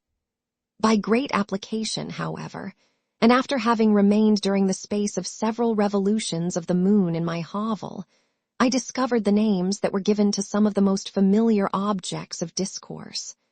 I learned and applied the words fire, milk, bread, and wood. I learned also the names of the cottagers themselves. The youth and his companion had each of them several names, but the old man had only one, which was father. The girl was called sister or Agatha, and the youth Felix, brother or son. I cannot describe the delight I felt when I learned the ideas appropriated to each of these sounds and was able to pronounce them. I distinguished several other words without being able as yet to understand or apply them, such as good, dearest, unhappy. I spent the winter in this manner. The gentle manners and beauty of the cottagers greatly endeared them to me. When they were unhappy, I felt depressed. When they rejoiced, I sympathized in their joys. I saw few human beings besides them, and if any other happened to enter the cottage, their harsh manners and rude gait only enhanced to me the superior accomplishments of my friends. The old man, I could perceive, often endeavored to encourage his children, as sometimes I found that he called them, to cast off their melancholy. He would talk in a cheerful accent, with an expression of goodness that bestowed pleasure even upon me. Agatha listened with respect, her eyes sometimes filled with tears, which she endeavored to wipe away unperceived, but I generally found that her countenance and tone were more cheerful after having listened to the exhortations of her father. It was not thus with Felix. He was always the saddest of the group, and even to my unpracticed senses, he appeared to have suffered more deeply than his friends. But if his countenance was more sorrowful, his voice was more cheerful than that of his sister, especially when he addressed the old man. I could mention innumerable instances which, although slight, marked the dispositions of these amiable cottagers. In the midst of poverty and want, Felix carried with pleasure to his sister the first little white flower that peeped out from beneath the snowy ground. Early in the morning, before she had risen, he cleared away the snow that obstructed her path to the milk house, drew water from the well, and brought the wood from the outhouse, where, to his perpetual astonishment, he found his store always replenished by an invisible hand. In the day, I believe, he worked sometimes for a neighboring farmer, because he often went forth and did not return until dinner, yet brought no wood with him. At other times he worked in the garden, but as there was little to do in the frosty season, he read to the old man and Agatha. This reading had puzzled me extremely at first, but by degrees I discovered that he uttered many of the same sounds when he read as when he talked. I conjectured, therefore, that he found on the paper signs for speech which he understood, and I ardently longed to comprehend these also. But how was that possible when I did not even understand the sounds for which they stood as signs? I improved, however, sensibly in this science, but not sufficiently to follow up any kind of conversation, although I applied my whole mind to the endeavor, for I easily perceived that, although I eagerly longed to discover myself to the cottagers, I ought not to make the attempt until I had first become master of their language, which knowledge might enable me to make them overlook the deformity of my figure. For with this, also the contrast perpetually presented to my eyes had made me acquainted. I had admired the perfect forms of my cottagers, their grace, beauty, and delicate complexions, but how was I terrified when I viewed myself in a transparent pool? At first I started back, unable to believe that it was indeed I who was reflected in the mirror, and when I became fully convinced that I was in reality the monster that I am, I was filled with the bitterest sensations of despondence and mortification. Alas, I did not yet entirely know the fatal effects of this miserable deformity. As the sun became warmer and the light of day longer, the snow vanished, and I beheld the bare trees and the black earth. From this time Felix was more employed, and the heart-moving indications of impending famine disappeared. Their food, as I afterwards found, was coarse, but it was wholesome, and they procured a sufficiency of it. Several new kinds of plants sprang up in the garden, which they dressed, and these signs of comfort increased daily as the season advanced. The old man, leaning on his son, walked each day at noon, when it did not rain, as I found it was called when the heavens poured forth its waters. This frequently took place, but a high wind quickly dried the earth, and the season became far more pleasant than it had been. My mode of life in my hovel was uniform. During the morning I attended the motions of the cottagers, and when they were dispersed in various occupations, I slept. The remainder of the day was spent in observing my friends. When they had retired to rest, if there was any moon or the night was starlight, I went into the woods and collected my own food and fuel for the cottage. When I returned, as often as it was necessary, I cleared their path from the snow, and performed those offices that I had seen done by Felix. I afterwards found that these labors, performed by an invisible hand, greatly astonished them, and once or twice I heard them, on these occasions, utter the words good spirit, wonderful. But I did not then understand the signification of these terms. My thoughts now became more active, and I longed to discover the motives and feelings of these lovely creatures. I was inquisitive to know why Felix appeared so miserable and Agatha so sad.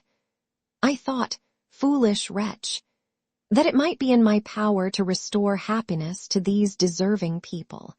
When I slept or was absent, the forms of the venerable blind father, the gentle Agatha, and the excellent Felix flitted before me. I looked upon them as superior beings, who would be the arbiters of my future destiny.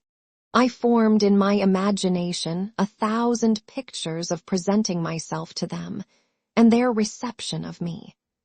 I imagined that they would be disgusted, until, by my gentle demeanor and conciliating words, I should first win their favor and afterwards their love.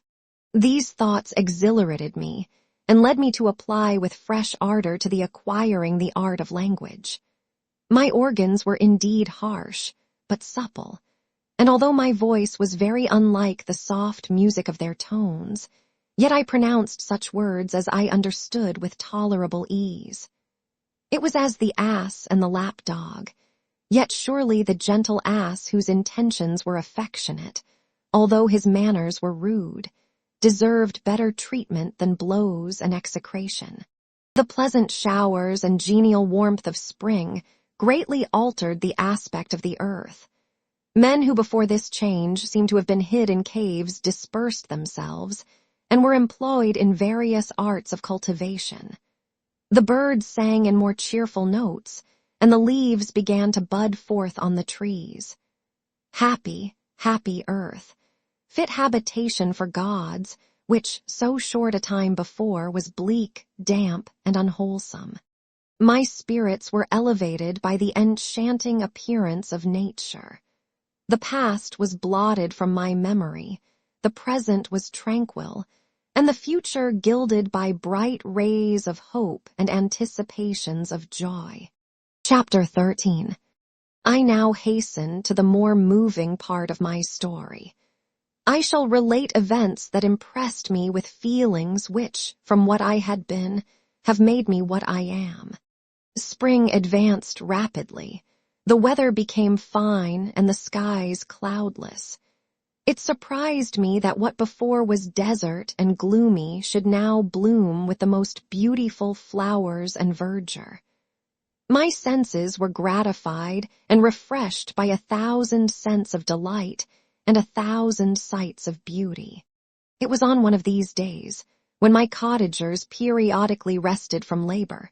The old man played on his guitar, and the children listened to him, that I observed the countenance of Felix was melancholy beyond expression. He sighed frequently, and once his father paused in his music, and I conjectured by his manner that he inquired the cause of his son's sorrow. Felix replied in a cheerful accent, and the old man was recommencing his music when someone tapped at the door. It was a lady on horseback, accompanied by a countryman as a guide. The lady was dressed in a dark suit and covered with a thick black veil. Agatha asked a question, to which the stranger only replied by pronouncing, in a sweet accent, the name of Felix.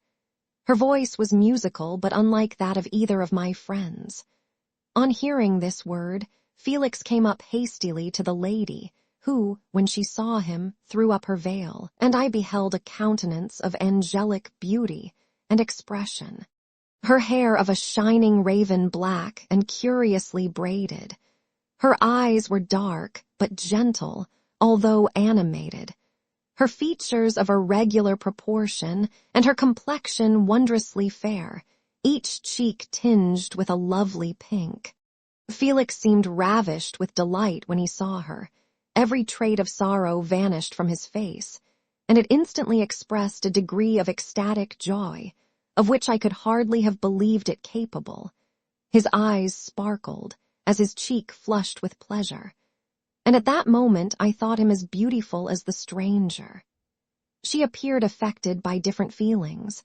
Wiping a few tears from her lovely eyes, she held out her hand to Felix, who kissed it rapturously and called her, as well as I could distinguish, his sweet Arabian.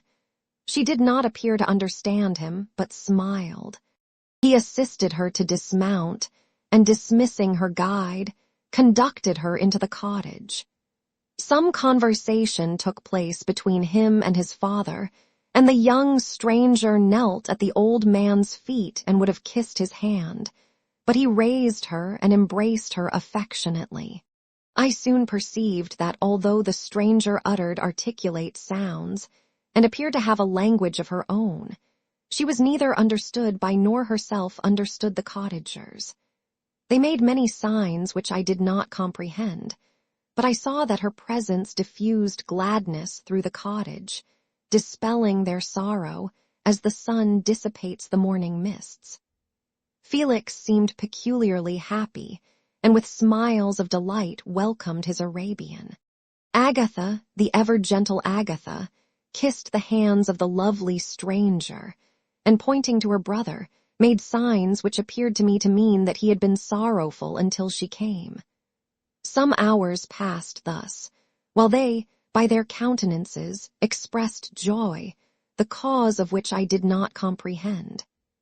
Presently I found, by the frequent recurrence of some sound which the stranger repeated after them, that she was endeavoring to learn their language, and the idea instantly occurred to me that I should make use of the same instructions to the same end. The stranger learned about 20 words at the first lesson.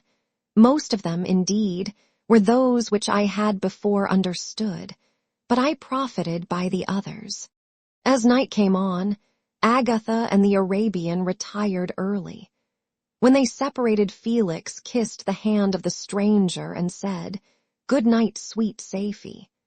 He sat up much longer, conversing with his father, and by the frequent repetition of her name, I conjectured that their lovely guest was the subject of their conversation. I ardently desired to understand them, and bent every faculty towards that purpose, but found it utterly impossible. The next morning Felix went out to his work, and after the usual occupations of Agatha were finished, the Arabian sat at the feet of the old man, and taking his guitar, played some airs so entrancingly beautiful that they at once drew tears of sorrow and delight from my eyes. She sang, and her voice flowed in a rich cadence, swelling or dying away like a nightingale of the woods. When she had finished, she gave the guitar to Agatha, who at first declined it. She played a simple air, and her voice accompanied it in sweet accents, but unlike the wondrous strain of the stranger. The old man appeared enraptured and said some words which Agatha endeavored to explain to Safie, and by which he appeared to wish to express that she bestowed on him the greatest delight by her music. The days now passed as peaceably as before, with the sole alteration that joy had taken place of sadness in the countenances of my friends. Safie was always gay and happy. She and I improved rapidly in the knowledge of language, so that in 2 months I began to comprehend most of the words uttered by my protectors. In the meanwhile, also the black ground was covered with herbage, and the green banks interspersed with innumerable flowers, sweet to the scent and the eyes, stars of pale radiance among the moonlight woods. The sun became warmer, the nights clear and balmy, and my nocturnal rambles were an extreme pleasure to me, although they were considerably shortened by the late setting and early rising of the sun, for I never ventured abroad during daylight, fearful of meeting with the same treatment I had formerly endured in the first village which I entered. My days were spent in close attention, that I might more speedily master the language, and I may boast that I improved more rapidly than the Arabian, who understood very little and conversed in broken accents, whilst I comprehended and could imitate almost every word that was spoken. While I improved in speech, I also learned the science of letters as it was taught to the stranger, and this opened before me a wide field for wonder and delight. The book from which Felix instructed Safie was Volney's Ruins of Empires. I should not have understood the purport of this book had not Felix, in reading it, given very minute explanations. He had chosen this work, he said, because the declamatory style was framed in imitation of the Eastern authors. Through this work I obtained a cursory knowledge of history and a view of the several empires at present existing in the world. It gave me an insight into the manners, governments, and religions of the different nations of the earth. I heard of the slothful Asiatics, of the stupendous genius and mental activity of the Grecians, of the wars and wonderful virtue of the early Romans, of their subsequent degenerating, of the decline of that mighty empire, of chivalry, Christianity, and kings. I heard of the discovery of the American hemisphere and wept with Safie over the hapless fate of its original inhabitants. These wonderful narrations inspired me with strange feelings. Was man, indeed, at once so powerful, so virtuous and magnificent, yet so vicious and base? He appeared at one time a mere scion of the evil principle, and at another as all that can be conceived of noble and godlike. To be a great and virtuous man appeared the highest honor that can befall a sensitive being. To be base and vicious, as many on record have been, appeared the lowest degradation, a condition more abject than that of the blind mole or harmless worm. For a long time I could not conceive how one man could go forth to murder his fellow, or even why there were laws and governments. But when I heard details of vice and bloodshed, my wonder ceased, and I turned away with disgust and loathing. Every conversation of the cottagers now opened new wonders to me. While I listened to the instructions which Felix bestowed upon the Arabian, the strange system of human society was explained to me. I heard of the division of property, of immense wealth and squalid poverty, of rank, descent, and noble blood. The words induced me to turn towards myself. I learned that the possessions most esteemed by your fellow creatures were high and unsullied descent united with riches. A man might be respected with only one of these advantages, but without either he was considered, except in very rare instances, as a vagabond and a slave, doomed to waste his powers for the profits of the chosen few. And what was I? Of my creation and creator I was absolutely ignorant, but I knew that I possessed no money, no friends, no kind of property. I was, besides, endued with a figure hideously deformed and loathsome. I was not even of the same nature as man. I was more agile than they and could subsist upon coarser diet. I bore the extremes of heat and cold with less injury to my frame. My stature far exceeded theirs. When I looked around I saw and heard of none like me. Was I, then, a monster, a blot upon the earth, from which all men fled and whom all men disowned? I cannot describe to you the agony that these reflections inflicted upon me. I tried to dispel them, but sorrow only increased with knowledge. Oh, that I had forever remained in my native wood, nor known nor felt beyond the sensations of hunger, thirst, and heat. Of what a strange nature is knowledge! It clings to the mind when it has once seized on it like a lichen on the rock. I wished sometimes to shake off all thought and feeling, but I learned that there was but one means to overcome the sensation of pain, and that was death, a state which I feared yet did not understand.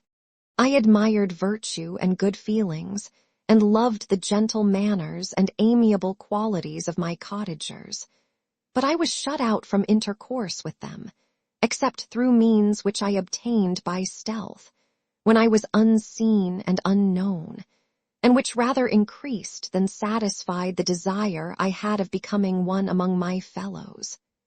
The gentle words of Agatha and the animated smiles of the charming Arabian were not for me. The mild exhortations of the old man and the lively conversation of the loved Felix were not for me. Miserable, unhappy wretch!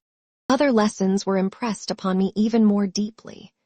I heard of the difference of sexes, and the birth and growth of children, how the father doted on the smiles of the infant, and the lively sallies of the older child, how all the life and cares of the mother were wrapped up in the precious charge, how the mind of youth expanded and gained knowledge of brother, sister, and all the various relationships which bind one human being to another in mutual bonds. But where were my friends and relations? No father had watched my infant days, no mother had blessed me with smiles and caresses, or if they had, all my past life was now a blot, a blind vacancy in which I distinguished nothing. From my earliest remembrance I had been as I then was in height and proportion. I had never yet seen a being resembling me or who claimed any intercourse with me. What was I?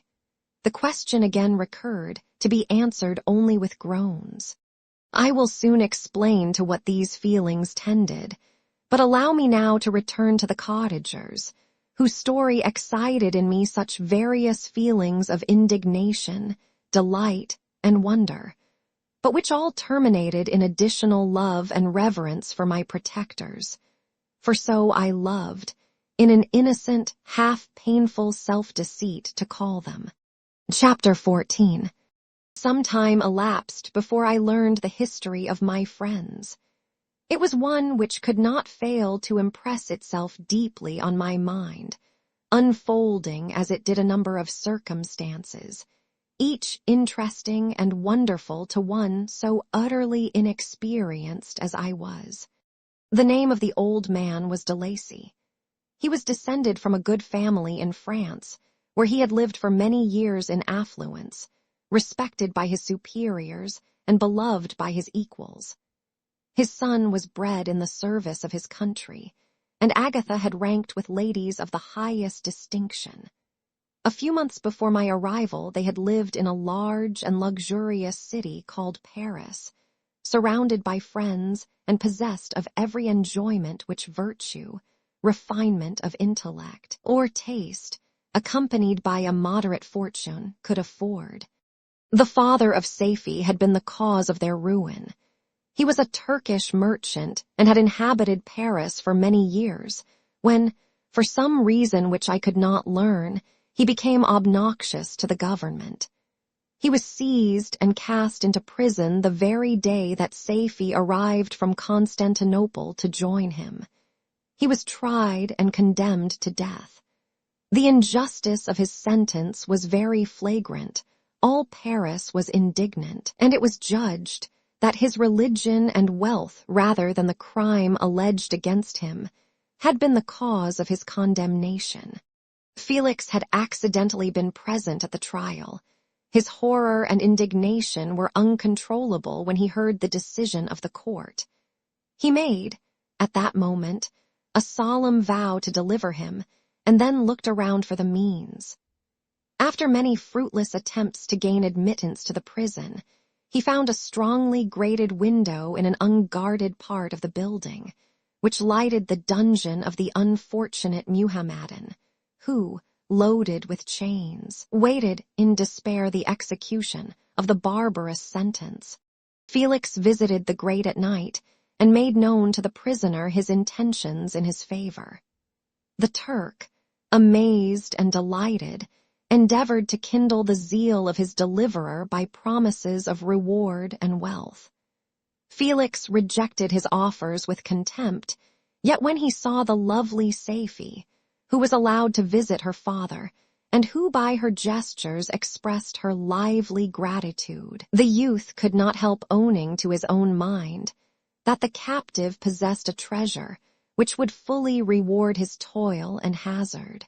The Turk quickly perceived the impression that his daughter had made on the heart of Felix, and endeavored to secure him more entirely in his interests by the promise of her hand in marriage so soon as he should be conveyed to a place of safety. Felix was too delicate to accept this offer, yet he looked forward to the probability of the event as to the consummation of his happiness. During the ensuing days, while the preparations were going forward for the escape of the merchant, the zeal of Felix was warmed by several letters that he received from this lovely girl, who found means to express her thoughts in the language of her lover by the aid of an old man, a servant of her father who understood French. She thanked him in the most ardent terms for his intended services towards her parent, and at the same time she gently deplored her own fate.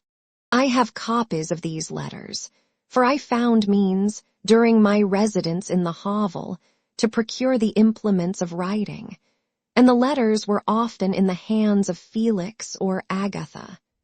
Before I depart, I will give them to you. They will prove the truth of my tale. But at present, as the sun is already far declined, I shall only have time to repeat the substance of them to you. Safie related that her mother was a Christian Arab, seized and made a slave by the Turks. Recommended by her beauty, she had won the heart of the father of Safie, who married her. The young girl spoke in high and enthusiastic terms of her mother, who, born in freedom, spurned the bondage to which she was now reduced. She instructed her daughter in the tenets of her religion and taught her to aspire to higher powers of intellect and an independence of spirit forbidden to the female followers of Muhammad. This lady died, but her lessons were indelibly impressed on the mind of Saifi, who sickened at the prospect of again returning to Asia and being immured within the walls of a harem. Allowed only to occupy herself with infantile amusements, ill-suited to the temper of her soul, now accustomed to grand ideas and a noble emulation for virtue. The prospect of marrying a Christian and remaining in a country where women were allowed to take a rank in society was enchanting to her. The day for the execution of the Turk was fixed, but on the night previous to it he quitted his prison and before morning was distant many leagues from Paris. Felix had procured passports in the name of his father, sister, and himself. He had previously communicated his plan to the former, who aided the deceit by quitting his house, under the pretense of a journey, and concealed himself, with his daughter, in an obscure part of Paris. Felix conducted the fugitives through France to Lyons and across Mont-Cenis to Leghorn, where the merchant had decided to wait a favorable opportunity of passing into some part of the Turkish dominions. Saifi resolved to remain with her father until the moment of his departure, before which time the Turk renewed his promise that she should be united to his deliverer, and Felix remained with them in expectation of that event. And in the meantime, he enjoyed the society of the Arabian, who exhibited towards him the simplest and tenderest affection. They conversed with one another through the means of an interpreter, and sometimes with the interpretation of looks, and Saifi sang to him the divine airs of her native country. The Turk allowed this intimacy to take place, and encouraged the hopes of the youthful lovers, while in his heart he had formed far other plans.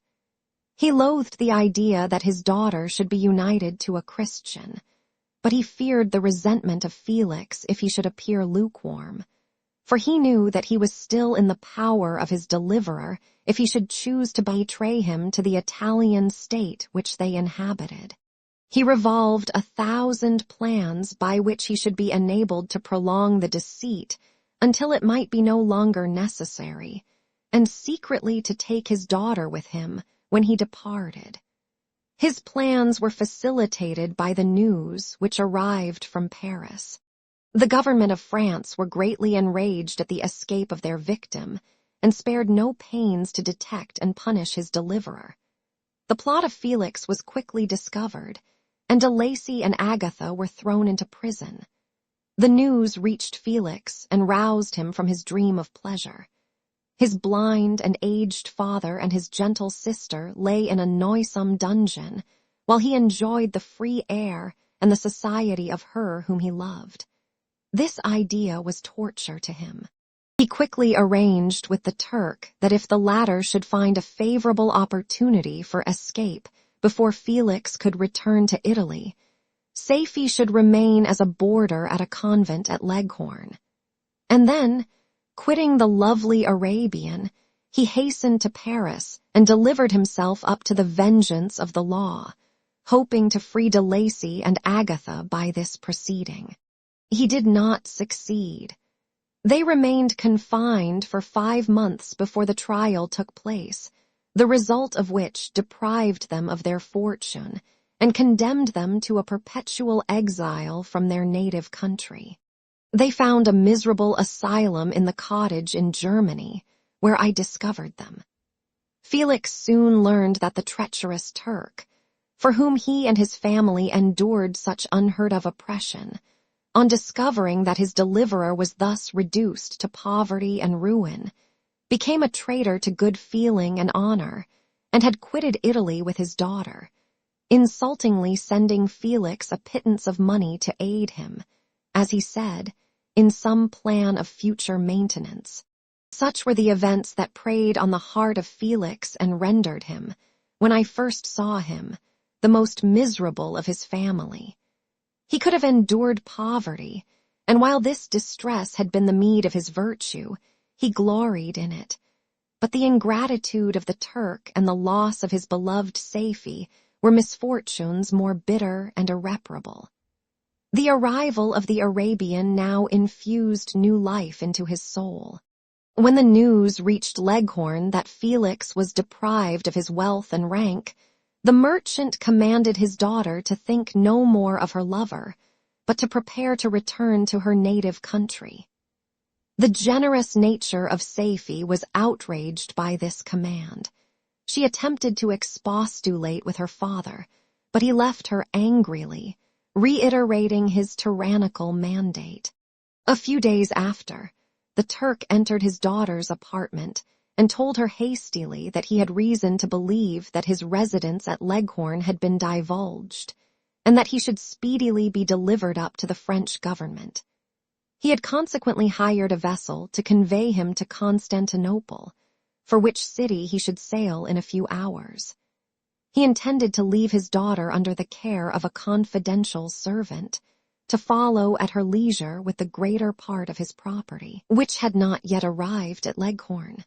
When alone, Safie resolved in her own mind the plan of conduct that it would become her to pursue in this emergency.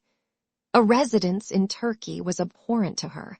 Her religion and her feelings were alike averse to it. By some papers of her father which fell into her hands, she heard of the exile of her lover and learnt the name of the spot where he then resided.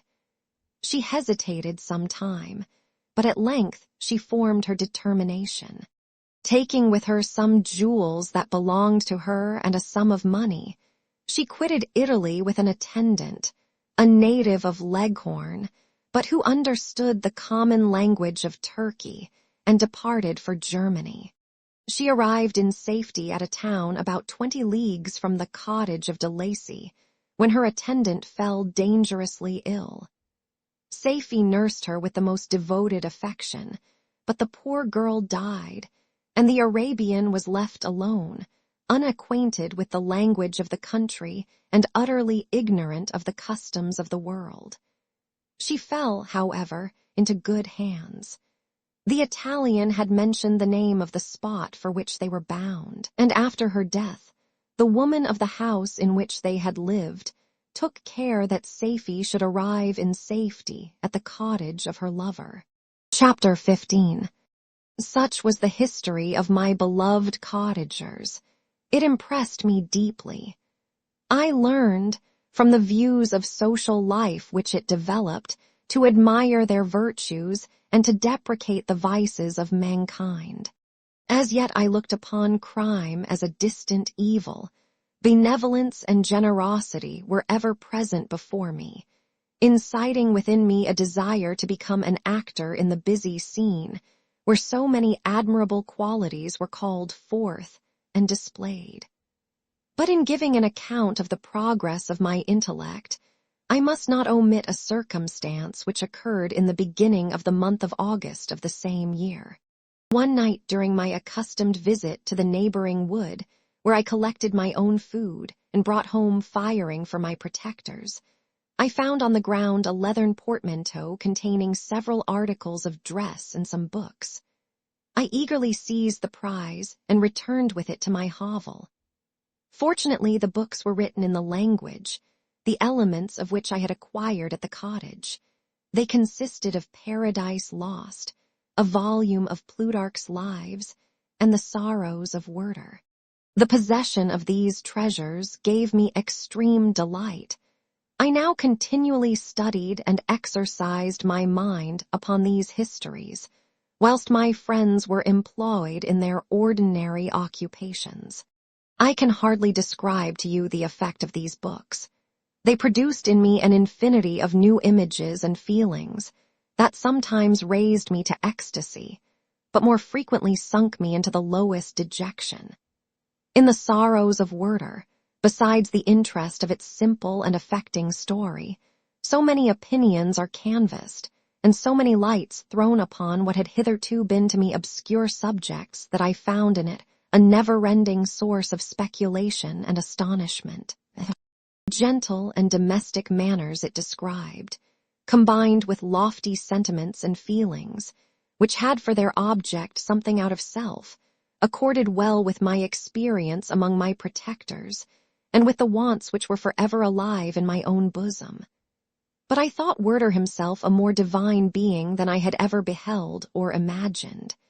His character contained no pretension, but it sank deep. The disquisitions upon death and suicide were calculated to fill me with wonder. I did not pretend to enter into the merits of the case, yet I inclined towards the opinions of the hero, whose extinction I wept, without precisely understanding it. As I read, however, I applied much personally to my own feelings and condition. I found myself similar yet at the same time strangely unlike to the beings concerning whom I read and to whose conversation I was a listener. I sympathized with and partly understood them, but I was unformed in mind. I was dependent on none and related to none. The path of my departure was free, and there was none to lament my annihilation. My person was hideous and my stature gigantic. What did this mean? Who was I? What was I? Whence did I come? What was my destination? These questions continually recurred, but I was unable to solve them. The volume of Plutarch's Lives, which I possessed, contained the histories of the first founders of the ancient republics.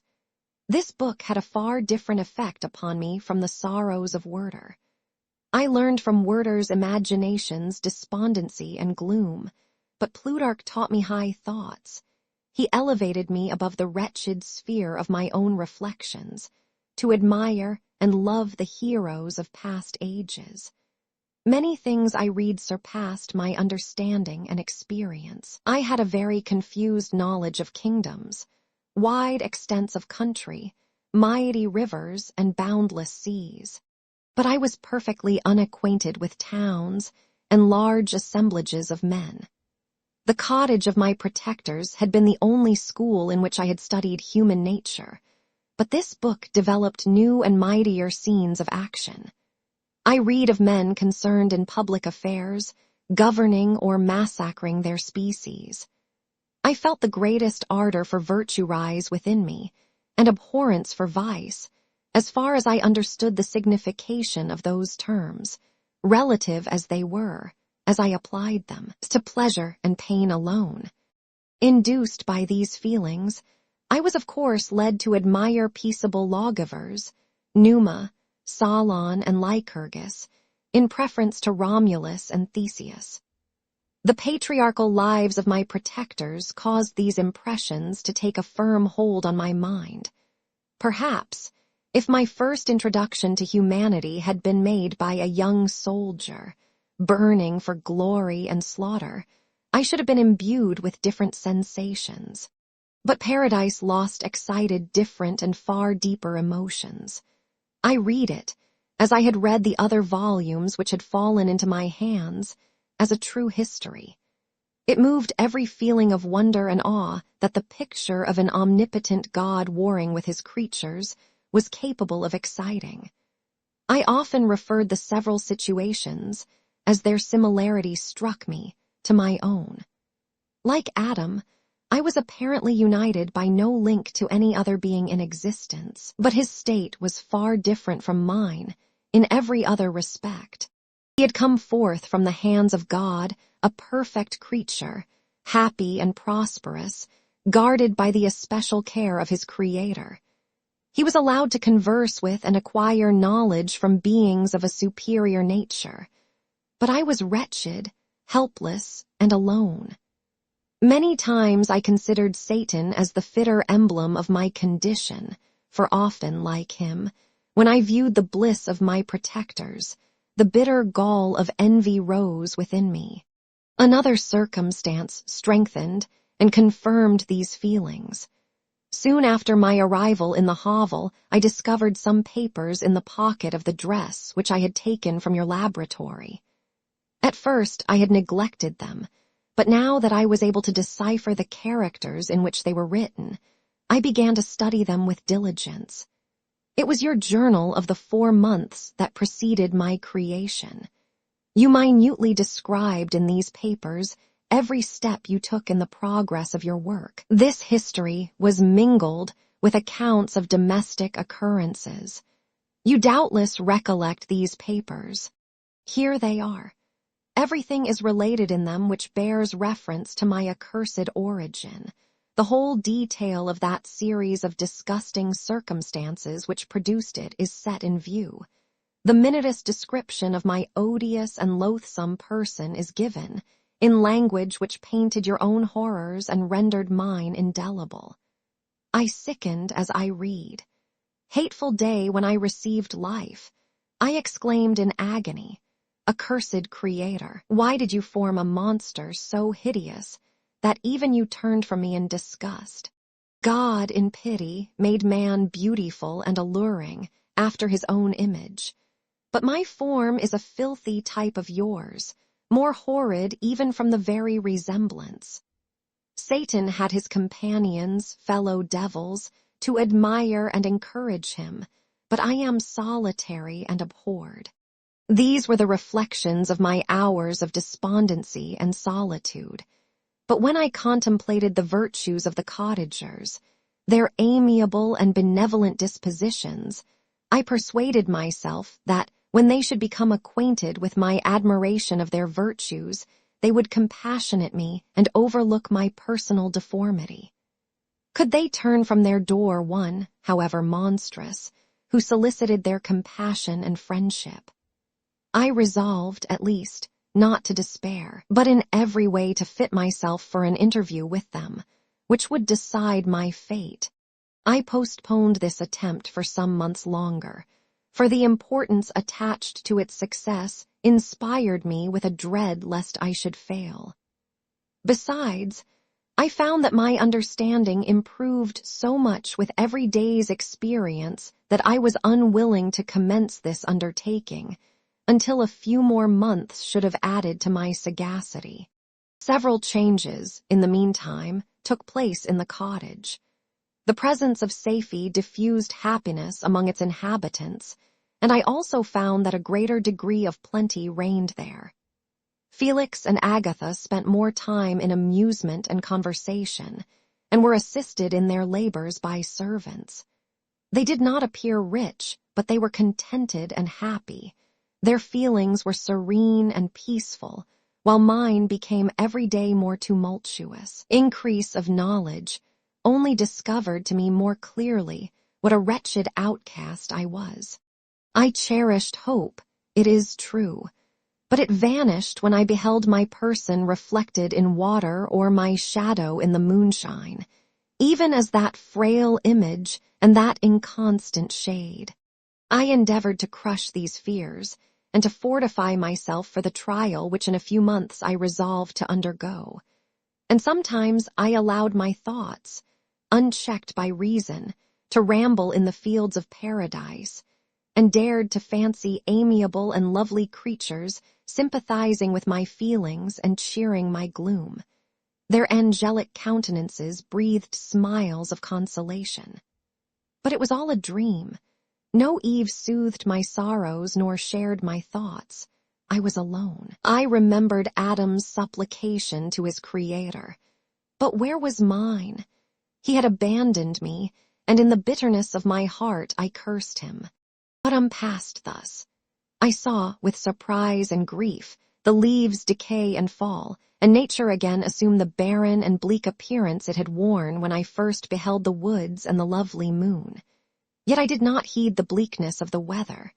I was better fitted by my conformation for the endurance of cold than heat. But my chief delights were the sight of the flowers, the birds, and all the gay apparel of summer. When those deserted me, I turned with more attention towards the cottagers. Their happiness was not decreased by the absence of summer.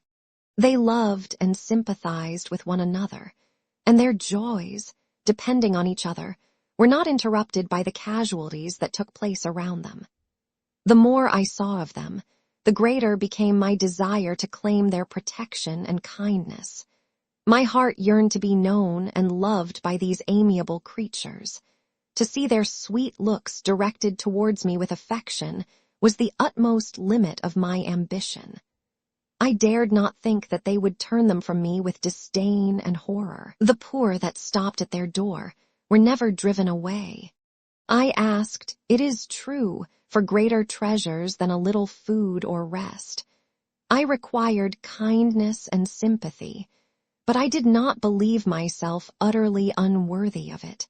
The winter advanced, and an entire revolution of the seasons had taken place since I awoke into life. My attention at this time was solely directed towards my plan of introducing myself into the cottage of my protectors. I revolved many projects, but that on which I finally fixed was to enter the dwelling when the blind old man should be alone. I had sagacity enough to discover that the unnatural hideousness of my person was the chief object of horror with those who had formerly beheld me. My voice, although harsh, had nothing terrible in it. I thought, therefore, that if in the absence of his children I could gain the goodwill and mediation of the old de Lacy, I might by his means be tolerated by my younger protectors. One day, when the sun shone on the red leaves that strewed the ground and diffused cheerfulness, although it denied warmth, Safie, Agatha, and Felix departed on a long country walk, and the old man, at his own desire, was left alone in the cottage. When his children had departed, he took up his guitar and played several mournful but sweet airs, more sweet and mournful than I had ever heard him play before. At first his countenance was illuminated with pleasure, but as he continued, thoughtfulness and sadness succeeded. At length, laying aside the instrument, he sat absorbed in reflection. My heart beat quick. This was the hour and moment of trial, which would decide my hopes or realize my fears. The servants were gone to a neighboring fair. All was silent in and around the cottage. It was an excellent opportunity. Yet when I proceeded to execute my plan, my limbs failed me and I sank to the ground. Again I rose, and exerting all the firmness of which I was master, removed the planks which I had placed before my hovel to conceal my retreat. The fresh air revived me, and with renewed determination I approached the door of their cottage.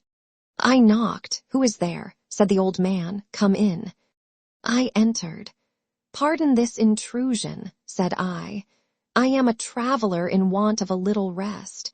You would greatly oblige me if you would allow me to remain a few minutes before the fire." "Enter," said de Lacy, "and I will try in what manner I can to relieve your wants. But unfortunately, my children are from home, and as I am blind, I am afraid I shall find it difficult to procure food for you. Do not trouble yourself, my kind host. I have food. It is warmth and rest only that I need."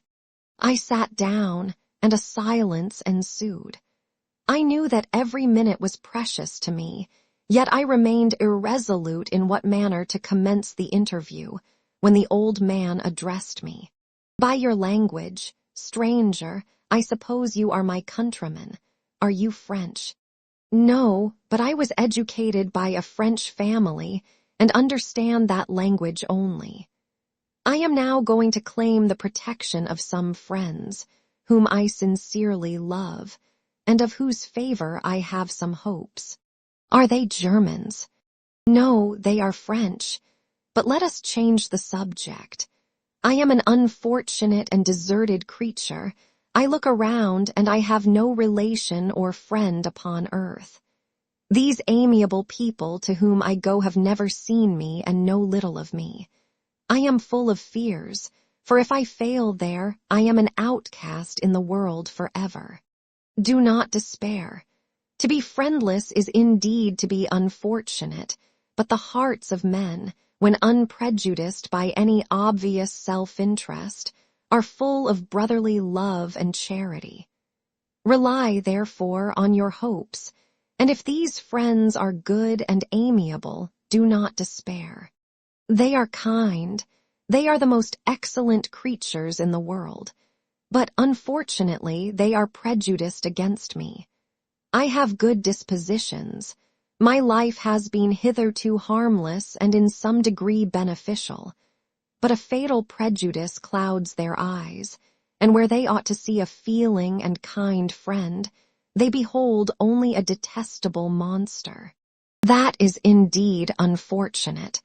But if you are really blameless, cannot you undeceive them? I am about to undertake that task, and it is on that account that I feel so many overwhelming terrors. I tenderly love these friends. I have, unknown to them, been for many months in the habits of daily kindness towards them. But they believe that I wish to injure them, and it is that prejudice which I wish to overcome. Where do these friends reside? Near this spot. The old man paused and then continued. If you will unreservedly confide to me the particulars of your tale, I perhaps may be of use in undeceiving them. I am blind and cannot judge of your countenance, but there is something in your words which persuades me that you are sincere. I am poor and an exile, but it will afford me true pleasure to be in any way serviceable to a human creature. Excellent man, I thank you and accept your generous offer.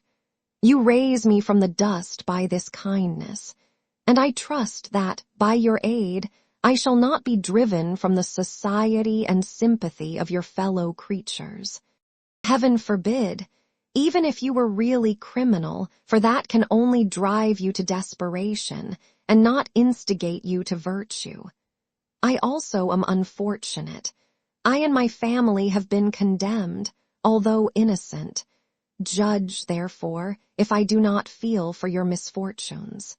How can I thank you, my best and only benefactor? From your lips first have I heard the voice of kindness directed towards me. I shall be forever grateful, and your present humanity assures me of success with those friends whom I am on the point of meeting. May I know the names and residence of those friends? I paused. This, I thought, was the moment of decision which was to rob me of or bestow happiness on me forever. I struggled vainly for firmness sufficient to answer him, but the effort destroyed all my remaining strength. I sank on the chair and sobbed aloud. At that moment I heard the steps of my younger protectors. I had not a moment to lose, but seizing the hand of the old man, I cried, "Now is the time. Save and protect me. You and your family are the friends whom I seek. Do not you desert me in the hour of trial." "Great God!" exclaimed the old man, "who are you?" At that instant the cottage door was opened, and Felix, Safie, and Agatha entered. Who can describe their horror and consternation on beholding me?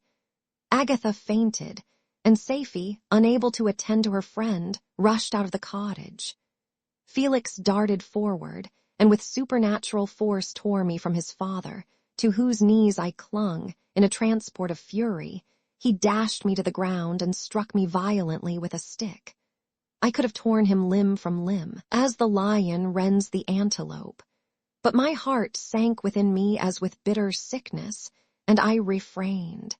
I saw him on the point of repeating his blow, when, overcome by pain and anguish, I quitted the cottage, and in the general tumult escaped unperceived to my hovel. Chapter 16. Cursed, cursed Creator, why did I live? Why, in that instant, did I not extinguish the spark of existence which you had so wantonly bestowed? I know not. Despair had not yet taken possession of me. My feelings were those of rage and revenge. I could with pleasure have destroyed the cottage and its inhabitants and have glutted myself with their shrieks and misery. When night came, I quitted my retreat and wandered in the wood. And now, no longer restrained by the fear of discovery, I gave vent to my anguish in fearful howlings. I was like a wild beast that had broken the toils. destroying the objects that obstructed me and ranging through the wood with a stag-like swiftness. Oh, what a miserable night I passed. The cold stars shone in mockery, and the bare trees waved their branches above me. Now and then, the sweet voice of a bird burst forth amidst the universal stillness. All, save I, were at rest or in enjoyment. I, like the arch-fiend, bore a hell within me, and finding myself unsympathized with, wished to tear up the trees, spread havoc and destruction around me, and then to have sat down and enjoyed the ruin. But this was a luxury of sensation that could not endure. I became fatigued with excess of bodily exertion, and sank on the damp grass in the sick impotence of despair. There was none among the myriads of men that existed who would pity or assist me, and should I feel kindness towards my enemies? No. From that moment I declared everlasting war against the species, and more than all, against him who had formed me and sent me forth to this insupportable misery. The sun rose. I heard the voices of men, and knew that it was impossible to return to my retreat during that day. Accordingly, I hid myself in some thick underwood, determining to devote the ensuing hours to reflection on my situation. The pleasant sunshine and the pure air of day restored me to some degree of tranquility, and when I considered what had passed at the cottage, I could not help believing that I had been too hasty in my conclusions. I had certainly acted imprudently. It was apparent that my conversation had interested the father in my behalf, and I was a fool in having exposed my person to the horror of his children. I ought to have familiarized the old de Lacy to me, and by degrees to have discovered myself to the rest of his family, when they should have been prepared for my approach. But I did not believe my errors to be irretrievable, and after much consideration I resolved to return to the cottage, seek the old man, and by my representations win him to my party. These thoughts calmed me, and in the afternoon I sank into a profound sleep, but the fever of my blood did not allow me to be visited by peaceful dreams. The horrible scene of the preceding day was forever acting before my eyes. The females were flying, and the enraged Felix tearing me from his father's feet. I awoke exhausted, and finding that it was already night, I crept forth from my hiding place and went in search of food. When my hunger was appeased, I directed my steps towards the well-known path that conducted to the cottage. All there was at peace. I crept into my hovel and remained in silent expectation of the accustomed hour when the family arose. That hour passed, the sun mounted high in the heavens, but the cottagers did not appear. I trembled violently, apprehending some dreadful misfortune. The inside of the cottage was dark, and I heard no motion. I cannot describe the agony of this suspense. Presently 2 countrymen passed by, but pausing near the cottage, they entered into conversation, using violent gesticulations. But I did not understand what they said, as they spoke the language of the country, which differed from that of my protectors. Soon after, however, Felix approached with another man. I was surprised, as I knew that he had not quitted the cottage that morning, and waited anxiously to discover from his discourse the meaning of these unusual appearances. "Do you consider," said his companion to him, "that you will be obliged to pay 3 months' rent and to lose the produce of your garden? I do not wish to take any unfair advantage, and I beg therefore that you will take some days to consider of your determination." "It is utterly useless," replied Felix. "We can never again inhabit your cottage. The life of my father is in the greatest danger, owing to the dreadful circumstance that I have related. My wife and my sister will never recover from their horror. I entreat you not to reason with me any more. Take possession of your tenement and let me fly from this place." Felix trembled violently as he said this. He and his companion entered the cottage, in which they remained for a few minutes, and then departed. I never saw any of the family of de Lacy more. I continued for the remainder of the day in my hovel in a state of utter and stupid despair. My protectors had departed and had broken the only link that held me to the world. For the first time the feelings of revenge and hatred filled my bosom, and I did not strive to control them, but allowing myself to be borne away by the stream, I bent my mind towards injury and death. When I thought of my friends, of the mild voice of de Lacy, the gentle eyes of Agatha, and the exquisite beauty of the Arabian, these thoughts vanished, and a gush of tears somewhat soothed me.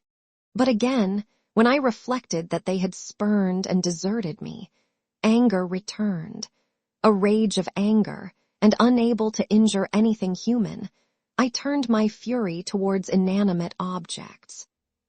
As night advanced, I placed a variety of combustibles around the cottage, and after having destroyed every vestige of cultivation in the garden, I waited with forced impatience until the moon had sunk to commence my operations. As the night advanced, a fierce wind arose from the woods and quickly dispersed the clouds that had loitered in the heavens. The blast tore along like a mighty avalanche and produced a kind of insanity in my spirits that burst all bounds of reason and reflection. I lighted the dry branch of a tree and danced with fury around the devoted cottage, my eyes still fixed on the western horizon, the edge of which the moon nearly touched. A part of its orb was at length hid, and I waved my brand. It sank, and with a loud scream I fired the straw and heath and bushes which I had collected. The wind fanned the fire, and the cottage was quickly enveloped by the flames, which clung to it and licked it with their forked and destroying tongues. As soon as I was convinced that no assistance could save any part of the habitation, I quitted the scene and sought for refuge in the woods. And now, with the world before me, whither should I bend my steps? I resolved to fly far from the scene of my misfortunes, but to me, hated and despised, every country must be equally horrible. At length the thought of you crossed my mind.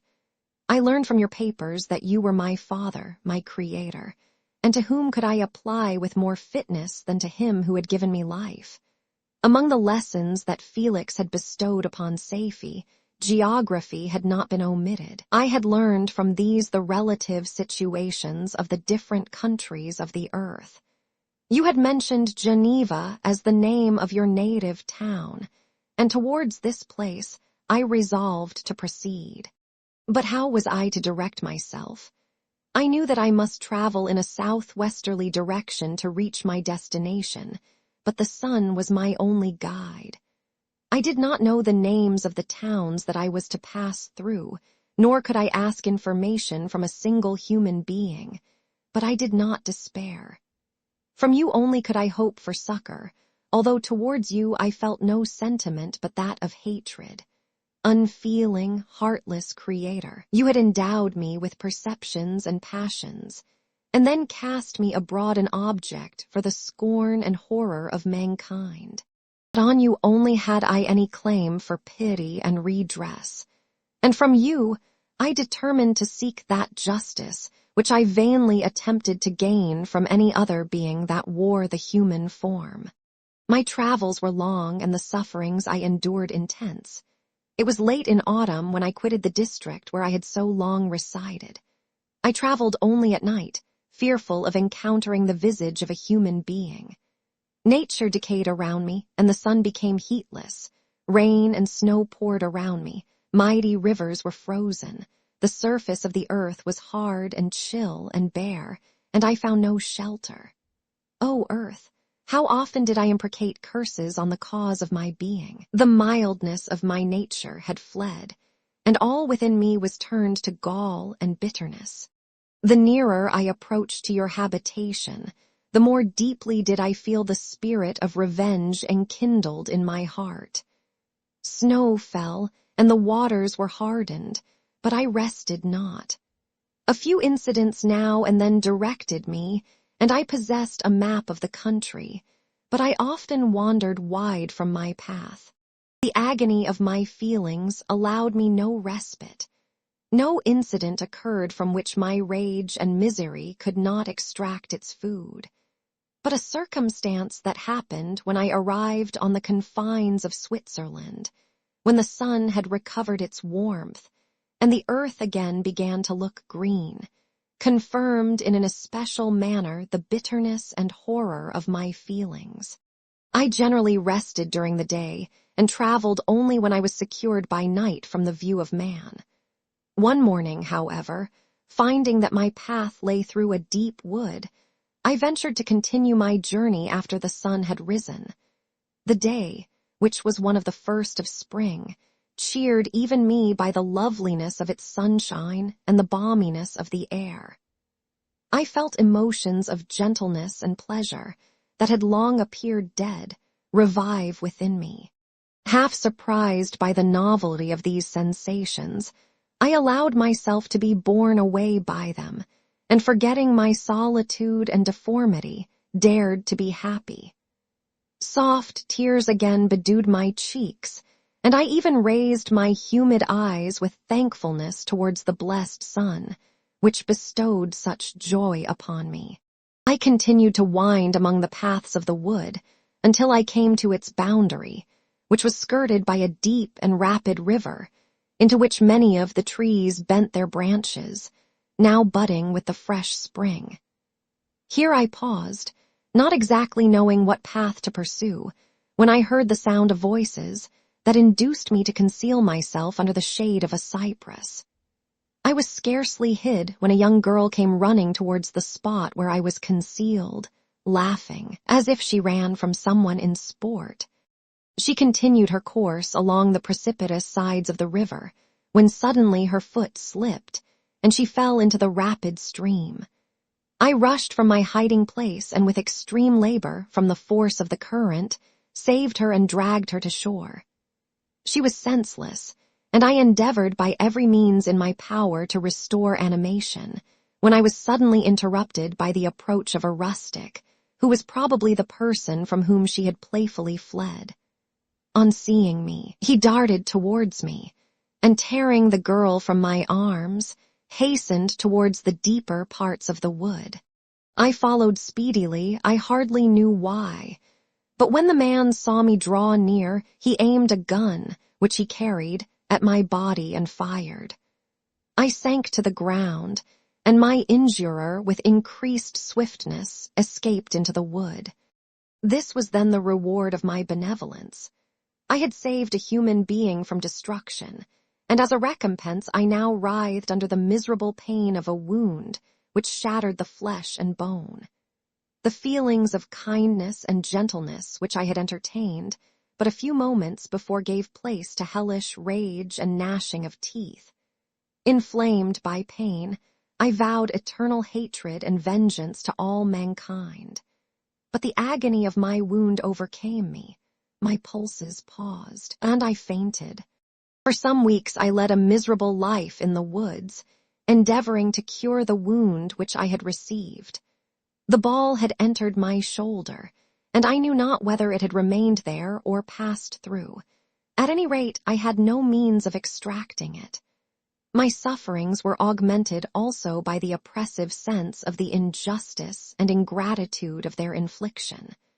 My daily vows rose for revenge, a deep and deadly revenge, such as would alone compensate for the outrages and anguish I had endured.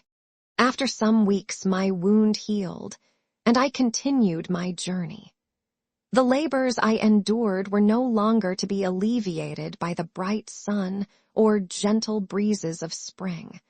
All joy was but a mockery which insulted my desolate state, and made me feel more painfully that I was not made for the enjoyment of pleasure. But my toils now drew near a close, and in 2 months from this time I reached the environs of Geneva. It was evening when I arrived, and I retired to a hiding place among the fields that surround it to meditate in what manner I should apply to you. I was oppressed by fatigue and hunger, and far too unhappy to enjoy the gentle breezes of evening or the prospect of the sun setting behind the stupendous mountains of Jura. At this time, a slight sleep relieved me from the pain of reflection, which was disturbed by the approach of a beautiful child, who came running into the recess I had chosen, with all the sportiveness of infancy. Suddenly, as I gazed on him, an idea seized me that this little creature was unprejudiced, and had lived too short a time to have imbibed a horror of deformity. If, therefore, I could seize him and educate him as my companion and friend, I should not be so desolate in this peopled earth. Urged by this impulse, I seized on the boy as he passed and drew him towards me. As soon as he beheld my form, he placed his hands before his eyes and uttered a shrill scream. I drew his hand forcibly from his face and said, "Child, what is the meaning of this? I do not intend to hurt you. Listen to me." He struggled violently. "Let me go," he cried. "Monster, ugly wretch, you wish to eat me and tear me to pieces. You are an ogre. Let me go, or I will tell my papa. Boy, you will never see your father again. You must come with me. Hideous monster, let me go. My papa is a syndic. He is M. Frankenstein, he will punish you. You dare not keep me.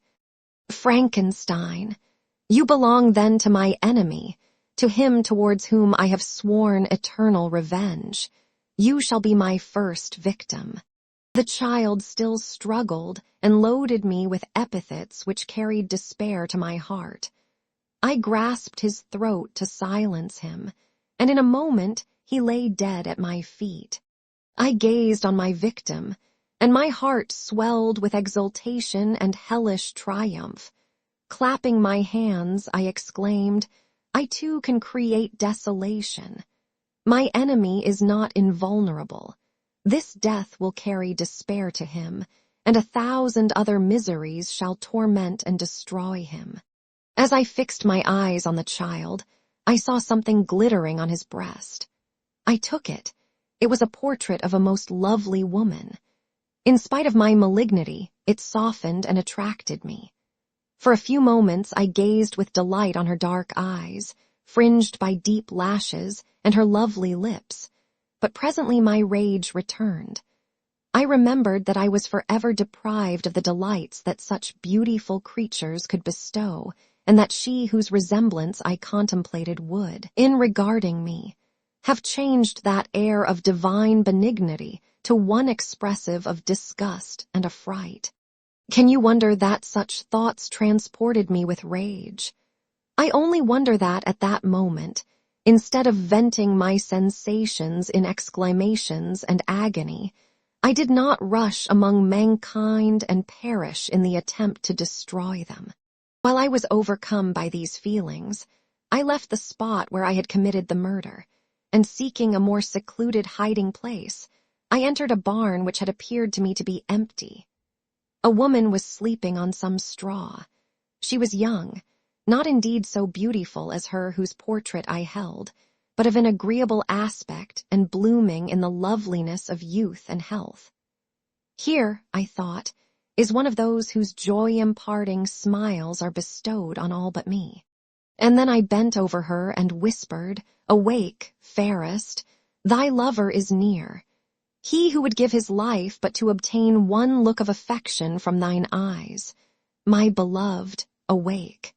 The sleeper stirred. A thrill of terror ran through me. Should she indeed awake and see me and curse me and denounce the murderer? Thus would she assuredly act if her darkened eyes opened and she beheld me. The thought was madness. It stirred the fiend within me. Not I, but she, shall suffer. The murder I have committed because I am forever robbed of all that she could give me, she shall atone. The crime had its source in her, be hers the punishment. Thanks to the lessons of Felix and the sanguinary laws of man, I had learned now to work mischief. I bent over her and placed the portrait securely in one of the folds of her dress. She moved again, and I fled. For some days I haunted the spot where these scenes had taken place, sometimes wishing to see you, sometimes resolved to quit the world and its miseries forever. At length I wandered towards these mountains, and have ranged through their immense recesses, consumed by a burning passion which you alone can gratify. We may not part until you have promised to comply with my requisition. I am alone and miserable. Man will not associate with me, but one as deformed and horrible as myself would not deny herself to me. My companion must be of the same species and have the same defects. This being you must create. Chapter 17. The being finished speaking and fixed his looks upon me in the expectation of a reply. But I was bewildered, perplexed, and unable to arrange my ideas sufficiently to understand the full extent of his proposition. He continued, "You must create a female for me with whom I can live in the interchange of those sympathies necessary for my being. This you alone can do, and I demand it of you as a right which you must not refuse to concede." The latter part of his tale had kindled anew in me the anger that had died away while he narrated his peaceful life among the cottagers. And as he said this, I could no longer suppress the rage that burned within me. "I do refuse it," I replied, "and no torture shall ever extort a consent from me. You may render me the most miserable of men, but you shall never make me base in my own eyes. Shall I create another like yourself, whose joint wickedness might desolate the world? Begone. I have answered you. You may torture me, but I will never consent." "You are in the wrong," replied the fiend, "and instead of threatening, I am content to reason with you. I am malicious because I am miserable. Am I not shunned and hated by all mankind? You, my creator, would tear me to pieces and triumph. Remember that, and tell me why I should pity man more than he pities me. You would not call it murder if you could precipitate me into one of those ice rifts and destroy my frame, the work of your own hands. Shall I respect man when he condemns me? Let him live with me in the interchange of kindness, and instead of injury I would bestow every benefit upon him with tears of gratitude at his acceptance. But that cannot be. The human senses are insurmountable barriers to our union. Yet mine shall not be the submission of abject slavery. I will revenge my injuries. If I cannot inspire love, I will cause fear, and chiefly towards you my archenemy, because my Creator, do I swear inextinguishable hatred. Have a care. I will work at your destruction, nor finish until I desolate your heart, so that you shall curse the hour of your birth." A fiendish rage animated him as he said this. His face was wrinkled into contortions too horrible for human eyes to behold. But presently he calmed himself and proceeded. "I intended to reason. This passion is detrimental to me, for you do not reflect that you are the cause of its excess. If any being felt emotions of benevolence towards me, I should return them 100 and 100-fold. For that one creature's sake I would make peace with the whole kind. But I now indulge in dreams of bliss that cannot be realized. What I ask of you is reasonable and moderate. I demand a creature of another sex, but as hideous as myself. The gratification is small, but it is all that I can receive, and it shall content me. It is true, we shall be monsters, cut off from all the world, but on that account we shall be more attached to one another. Our lives will not be happy, but they will be harmless and free from the misery I now feel. Oh, my Creator, make me happy. Let me feel gratitude towards you for one benefit. Let me see that I excite the sympathy of some existing thing. Do not deny me my request." I was moved. I shuddered when I thought of the possible consequences of my consent, but I felt that there was some justice in his argument. His tale and the feelings he now expressed proved him to be a creature of fine sensations, and did I not as his maker owe him all the portion of happiness that it was in my power to bestow? He saw my change of feeling and continued, "If you consent, neither you nor any other human being shall ever see us again. I will go to the vast wilds of South America. My food is not that of man. I do not destroy the lamb and the kid to glut my appetite. Acorns and berries afford me sufficient nourishment. My companion will be of the same nature as myself, and will be content with the same fare. We shall make our bed of dried leaves. The sun will shine on us as on man, and will ripen our food. The picture I present to you is peaceful and human, and you must feel that you could deny it only in the wantonness of power and cruelty. Pitiless as you have been towards me, I now see compassion in your eyes. Let me seize the favorable moment and persuade you to promise what I so ardently desire." "You propose," replied I, "to fly from the habitations of man, to dwell in those wilds where the beasts of the field will be your only companions. How can you, who long for the love and sympathy of man, persevere in this exile? You will return and again seek their kindness, and you will meet with their detestation. Your evil passions will be renewed, and you will then have a companion to aid you in the task of destruction. This may not be. Cease to argue the point, for I cannot consent. How inconstant are your feelings! But a moment ago you were moved by my representations, and why do you again harden yourself to my complaints? I swear to you, by the earth which I inhabit, and by you that made me, that with the companion you bestow, I will quit the neighborhood of man and dwell, as it may chance, in the most savage of places. My evil passions will have fled, for I shall meet with sympathy. My life will flow quietly away, and in my dying moments, I shall not curse my Maker." His words had a strange effect upon me. I compassionated him and sometimes felt a wish to console him, but when I looked upon him, when I saw the filthy mass that moved and talked, my heart sickened and my feelings were altered to those of horror and hatred. I tried to stifle these sensations. I thought that as I could not sympathize with him, I had no right to withhold from him the small portion of happiness which was yet in my power to bestow. "You swear," I said, "to be harmless, but have you not already shown a degree of malice that should reasonably make me distrust you?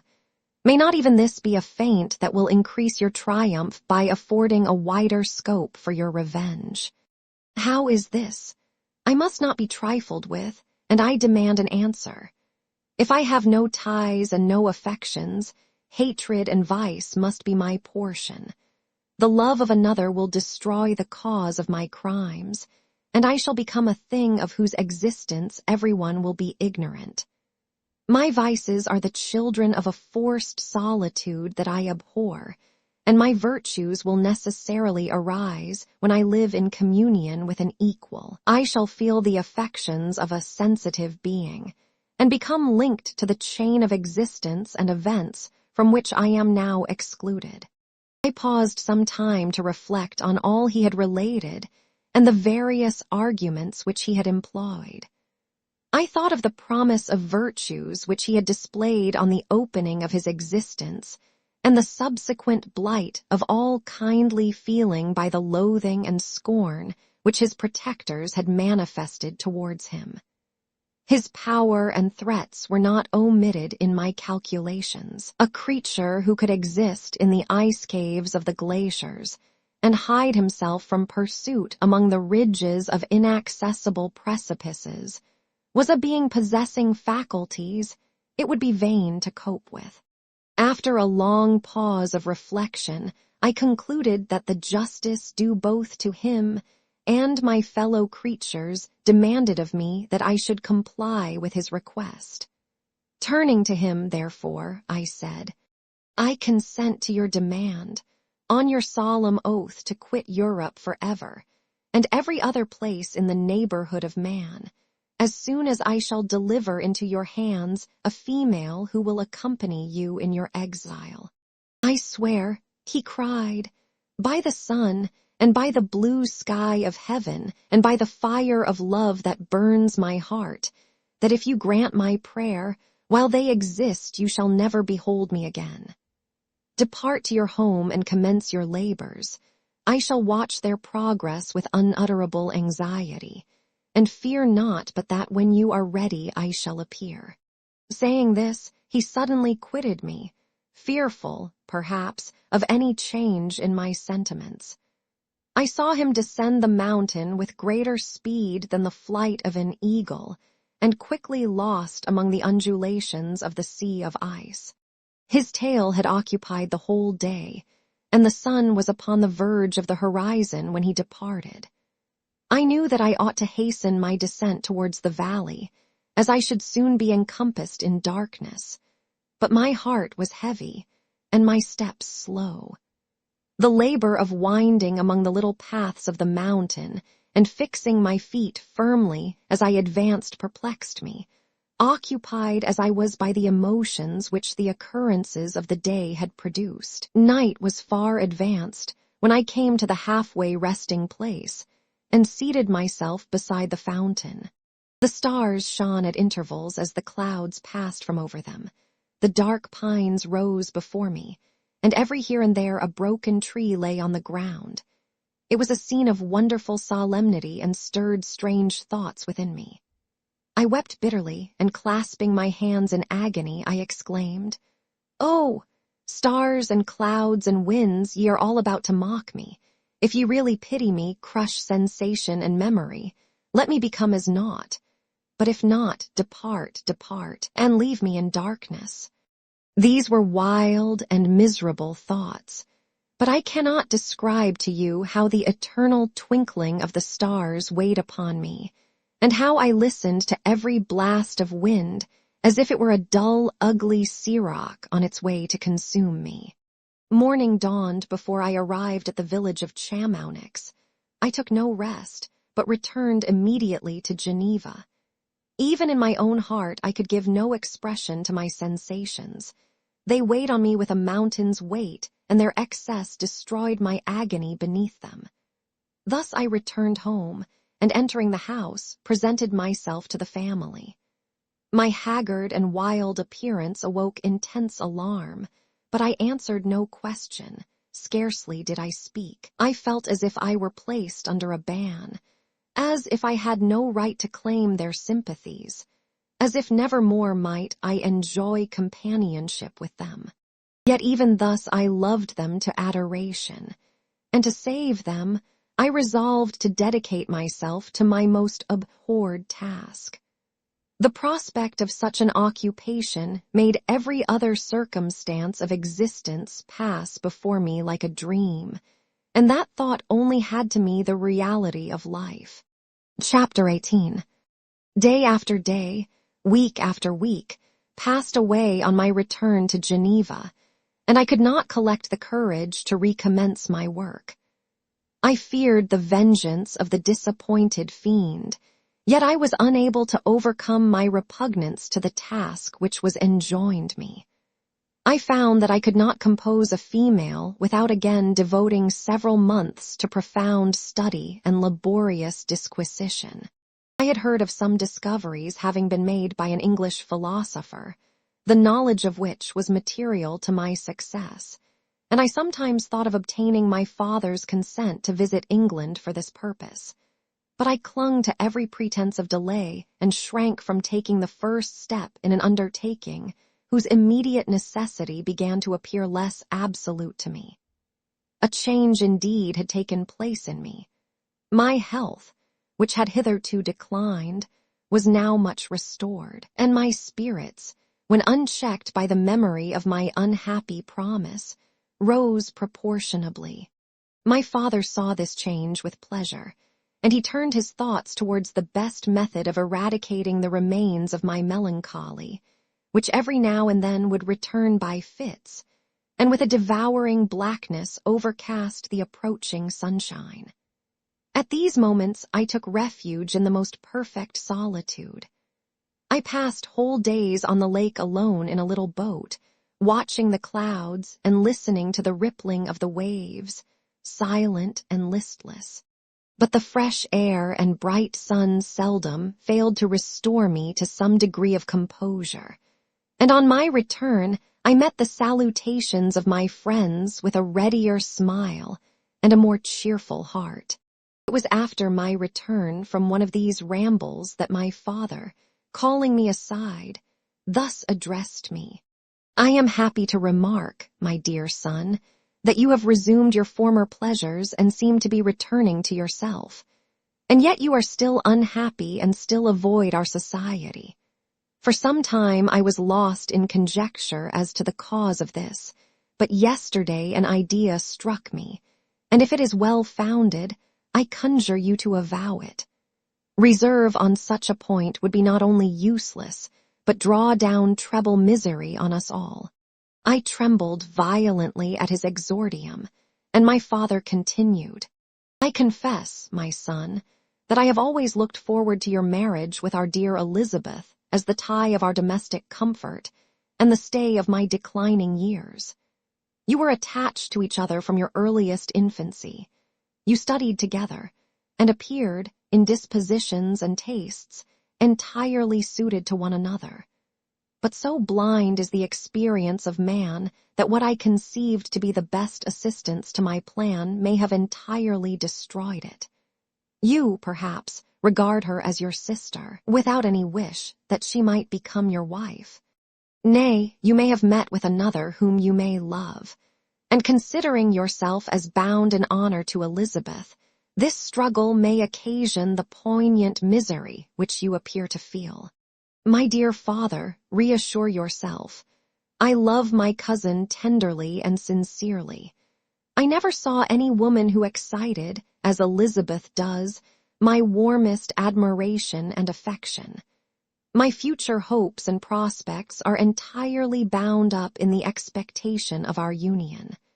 The expression of your sentiments of this subject, my dear Victor, gives me more pleasure than I have for some time experienced. If you feel thus, we shall assuredly be happy, however present events may cast a gloom over us. But it is this gloom which appears to have taken so strong a hold of your mind that I wish to dissipate. Tell me, therefore, whether you object to an immediate solemnization of the marriage. We have been unfortunate, and recent events have drawn us from that everyday tranquillity befitting my years and infirmities.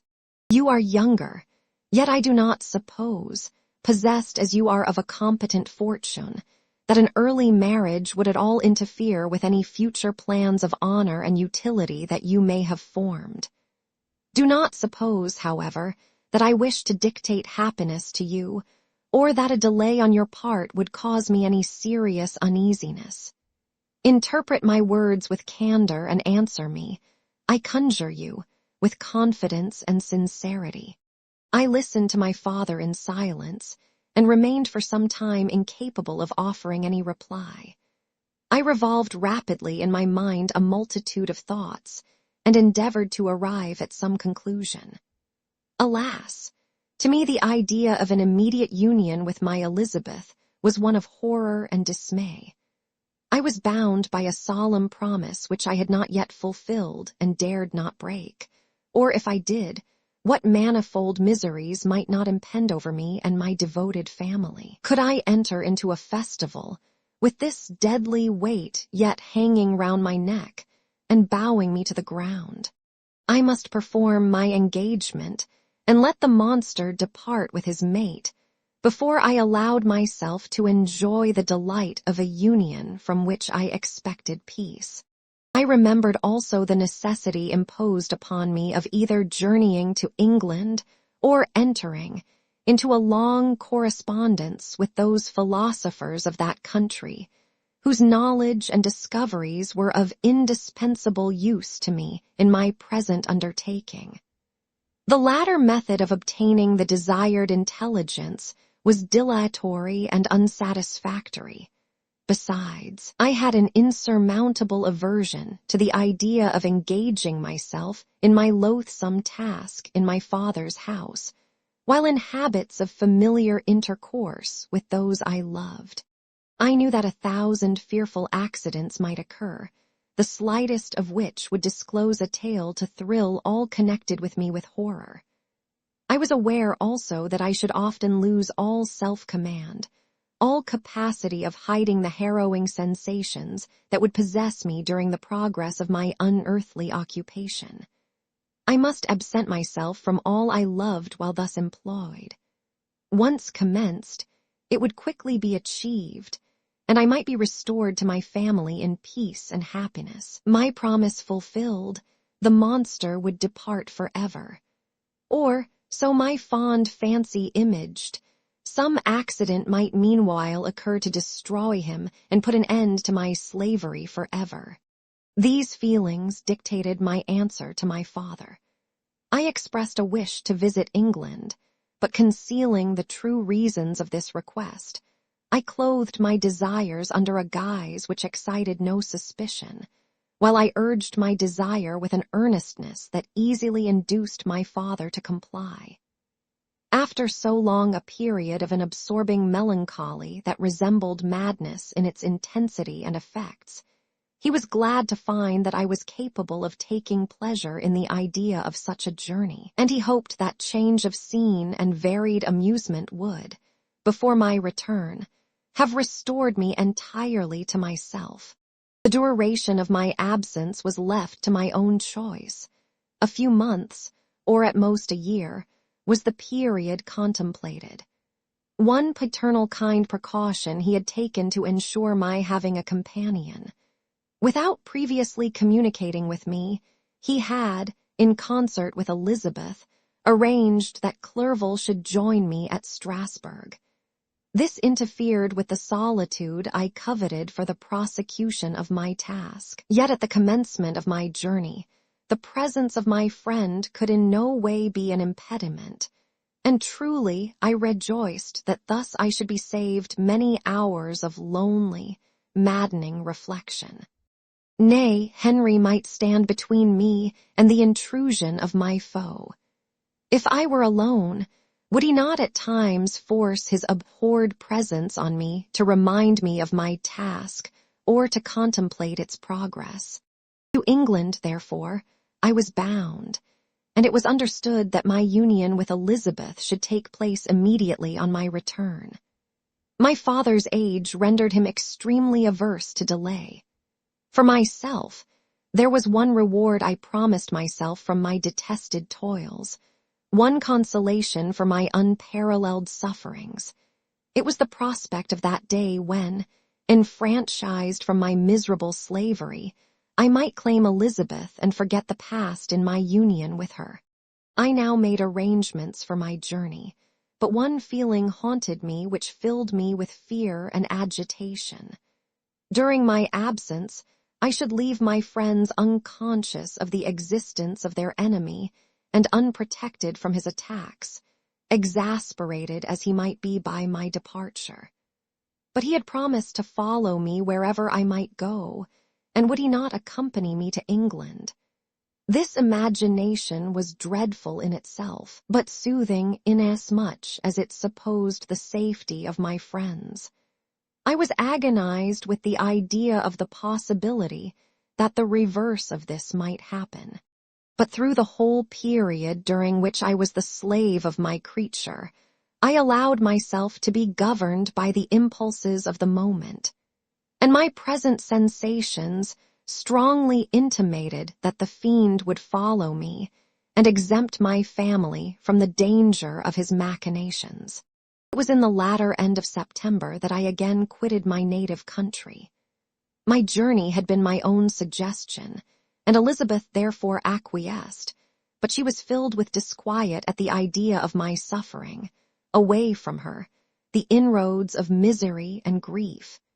It had been her care which provided me a companion in Clerval, and yet a man is blind to 1,000-minute circumstances which call forth a woman's sedulous attention.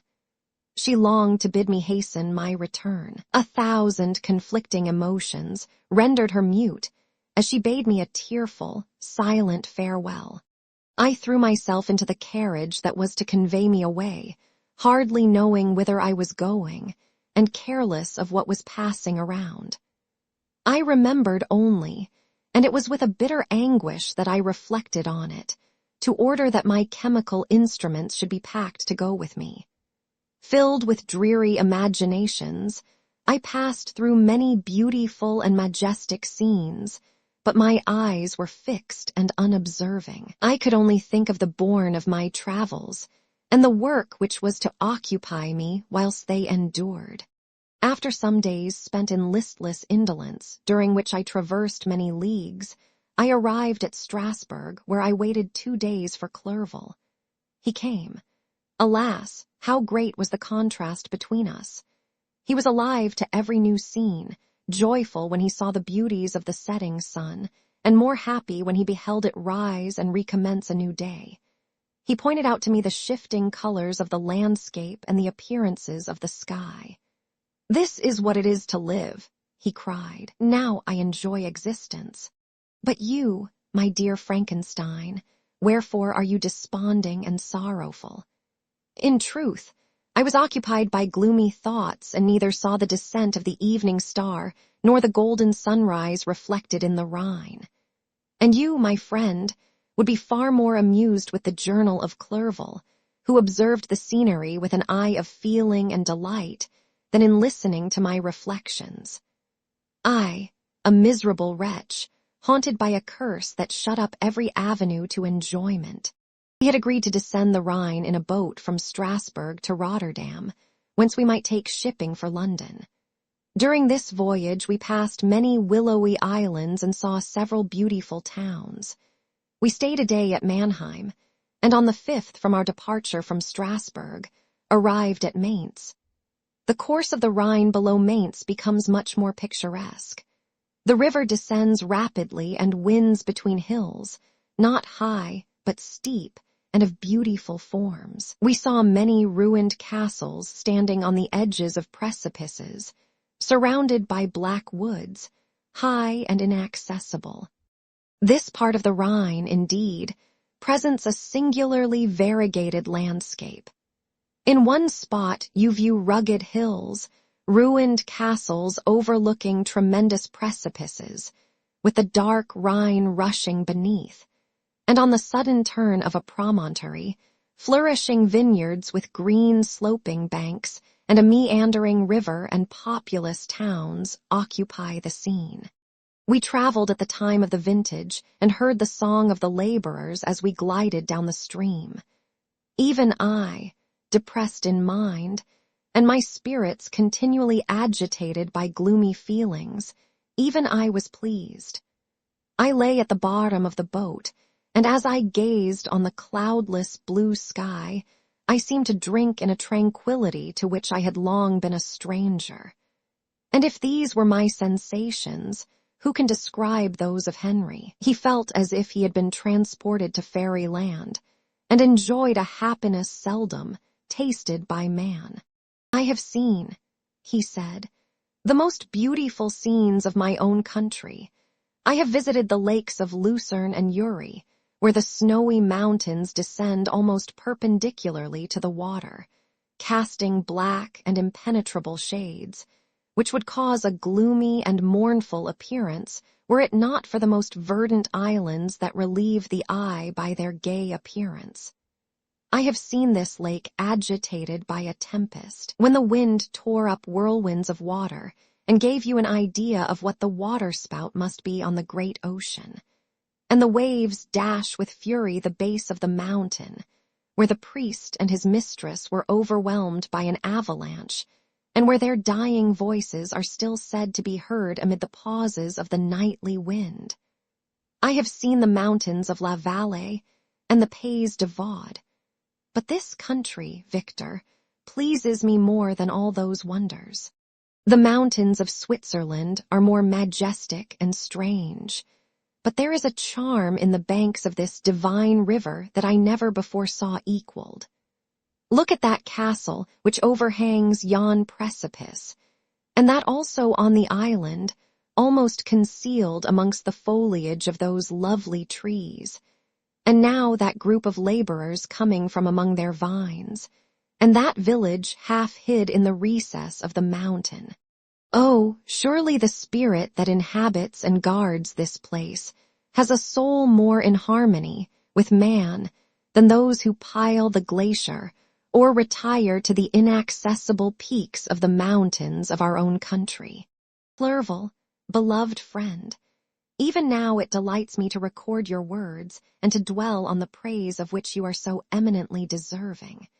He was a being formed in the very poetry of nature. His wild and enthusiastic imagination was chastened by the sensibility of his heart. His soul overflowed with ardent affections, and his friendship was of that devoted and wondrous nature that the worldly minded teach us to look for only in the imagination. But even human sympathies were not sufficient to satisfy his eager mind. The scenery of external nature, which others regard only with admiration, he loved with ardor. The sounding cataract haunted him like a passion, the tall rock, the mountain, and the deep and gloomy wood. Their colors and their forms were then to him an appetite, a feeling, and a love that had no need of a remoter charm, by thought supplied, or any interest, unborrowed from the eye. Wordsworth's Tintern Abbey. And where does he now exist? Is this gentle and lovely being lost forever? Has this mind, so replete with ideas, imaginations fanciful and magnificent, which formed a world whose existence depended on the life of its creator, has this mind perished? Does it now only exist in my memory? No, it is not thus.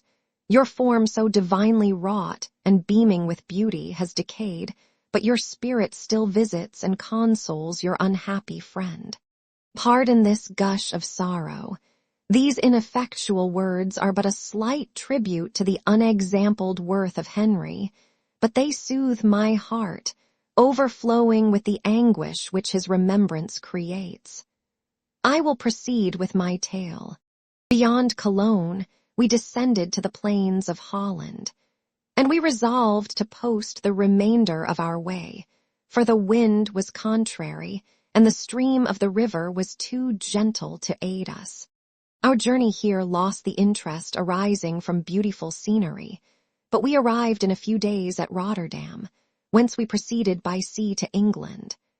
It was on a clear morning in the latter days of December that I first saw the white cliffs of Britain. The banks of the Thames presented a new scene. They were flat but fertile, and almost every town was marked by the remembrance of some story. We saw Tilbury Fort and remembered the Spanish Armada, Gravesend, Woolwich, and Greenwich, places which I had heard of even in my country.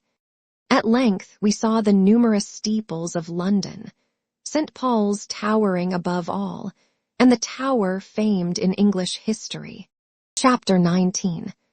London was our present point of rest. We determined to remain several months in this wonderful and celebrated city. Clerval desired the intercourse of the men of genius and talent who flourished at this time, but this was with me a secondary object. I was principally occupied with the means of obtaining the information necessary for the completion of my promise, and quickly availed myself of the letters of introduction that I had brought with me, addressed to the most distinguished natural philosophers. If this journey had taken place during my days of study and happiness, it would have afforded me inexpressible pleasure. But a blight had come over my existence, and I only visited these people for the sake of the information they might give me on the subject in which my interest was so terribly profound. Company was irksome to me. When alone, I could fill my mind with the sights of heaven and earth. The voice of Henry soothed me, and I could thus cheat myself into a transitory peace. But busy, uninteresting, Joyous faces brought back despair to my heart. I saw an insurmountable barrier placed between me and my fellow men. This barrier was sealed with the blood of William and Justine, and to reflect on the events connected with those names filled my soul with anguish. In Clerval, I saw the image of my former self. He was inquisitive and anxious to gain experience and instruction. The difference of manners which he observed was to him an inexhaustible source of instruction and amusement. He was also pursuing an object he had long had in view. His design was to visit India, in the belief that he had in his knowledge of its various languages, and in the views he had taken of its society, the means of materially assisting the progress of European colonization and trade. In Britain, only could he further the execution of his plan. He was forever busy, and the only check to his enjoyments was my sorrowful and dejected mind. I tried to conceal this as much as possible, that I might not debar him from the pleasures natural to one who was entering on a new scene of life, undisturbed by any care or bitter recollection. I often refused to accompany him, alleging another engagement, that I might remain alone. I now also began to collect the materials necessary for my new creation, and this was to me like the torture of single drops of water continually falling on the head.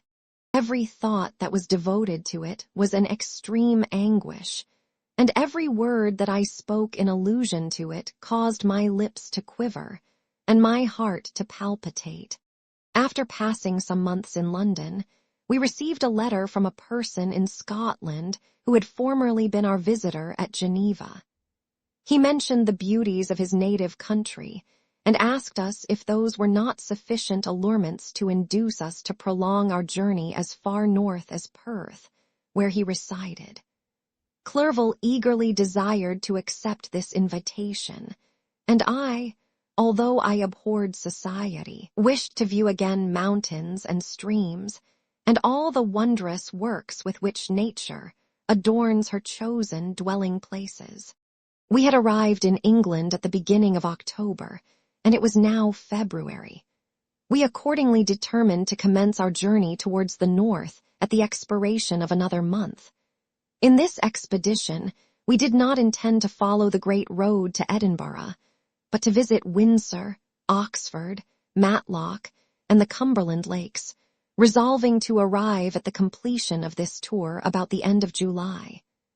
I packed up my chemical instruments and the materials I had collected, resolving to finish my labors in some obscure nook in the northern highlands of Scotland. We quitted London on the 27th of March and remained a few days at Windsor, rambling in its beautiful forest. This was a new scene to us mountaineers.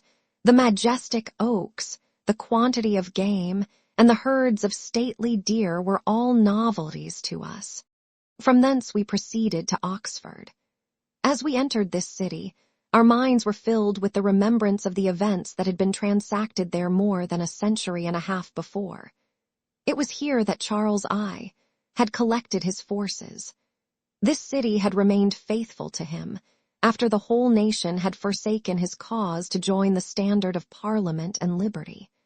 The memory of that unfortunate king and his companions, the amiable Falkland, the insolent Goring, his queen and son, gave a peculiar interest to every part of the city, which they might be supposed to have inhabited. The spirit of elder days found a dwelling here, and we delighted to trace its footsteps. If these feelings had not found an imaginary gratification, the appearance of the city had yet in itself sufficient beauty to obtain our admiration.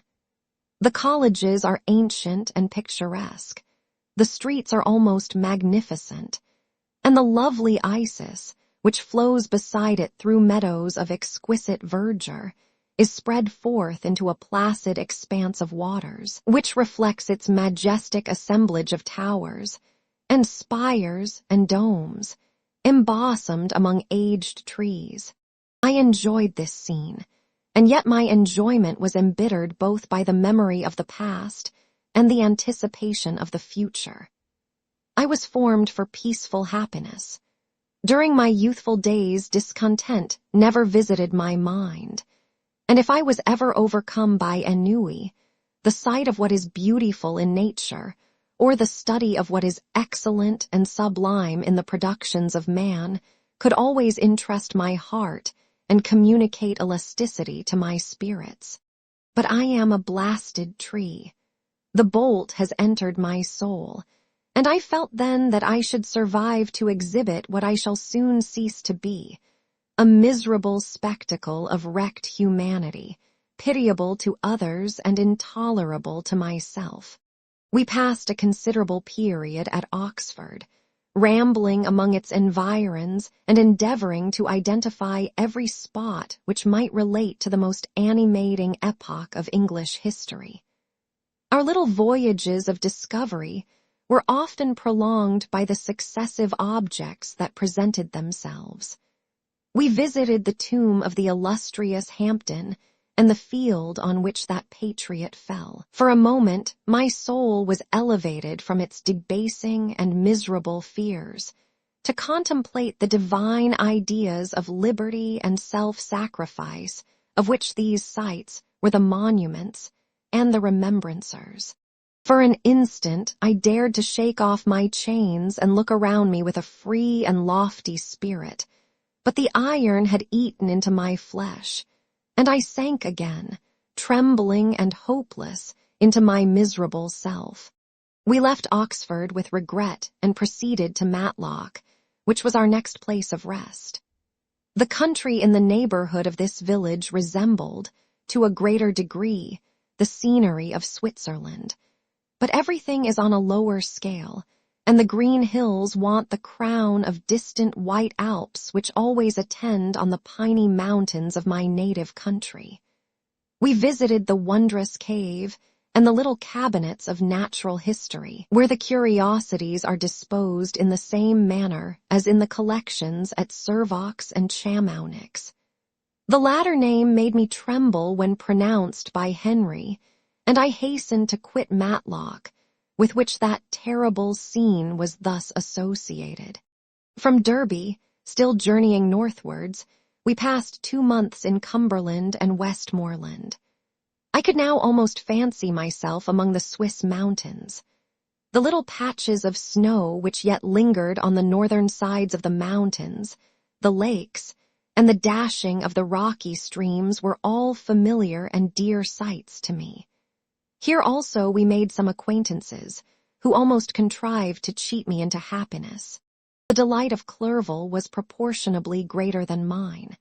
His mind expanded in the company of men of talent, and he found in his own nature greater capacities and resources than he could have imagined himself to have possessed while he associated with his inferiors.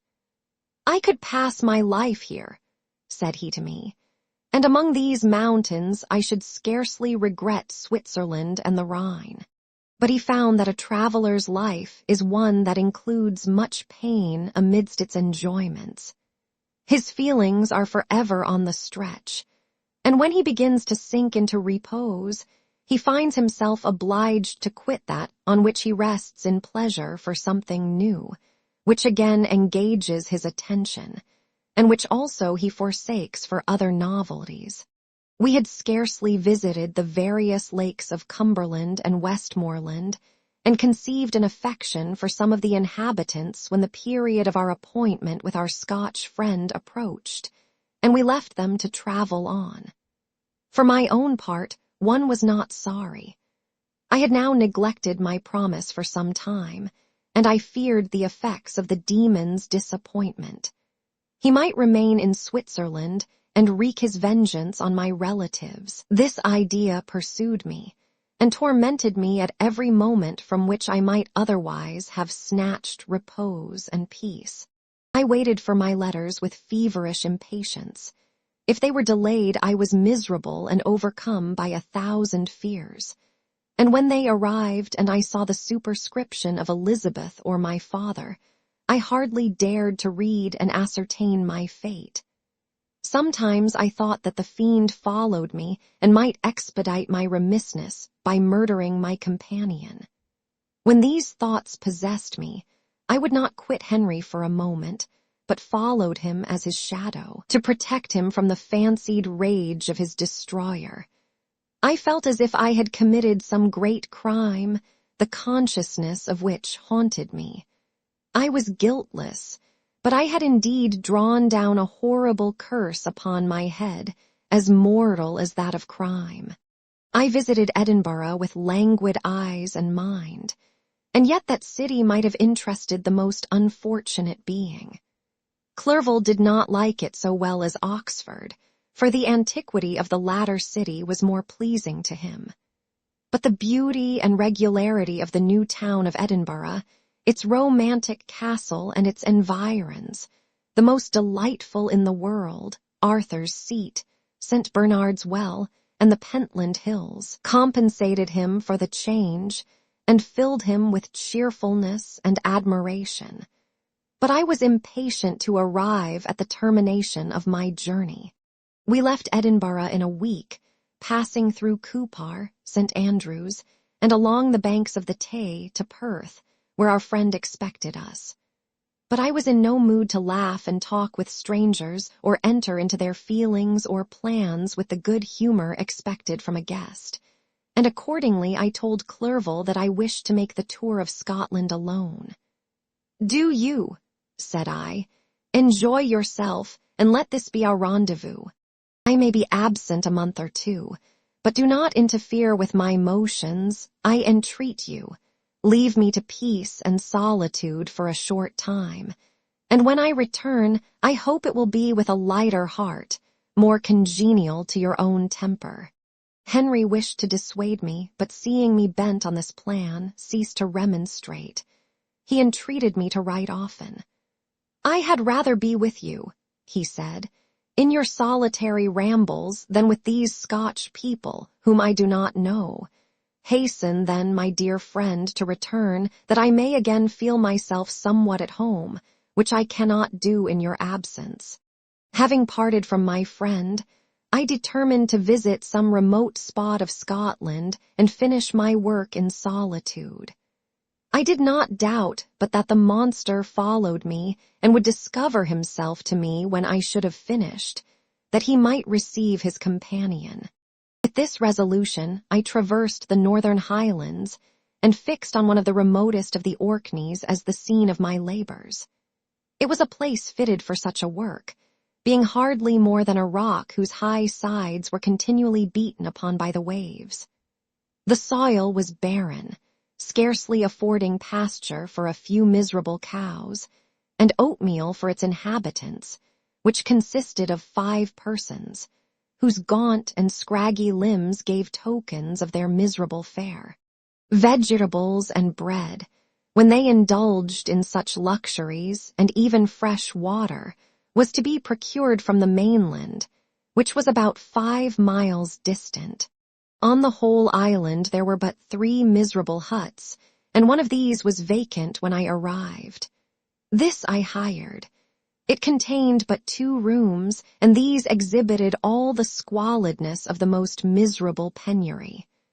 The thatch had fallen in, the walls were unplastered, and the door was off its hinges.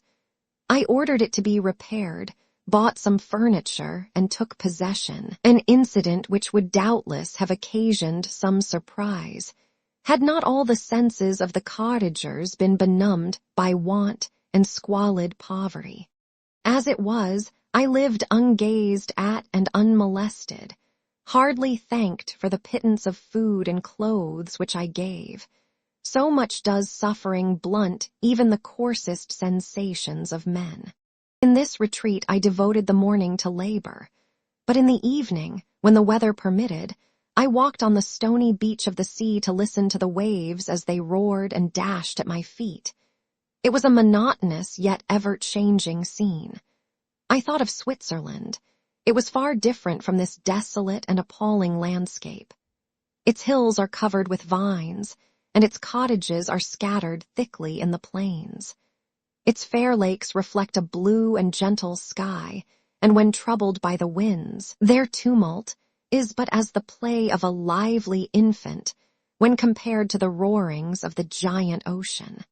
In this manner I distributed my occupations when I first arrived, but as I proceeded in my labor, it became every day more horrible and irksome to me.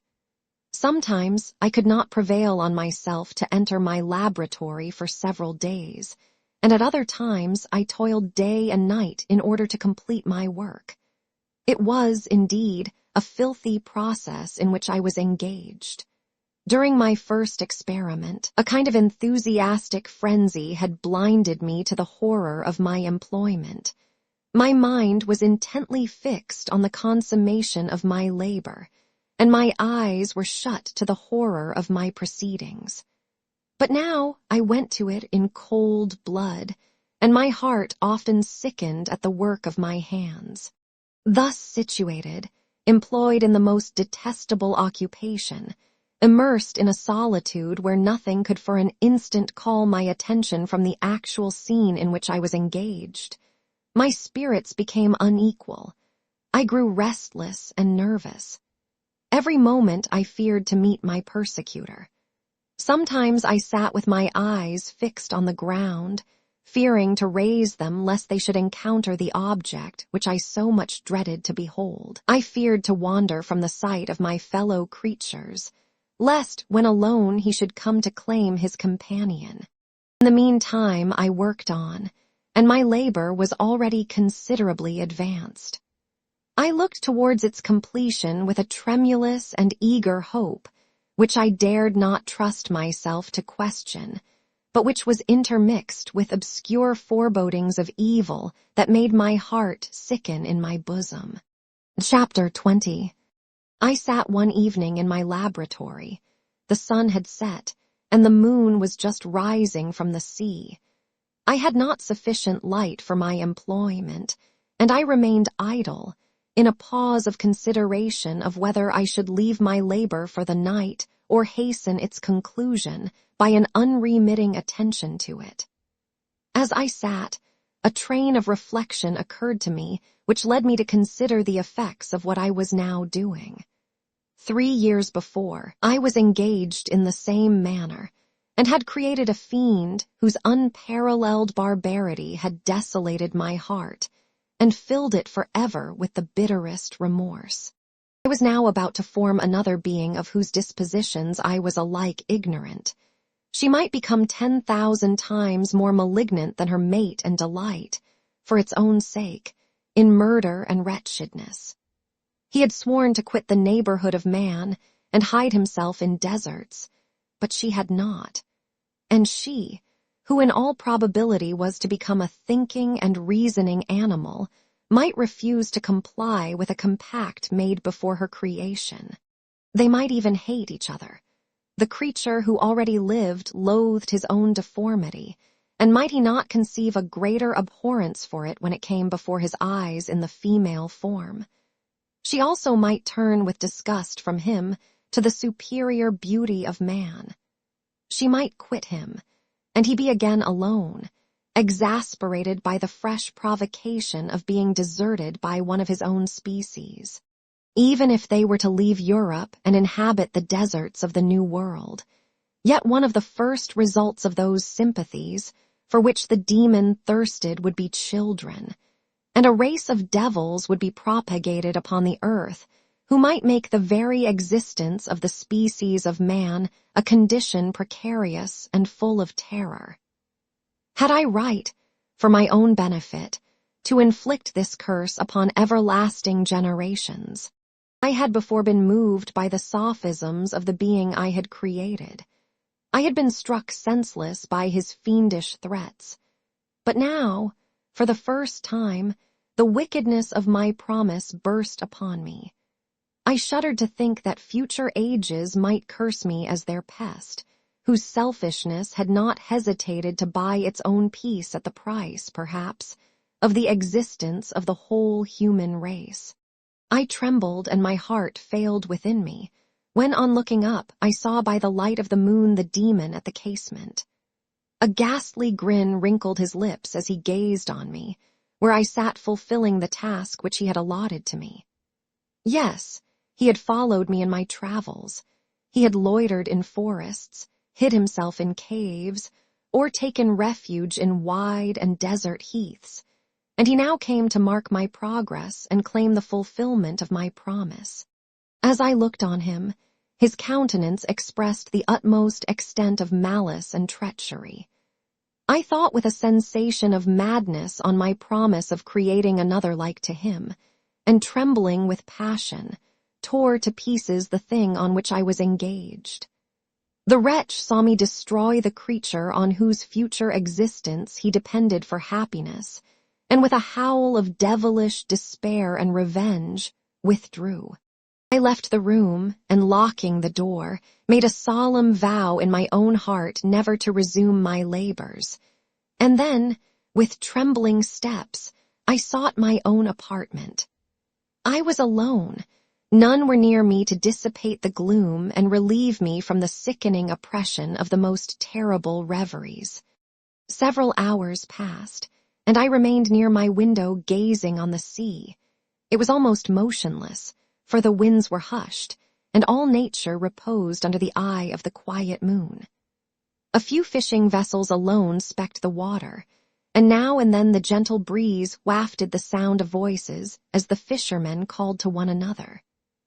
I felt the silence, although I was hardly conscious of its extreme profundity, until my ear was suddenly arrested by the paddling of oars near the shore, and a person landed close to my house. In a few minutes after, I heard the creaking of my door, as if someone endeavored to open it softly. I trembled from head to foot. I felt a presentiment of who it was, and wished to rouse one of the peasants who dwelt in a cottage not far from mine. But I was overcome by the sensation of helplessness, so often felt in frightful dreams, when you in vain endeavor to fly from an impending danger, and was rooted to the spot.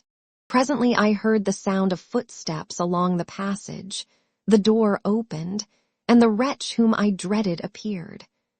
Shutting the door, he approached me and said in a smothered voice, "You have destroyed the work which you began. What is it that you intend? Do you dare to break your promise? I have endured toil and misery. I left Switzerland with you. I crept along the shores of the Rhine, among its willow islands and over the summits of its hills. I have dwelt many months in the heaths of England and among the deserts of Scotland. I have endured incalculable fatigue and cold and hunger. Do you dare destroy my hopes? Begone! I do break my promise. Never will I create another like yourself, equal in deformity and wickedness. Slave, I before reasoned with you, but you have proved yourself unworthy of my condescension. Remember that I have power. You believe yourself miserable, but I can make you so wretched that the light of day will be hateful to you. You are my creator, but I am your master. Obey. The hour of my irresolution is past, and the period of your power is arrived. Your threats cannot move me to do an act of wickedness, but they confirm me in a determination of not creating you a companion in vice. Shall I, in cool blood, set loose upon the earth a demon whose delight is in death and wretchedness? Begone. I am firm, and your words will only exasperate my rage. The monster saw my determination in my face and gnashed his teeth in the impotence of anger. Shall each man, cried he, find a wife for his bosom, and each beast have his mate, and I be alone?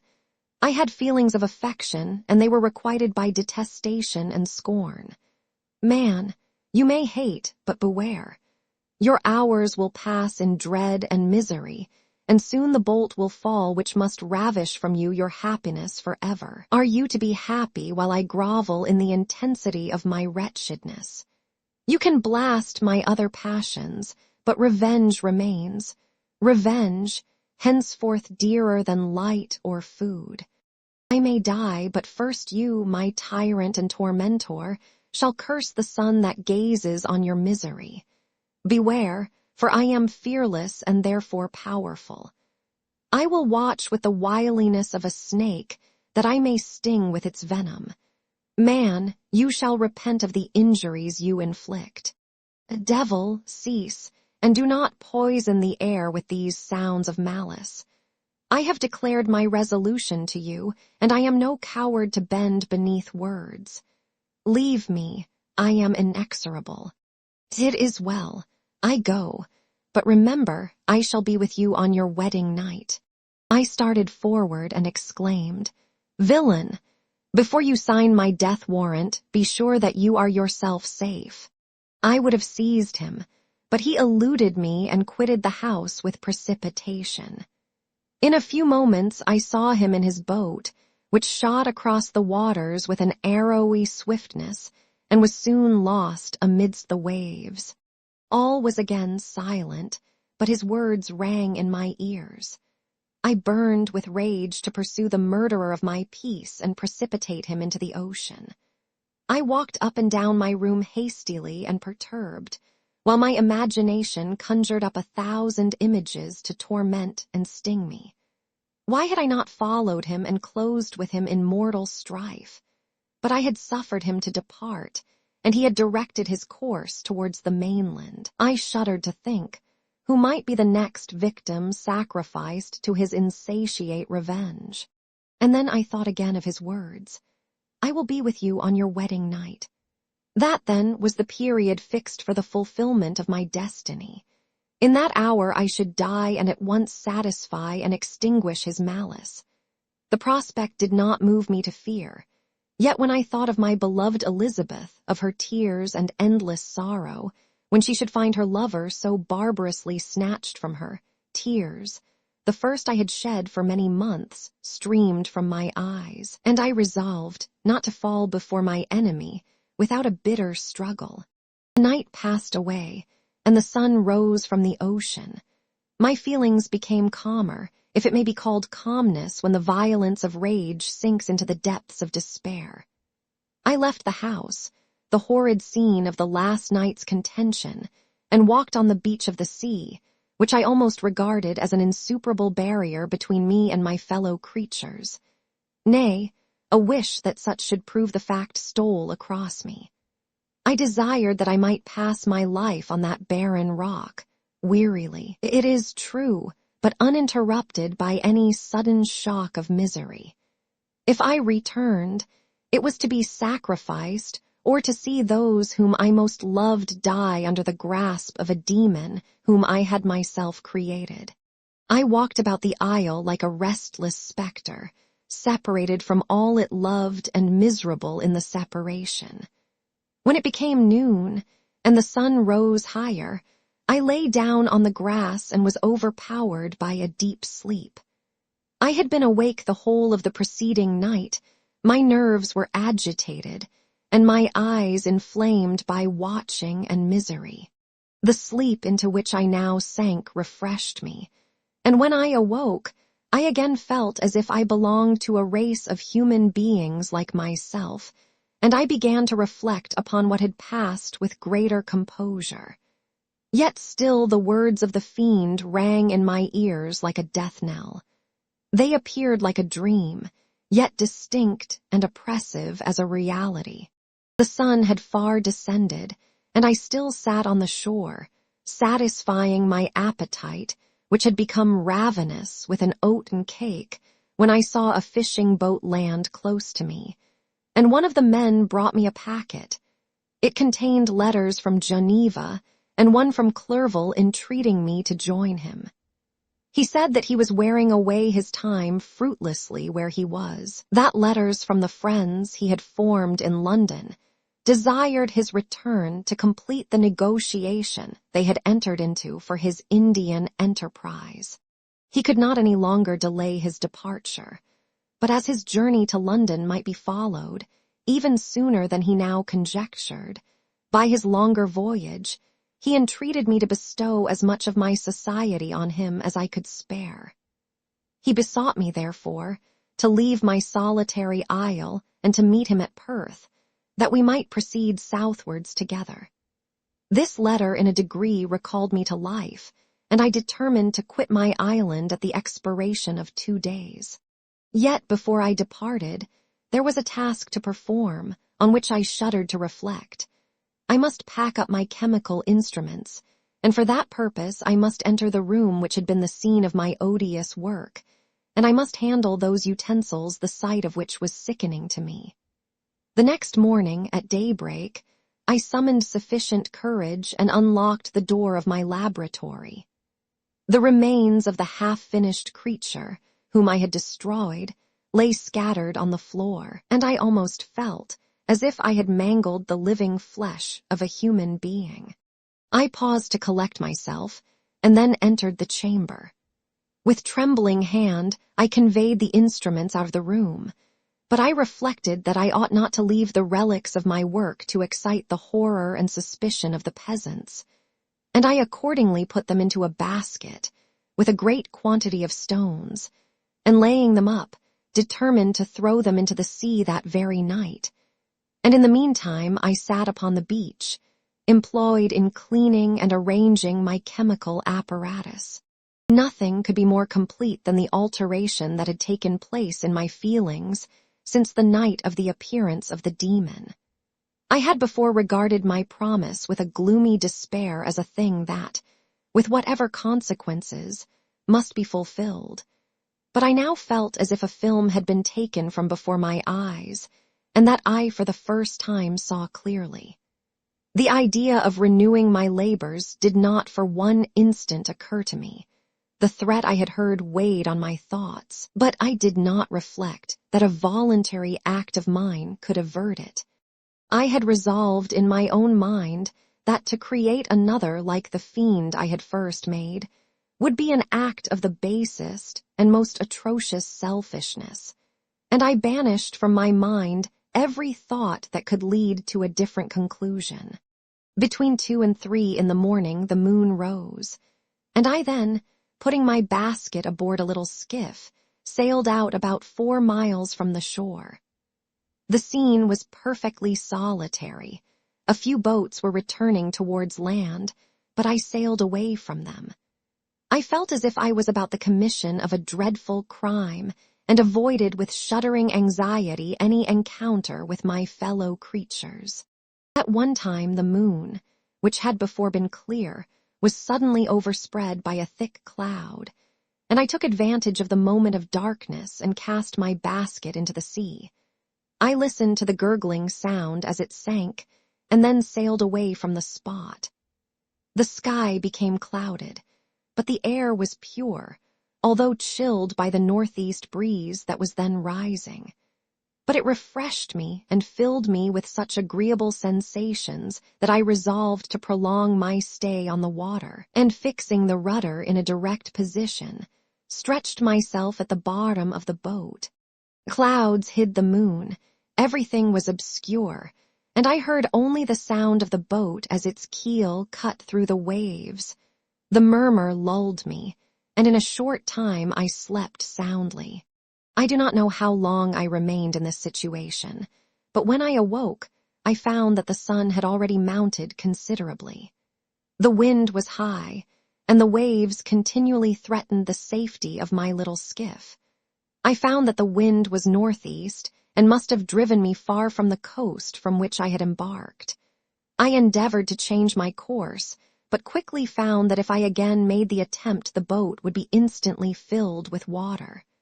Thus situated, my only resource was to drive before the wind. I confess that I felt a few sensations of terror. I had no compass with me, and was so slenderly acquainted with the geography of this part of the world that the sun was of little benefit to me. I might be driven into the wide Atlantic and feel all the tortures of starvation, or be swallowed up in the immeasurable waters that roared and buffeted around me. I had already been out many hours, and felt the torment of a burning thirst, a prelude to my other sufferings. I looked on the heavens, which were covered by clouds that flew before the wind, only to be replaced by others. I looked upon the sea. It was to be my grave. Fiend, I exclaimed. "Your task is already fulfilled." I thought of Elizabeth, of my father, and of Clerval, all left behind, on whom the monster might satisfy his sanguinary and merciless passions. This idea plunged me into a reverie so despairing and frightful that even now, when the scene is on the point of closing before me forever, I shudder to reflect on it. Some hours passed thus, but by degrees, as the sun declined towards the horizon, the wind died away into a gentle breeze, and the sea became free from breakers. But these gave place to a heavy swell. I felt sick and hardly able to hold the rudder, when suddenly I saw a line of high land towards the south. Almost spent, as I was, by fatigue and the dreadful suspense I endured for several hours, this sudden certainty of life rushed like a flood of warm joy to my heart, and tears gushed from my eyes. How mutable are our feelings, and how strange is that clinging love we have of life even in the excess of misery. I constructed another sail with a part of my dress and eagerly steered my course towards the land. It had a wild and rocky appearance, but as I approached nearer, I easily perceived the traces of cultivation. I saw vessels near the shore and found myself suddenly transported back to the neighborhood of civilized man. I carefully traced the windings of the land and hailed a steeple which I at length saw issuing from behind a small promontory. As I was in a state of extreme debility, I resolved to sail directly towards the town, as a place where I could most easily procure nourishment. Fortunately, I had money with me. As I turned the promontory, I perceived a small, neat town and a good harbor, which I entered, my heart bounding with joy at my unexpected escape. As I was occupied in fixing the boat and arranging the sails, several people crowded towards the spot. They seemed much surprised at my appearance, but instead of offering me any assistance, whispered together with gestures that at any other time might have produced in me a slight sensation of alarm. As it was, I merely remarked that they spoke English, and I therefore addressed them in that language. "My good friends," said I, "will you be so kind as to tell me the name of this town, and inform me where I am?" "You will know that soon enough," replied a man with a hoarse voice. "Maybe you are come to a place that will not prove much to your taste, but you will not be consulted as to your quarters, I promise you." I was exceedingly surprised on receiving so rude an answer from a stranger, and I was also disconcerted on perceiving the frowning and angry countenances of his companions. "Why do you answer me so roughly?" I replied. "Surely it is not the custom of Englishmen to receive strangers so inhospitably." "I do not know," said the man, "what the custom of the English may be, but it is the custom of the Irish to hate villains." While this strange dialogue continued, I perceived the crowd rapidly increase. Their faces expressed a mixture of curiosity and anger, which annoyed and in some degree alarmed me. I inquired the way to the inn, but no one replied. I then moved forward, and a murmuring sound arose from the crowd as they followed and surrounded me, when an ill-looking man approaching tapped me on the shoulder and said, "Come, sir, you must follow me to Mr. Kerwin's, to give an account of yourself." "Who is Mr. Kerwin? Why am I to give an account of myself? Is not this a free country?" "Aye, sir, free enough for honest folks. Mr. Kerwin is a magistrate, and you are to give an account of the death of a gentleman who was found murdered here last night." This answer startled me, but I presently recovered myself. I was innocent. That could easily be proved. Accordingly, I followed my conductor in silence and was led to one of the best houses in the town. I was ready to sink from fatigue and hunger, but being surrounded by a crowd, I thought it politic to rouse all my strength, that no physical debility might be construed into apprehension or conscious guilt. Little did I then expect the calamity that was in a few moments to overwhelm me and extinguish in horror, and to spare all fear of ignominy or death. I must pause here, for it requires all my fortitude to recall the memory of the frightful events which I am about to relate in proper detail to my recollection. Chapter 21. I was soon introduced into the presence of the magistrate, an old benevolent man with calm and mild manners. He looked upon me, however, with some degree of severity, and then, turning towards my conductors, he asked who appeared as witnesses on this occasion. About 6 men came forward, and one being selected by the magistrate, he deposed that he had been out fishing the night before with his son and brother-in-law, Daniel Nugent, when about 10 o'clock they observed a strong northerly blast rising, and they accordingly put in for port. It was a very dark night, as the moon had not yet risen. They did not land at the harbor, but, as they had been accustomed, at a creek about 2 miles below. He walked on first, carrying a part of the fishing tackle, and his companions followed him at some distance. As he was proceeding along the sands, he struck his foot against something and fell at his length on the ground. His companions came up to assist him, and by the light of their lantern, they found that he had fallen on the body of a man, who was to all appearance dead. Their first supposition was that it was the corpse of some person who had been drowned and was thrown on shore by the waves. But on examination, they found that the clothes were not wet, and even that the body was not then cold. They instantly carried it to the cottage of an old woman near the spot and endeavored, but in vain, to restore it to life. It appeared to be a handsome young man, about 25 years of age. He had apparently been strangled, for there was no sign of any violence except the black mark of fingers on his neck. The first part of this deposition did not in the least interest me, but when the mark of the fingers was mentioned, I remembered the murder of my brother and felt myself extremely agitated. My limbs trembled, and a mist came over my eyes, which obliged me to lean on a chair for support. The magistrate observed me with a keen eye and, of course, drew an unfavorable augury from my manner. The son confirmed his father's account, but when Daniel Nugent was called he swore positively that just before the fall of his companion, he saw a boat, with a single man in it, at a short distance from the shore. And as far as he could judge by the light of a few stars, it was the same boat in which I had just landed. A woman deposed that she lived near the beach and was standing at the door of her cottage, waiting for the return of the fishermen, about an hour before she heard of the discovery of the body, when she saw a boat with only one man in it push off from that part of the shore where the corpse was afterwards found. Another woman confirmed the account of the fishermen having brought the body into her house. It was not cold.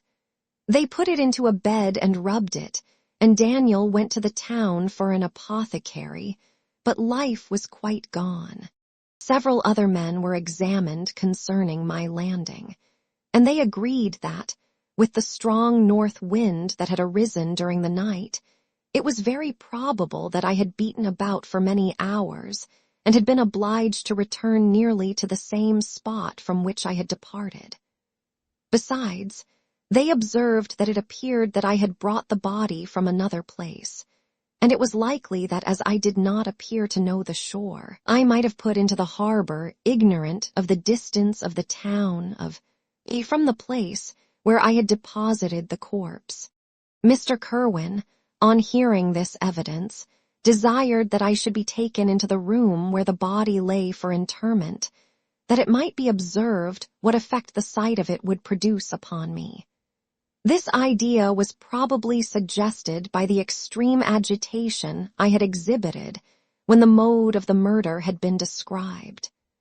I was accordingly conducted by the magistrate and several other persons to the inn. I could not help being struck by the strange coincidences that had taken place during this eventful night. But knowing that I had been conversing with several persons in the island I had inhabited about the time that the body had been found, I was perfectly tranquil as to the consequences of the affair. I entered the room where the corpse lay and was led up to the coffin. How can I describe my sensations on beholding it?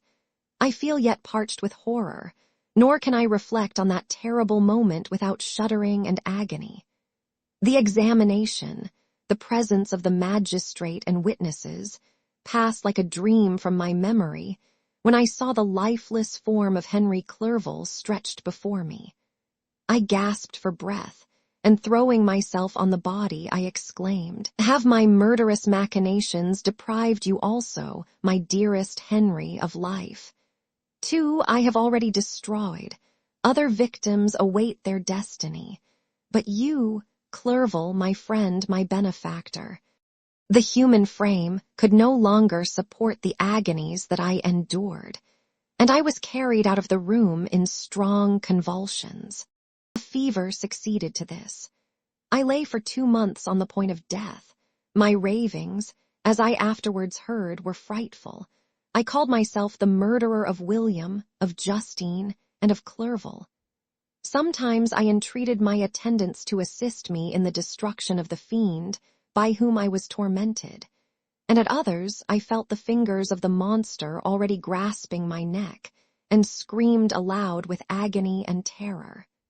Fortunately, as I spoke my native language, Mr. Kerwin alone understood me, but my gestures and bitter cries were sufficient to affright the other witnesses. Why did I not die? More miserable than man ever was before, why did I not sink into forgetfulness and rest?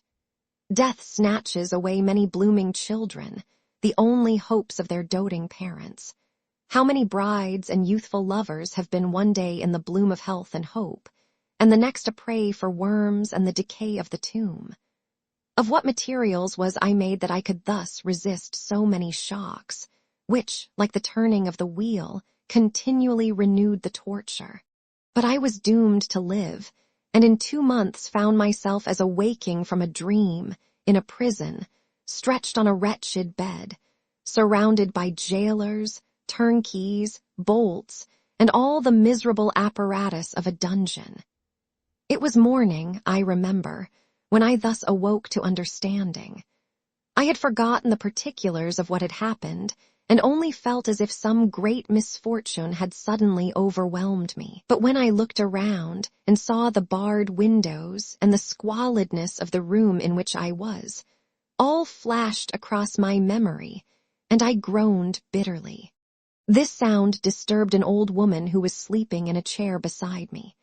She was a hired nurse, the wife of one of the turnkeys, and her countenance expressed all those bad qualities which often characterize that class. The lines of her face were hard and rude, like that of persons accustomed to see without sympathizing in sights of misery. Her tone expressed her entire indifference. She addressed me in English, and the voice struck me as one that I had heard during my sufferings. "Are you better now, sir?" said she. I replied in the same language with a feeble voice. "I believe I am. But if it be all true, if indeed I did not dream, I am sorry that I am still alive to feel this misery and horror." "For that matter," replied the old woman, "if you mean about the gentleman you murdered, I believe that it were better for you if you were dead, for I fancy it will go hard with you. However, that's none of my business. I am sent to nurse you and get you well. I do my duty with a safe conscience. It were well if everybody did the same." I turned with loathing from the woman who could utter so unfeeling a speech to a person just saved, on the very edge of death. But I felt languid, and unable to reflect on all that had passed. The whole series of my life appeared to me as a dream. I sometimes doubted if indeed it were all true, for it never presented itself to my mind with the force of reality. As the images that floated before me became more distinct, I grew feverish. A darkness pressed around me. No one was near me who soothed me with the gentle voice of love. No dear hand supported me. The physician came and prescribed medicines, and the old woman prepared them for me. But utter carelessness was visible in the first, and the expression of brutality was strongly marked in the visage of the second. Who could be interested in the fate of a murderer but the hangman who would gain his fee? These were my first reflections, but I soon learned that Mr. Kerwin had shown me extreme kindness. He had caused the best room in the prison to be prepared for me. Wretched indeed was the best. And it was he who had provided a physician and a nurse. It is true, he seldom came to see me, for although he ardently desired to relieve the sufferings of every human creature, he did not wish to be present at the agonies and miserable ravings of a murderer. He came, therefore, sometimes to see that I was not neglected, but his visits were short and with long intervals. One day, while I was gradually recovering, I was seated in a chair, my eyes half open and my cheeks livid like those in death. I was overcome by gloom and misery, and often reflected, I had better seek death than desire to remain in a world which to me was replete with wretchedness. At one time I considered whether I should not declare myself guilty and suffer the penalty of the law, less innocent than poor Justine had been. Such were my thoughts when the door of my apartment was opened and Mr. Kerwin entered. His countenance expressed sympathy and compassion. He drew a chair close to mine and addressed me in French. "I fear that this place is very shocking to you. Can I do anything to make you more comfortable?" "I thank you, but all that you mention is nothing to me. On the whole earth there is no comfort which I am capable of receiving. I know that the sympathy of a stranger can be but of little relief to one borne down as you are by so strange a misfortune. But you will, I hope, soon quit this melancholy abode, for doubtless evidence can easily be brought to free you from the criminal charge. That is my least concern. I am, by a course of strange events, become the most miserable of mortals. Persecuted and tortured as I am and have been, can death be any evil to me? Nothing indeed could be more unfortunate and agonizing than the strange chances that have lately occurred. You were thrown, by some surprising accident, on this shore, renowned for its hospitality, seized immediately, and charged with murder. The first sight that was presented to your eyes was the body of your friend, murdered in so unaccountable a manner, and placed, as it were, by some fiend across your path. As Mr. Kerwin said this, notwithstanding the agitation I endured on this retrospect of my sufferings, I also felt considerable surprise at the knowledge he seemed to possess concerning me. I suppose some astonishment was exhibited in my countenance, for Mr. Kerwin hastened to say, "Immediately upon your being taken ill, all the papers that were on your person were brought me, and I examined them that I might discover some trace by which I could send to your relations an account of your misfortune and illness. I found several letters, and among others, one which I discovered from its commencement to be from your father. I instantly wrote to Geneva. Nearly 2 months have elapsed since the departure of my letter. But you are ill. Even now you tremble. You are unfit for agitation of any kind. This suspense is 1,000 times worse than the most horrible event. Tell me what new scene of death has been acted, and whose murder I am now to lament." "Your family is perfectly well," said Mr. Kerwin with gentleness, "and someone, a friend, is come to visit you. I know not by what chain of thought the idea presented itself, but it instantly darted into my mind that the murderer had come to mock at my misery and taunt me with the death of Clerval, as a new incitement for me to comply with his hellish desires. I put my hand before my eyes and cried out in agony, "Oh, take him away. I cannot see him. For God's sake, do not let him enter."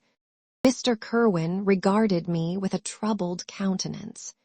He could not help regarding my exclamation as a presumption of my guilt, and said in rather a severe tone, "I should have thought, young man, that the presence of your father would have been welcome instead of inspiring such violent repugnance."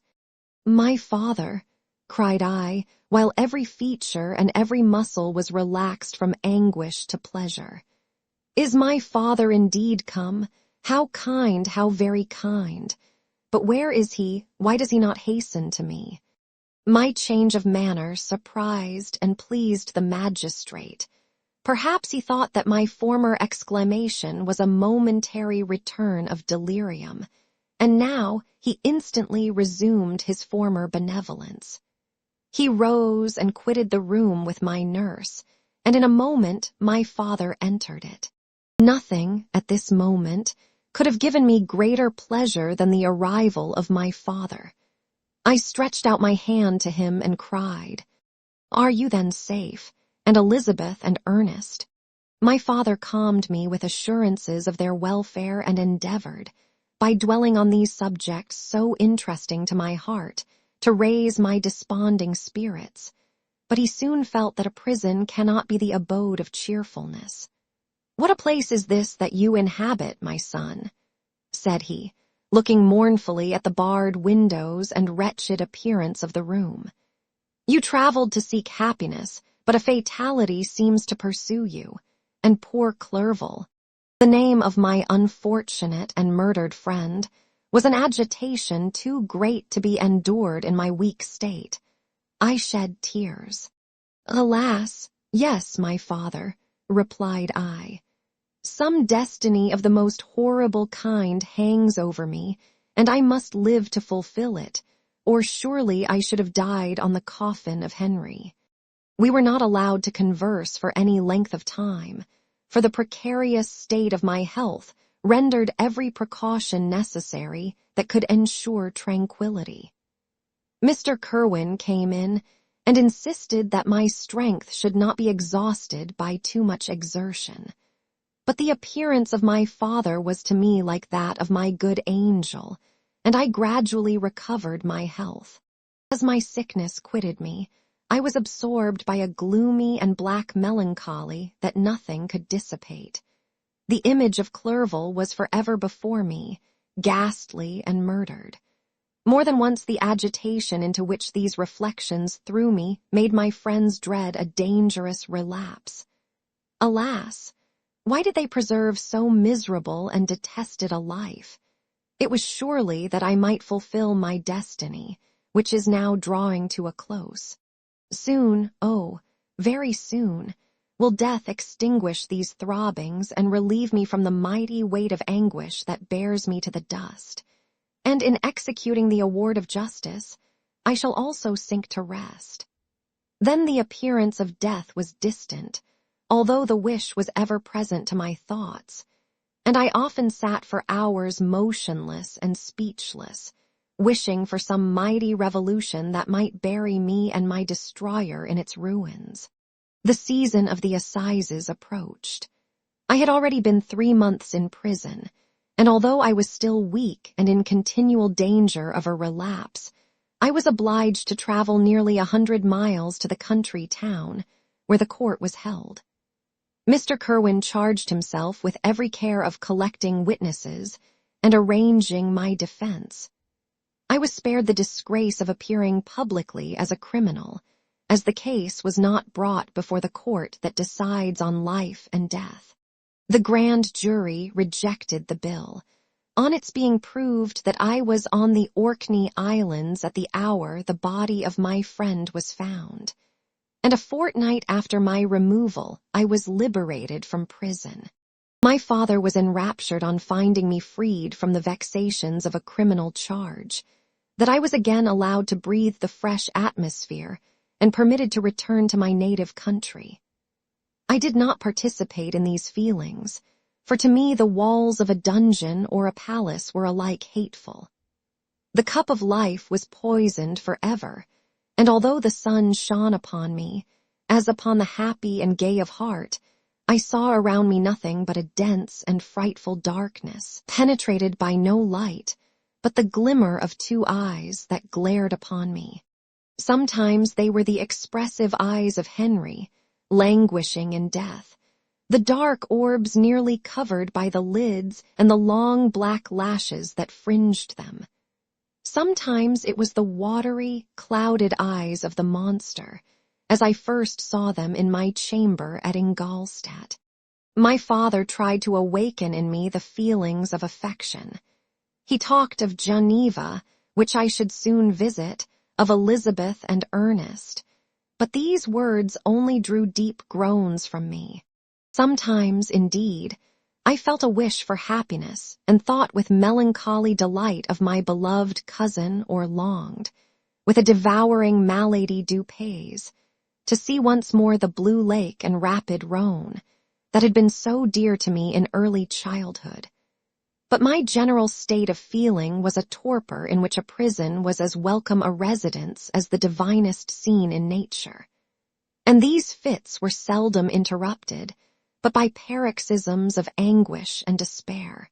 At these moments, I often endeavored to put an end to the existence I loathed, and it required unceasing attendance and vigilance to restrain me from committing some dreadful act of violence. Yet one duty remained to me, the recollection of which finally triumphed over my selfish despair.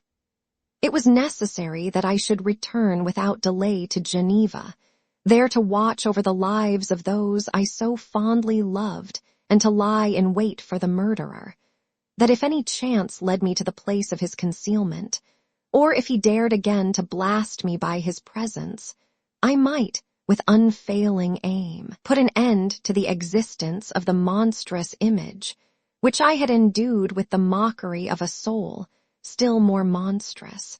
My father still desired to delay our departure, fearful that I could not sustain the fatigues of a journey, for I was a shattered wreck, the shadow of a human being. My strength was gone. I was a mere skeleton, and fever night and day preyed upon my wasted frame. Still, as I urged our leaving Ireland with such inquietude and impatience, my father thought it best to yield.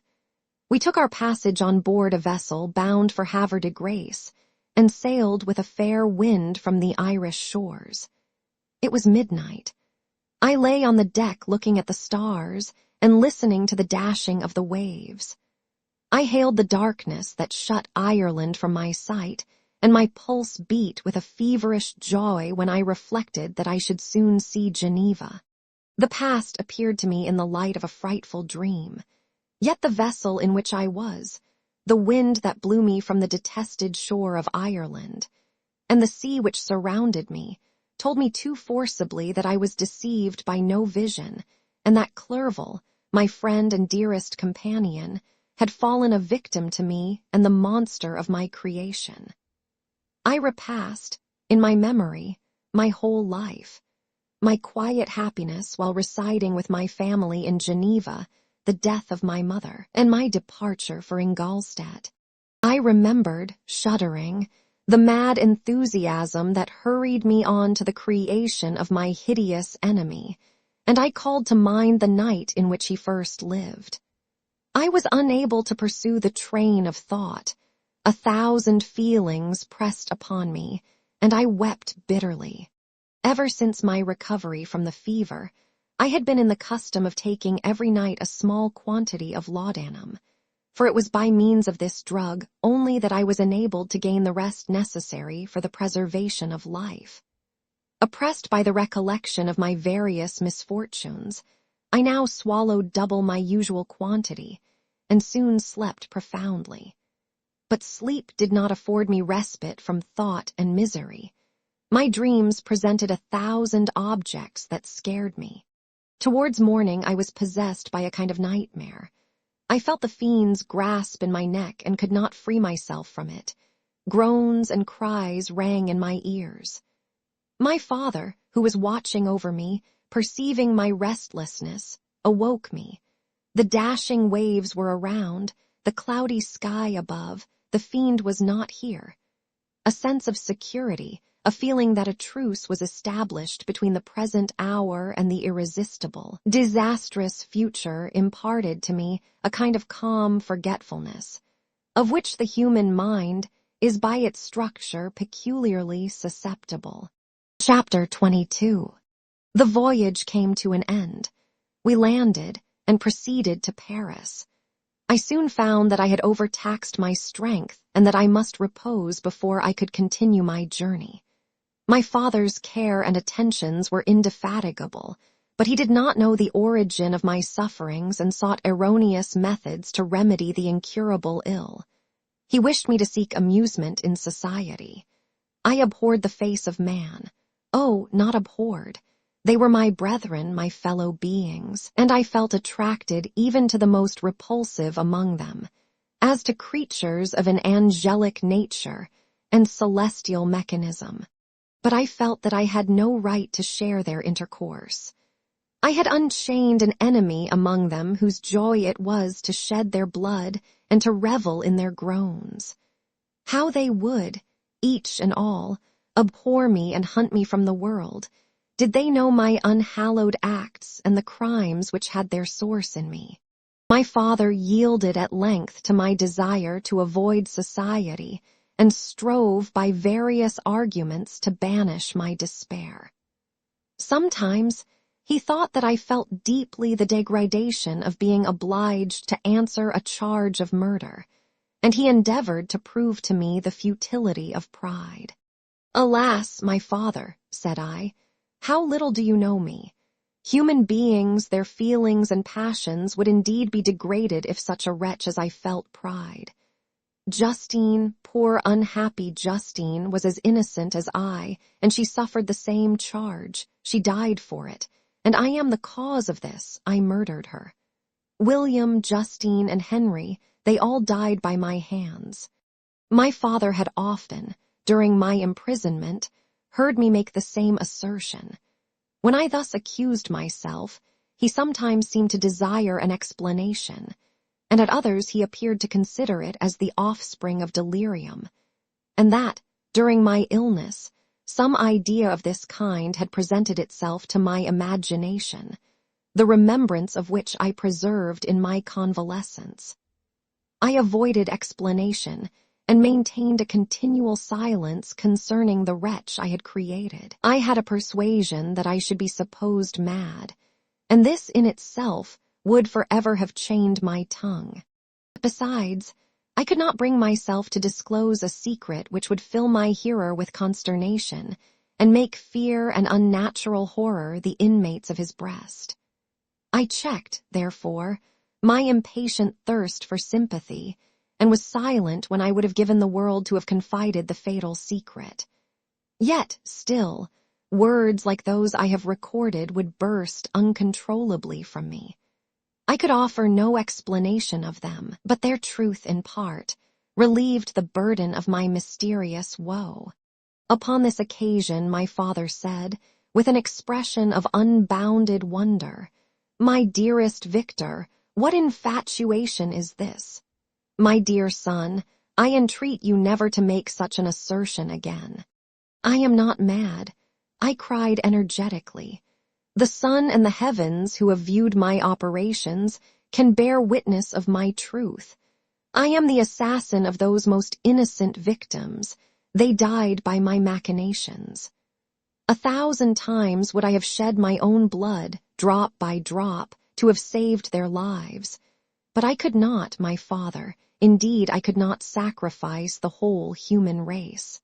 The conclusion of this speech convinced my father that my ideas were deranged, and he instantly changed the subject of our conversation and endeavored to alter the course of my thoughts. He wished as much as possible to obliterate the memory of the scenes that had taken place in Ireland and never alluded to them or suffered me to speak of my misfortunes. As time passed away, I became more calm. Misery had her dwelling in my heart, but I no longer talked in the same incoherent manner of my own crimes. Sufficient for me was the consciousness of them. By the utmost self-violence, I curbed the imperious voice of wretchedness, which sometimes desired to declare itself to the whole world, and my manners were calmer and more composed than they had ever been since my journey to the Sea of Ice. A few days before we left Paris on our way to Switzerland, I received the following letter from Elizabeth. My dear friend, it gave me the greatest pleasure to receive a letter from my uncle dated at Paris. You are no longer at a formidable distance, and I may hope to see you in less than a fortnight. My poor cousin, how much you must have suffered. I expect to see you looking even more ill than when you quitted Geneva. This winter has been passed most miserably, tortured as I have been by anxious suspense. Yet I hope to see peace in your countenance, and to find that your heart is not totally void of comfort and tranquility. Yet I fear that the same feelings now exist that made you so miserable a year ago, even perhaps augmented by time. I would not disturb you at this period, when so many misfortunes weigh upon you, but a conversation that I had with my uncle previous to his departure renders some explanation necessary before we meet. Explanation. You may possibly say, what can Elizabeth have to explain?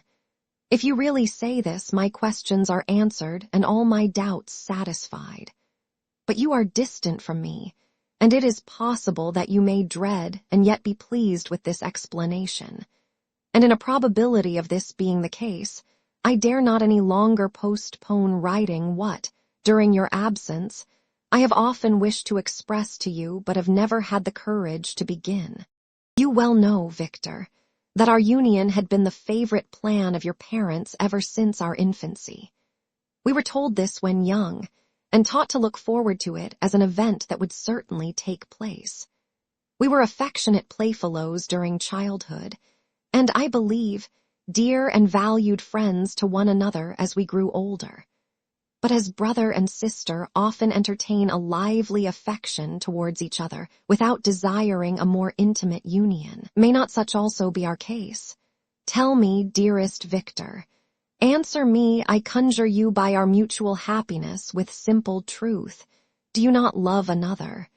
You have traveled. You have spent several years of your life at Ingolstadt, and I confess to you, my friend, that when I saw you last autumn so unhappy, flying to solitude from the society of every creature, I could not help supposing that you might regret our connection and believe yourself bound in honor to fulfill the wishes of your parents, although they opposed themselves to your inclinations. But this is false reasoning. I confess to you, my friend, that I love you, and that in my airy dreams of futurity, you have been my constant friend and companion. But it is your happiness I desire as well as my own, when I declare to you that our marriage would render me eternally miserable, unless it were the dictate of your own free choice. Even now I weep to think that, borne down as you are by the cruelest misfortunes, you may stifle, by the word honor, all hope of that love and happiness which would alone restore you to yourself. I, who have so disinterested an affection for you, may increase your miseries tenfold by being an obstacle to your wishes. Ah, Victor, be assured that your cousin and playmate has too sincere a love for you not to be made miserable by this supposition. Be happy, my friend, and if you obey me in this one request, remain satisfied that nothing on earth will have the power to interrupt my tranquility. Do not let this letter disturb you. Do not answer tomorrow or the next day, or even until you come, if it will give you pain. My uncle will send me news of your health, and if I see but one smile on your lips when we meet, occasioned by this or any other exertion of mine, I shall need no other happiness. Elizabeth Lavenza. Geneva, May 18th, 17. This letter revived in my memory what I had before forgotten, the threat of the fiend. I will be with you on your wedding night. Such was my sentence, and on that night would the demon employ every art to destroy me and tear me from the glimpse of happiness which promised partly to console my sufferings. On that night he had determined to consummate his crimes by my death. Well, be it so. A deadly struggle would then assuredly take place, in which if he were victorious I should be at peace and his power over me be at an end. If he were vanquished, I should be a free man. Alas, what freedom! Such as the peasant enjoys when his family have been massacred before his eyes, his cottage burnt, his lands laid waste, and he is turned adrift, homeless, penniless, and alone, but free. Such would be my liberty, except that in my Elizabeth I possessed a treasure, alas, balanced by those horrors of remorse and guilt which would pursue me until death. Sweet and beloved Elizabeth, I read and reread her letter, and some softened feelings stole into my heart and dared to whisper paradisiacal dreams of love and joy. But the apple was already eaten, and the angel's arm bared to drive me from all hope. Yet I would die to make her happy. If the monster executed his threat, death was inevitable. Yet again, I considered whether my marriage would hasten my fate. My destruction might indeed arrive a few months sooner, but if my torturer should suspect that I postponed it, influenced by his menaces, he would surely find other and perhaps more dreadful means of revenge. He had vowed to be with me on my wedding night, yet he did not consider that threat as binding him to peace in the meantime, for as if to show me that he was not yet satiated with blood, he had murdered Clerval immediately after the enunciation of his threats. I resolved, therefore, that if my immediate union with my cousin would conduce either to hers or my father's happiness, my adversary's designs against my life should not retard it a single hour. In this state of mind I wrote to Elizabeth. My letter was calm and affectionate. I fear, my beloved girl, I said, little happiness remains for us on earth, yet all that I may one day enjoy is scented in you. Chase away your idle fears. To you alone do I consecrate my life and my endeavors for contentment. I have one secret, Elizabeth, a dreadful one. When revealed to you, it will chill your frame with horror, and then, far from being surprised at my misery, you will only wonder that I survive what I have endured. I will confide this tale of misery and terror to you the day after our marriage shall take place. For, my sweet cousin, there must be perfect confidence between us. But until then, I conjure you, do not mention or allude to it. This I most earnestly entreat, and I know you will comply. In about a week after the arrival of Elizabeth's letter, we returned to Geneva. The sweet girl welcomed me with warm affection, yet tears were in her eyes as she beheld my emaciated frame and feverish cheeks. I saw a change in her also. She was thinner, and had lost much of that heavenly vivacity that had before charmed me, but her gentleness and soft looks of compassion made her a more fit companion for one blasted and miserable as I was. The tranquility which I now enjoyed did not endure. Memory brought madness with it, and when I thought of what had passed, a real insanity possessed me. Sometimes I was furious and burnt with rage, sometimes low and despondent. I neither spoke nor looked at anyone, but sat motionless, bewildered by the multitude of miseries that overcame me. Elizabeth alone had the power to draw me from these fits. Her gentle voice would soothe me when transported by passion, and inspire me with human feelings when sunk in torpor. She wept with me and for me. When reason returned, she would remonstrate and endeavor to inspire me with resignation. Ah, it is well for the unfortunate to be resigned, but for the guilty there is no peace. The agonies of remorse poison the luxury there is otherwise sometimes found in indulging the excess of grief. Soon after my arrival, my father spoke of my immediate marriage with Elizabeth. I remained silent. Have you, then, some other attachment? None on earth. I love Elizabeth and look forward to our union with delight. Let the day therefore be fixed, and on it I will consecrate myself, in life or death, to the happiness of my cousin. My dear Victor, do not speak thus. Heavy misfortunes have befallen us, but let us only cling closer to what remains and transfer our love for those whom we have lost to those who yet live.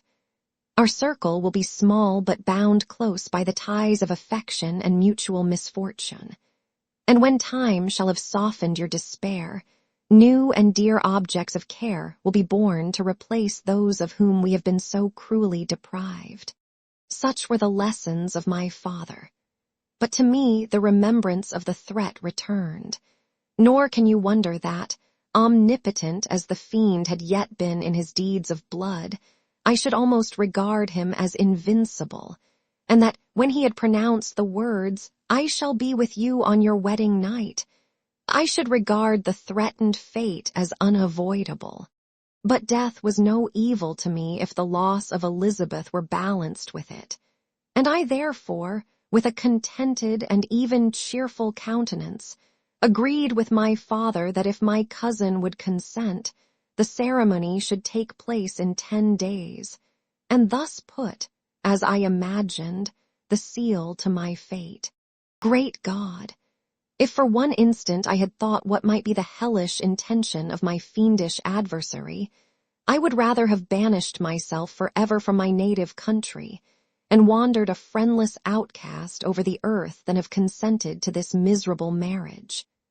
But, as if possessed of magic powers, the monster had blinded me to his real intentions, and when I thought that I had prepared only my own death, I hastened that of a far dearer victim.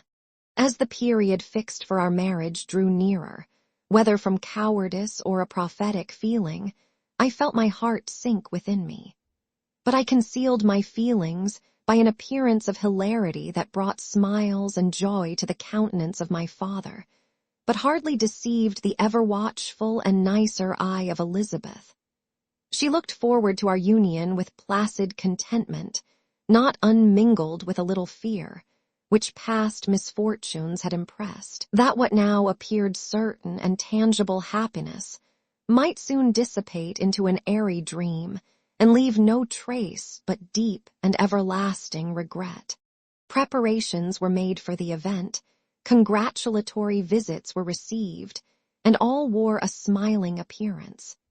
I shut up, as well as I could, in my own heart the anxiety that preyed there, and entered with seeming earnestness into the plans of my father, although they might only serve as the decorations of my tragedy.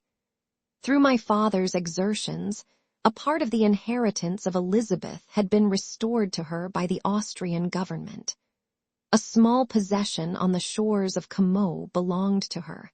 It was agreed that, immediately after our union, we should proceed to Villa Lavenza and spend our first days of happiness beside the beautiful lake near which it stood. In the meantime, I took every precaution to defend my person in case the fiend should openly attack me. I carried pistols and a dagger constantly about me, and was ever on the watch to prevent artifice, and by these means gained a greater degree of tranquillity.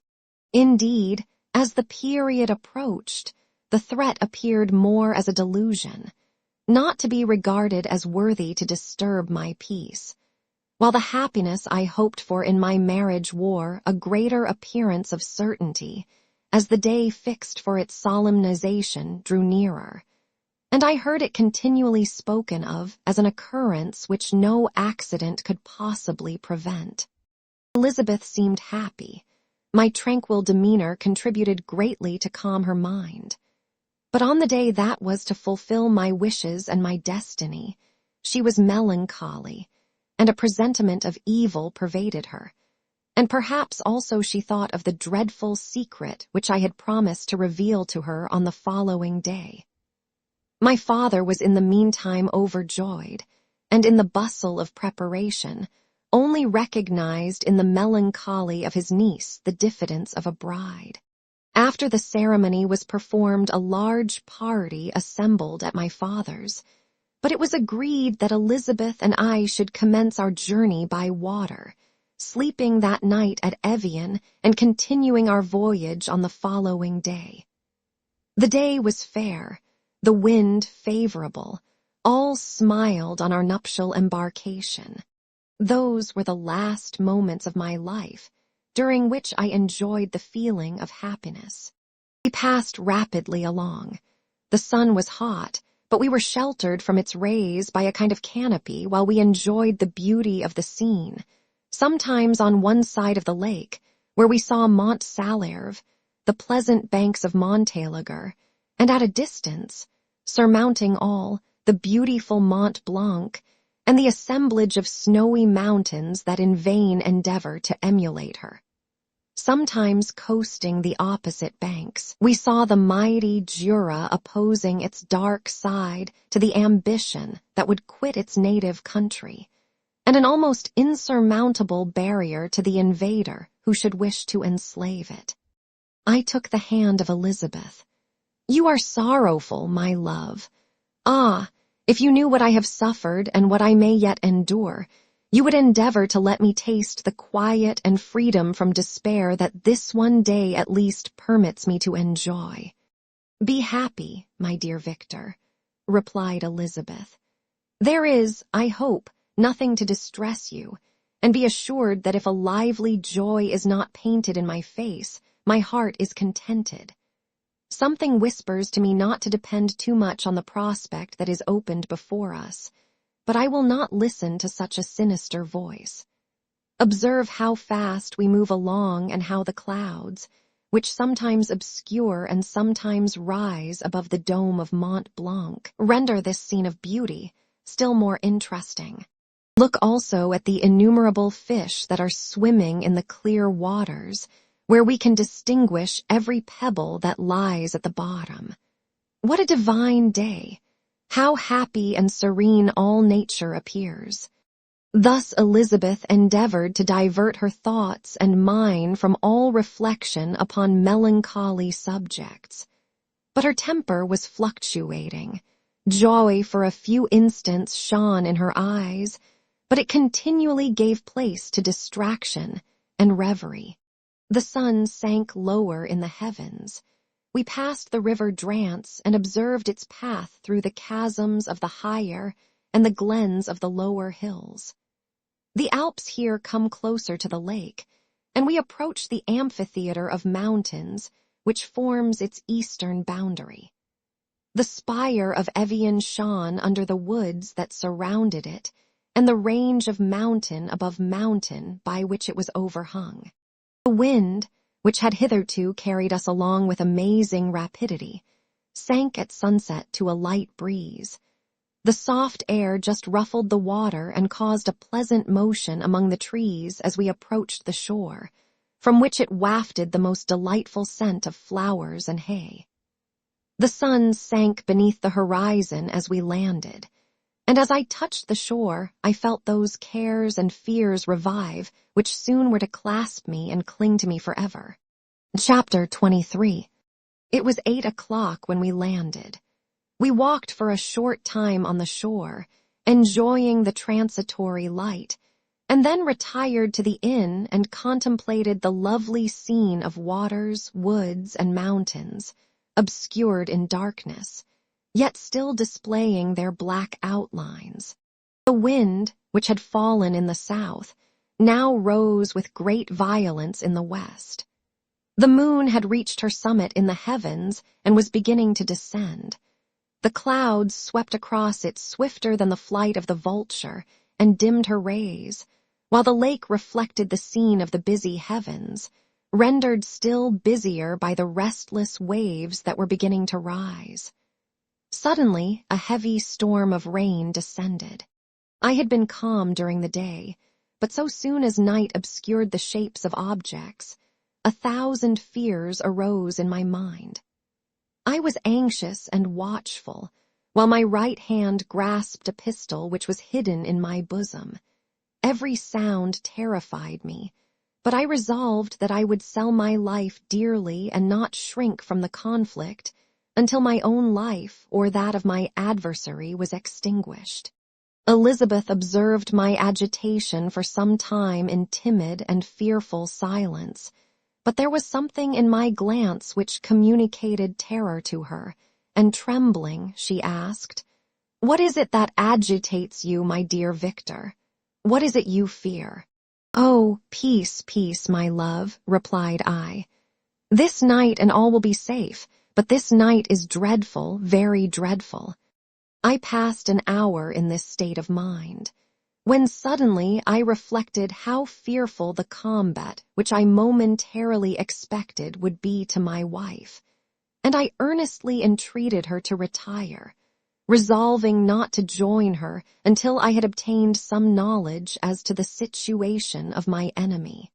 She left me, and I continued some time walking up and down the passages of the house and inspecting every corner that might afford a retreat to my adversary. But I discovered no trace of him, and was beginning to conjecture that some fortunate chance had intervened to prevent the execution of his menaces, when suddenly I heard a shrill and dreadful scream. It came from the room into which Elizabeth had retired. As I heard it, the whole truth rushed into my mind. My arms dropped. The motion of every muscle and fiber was suspended. I could feel the blood trickling in my veins and tingling in the extremities of my limbs. This state lasted but for an instant. The scream was repeated, and I rushed into the room.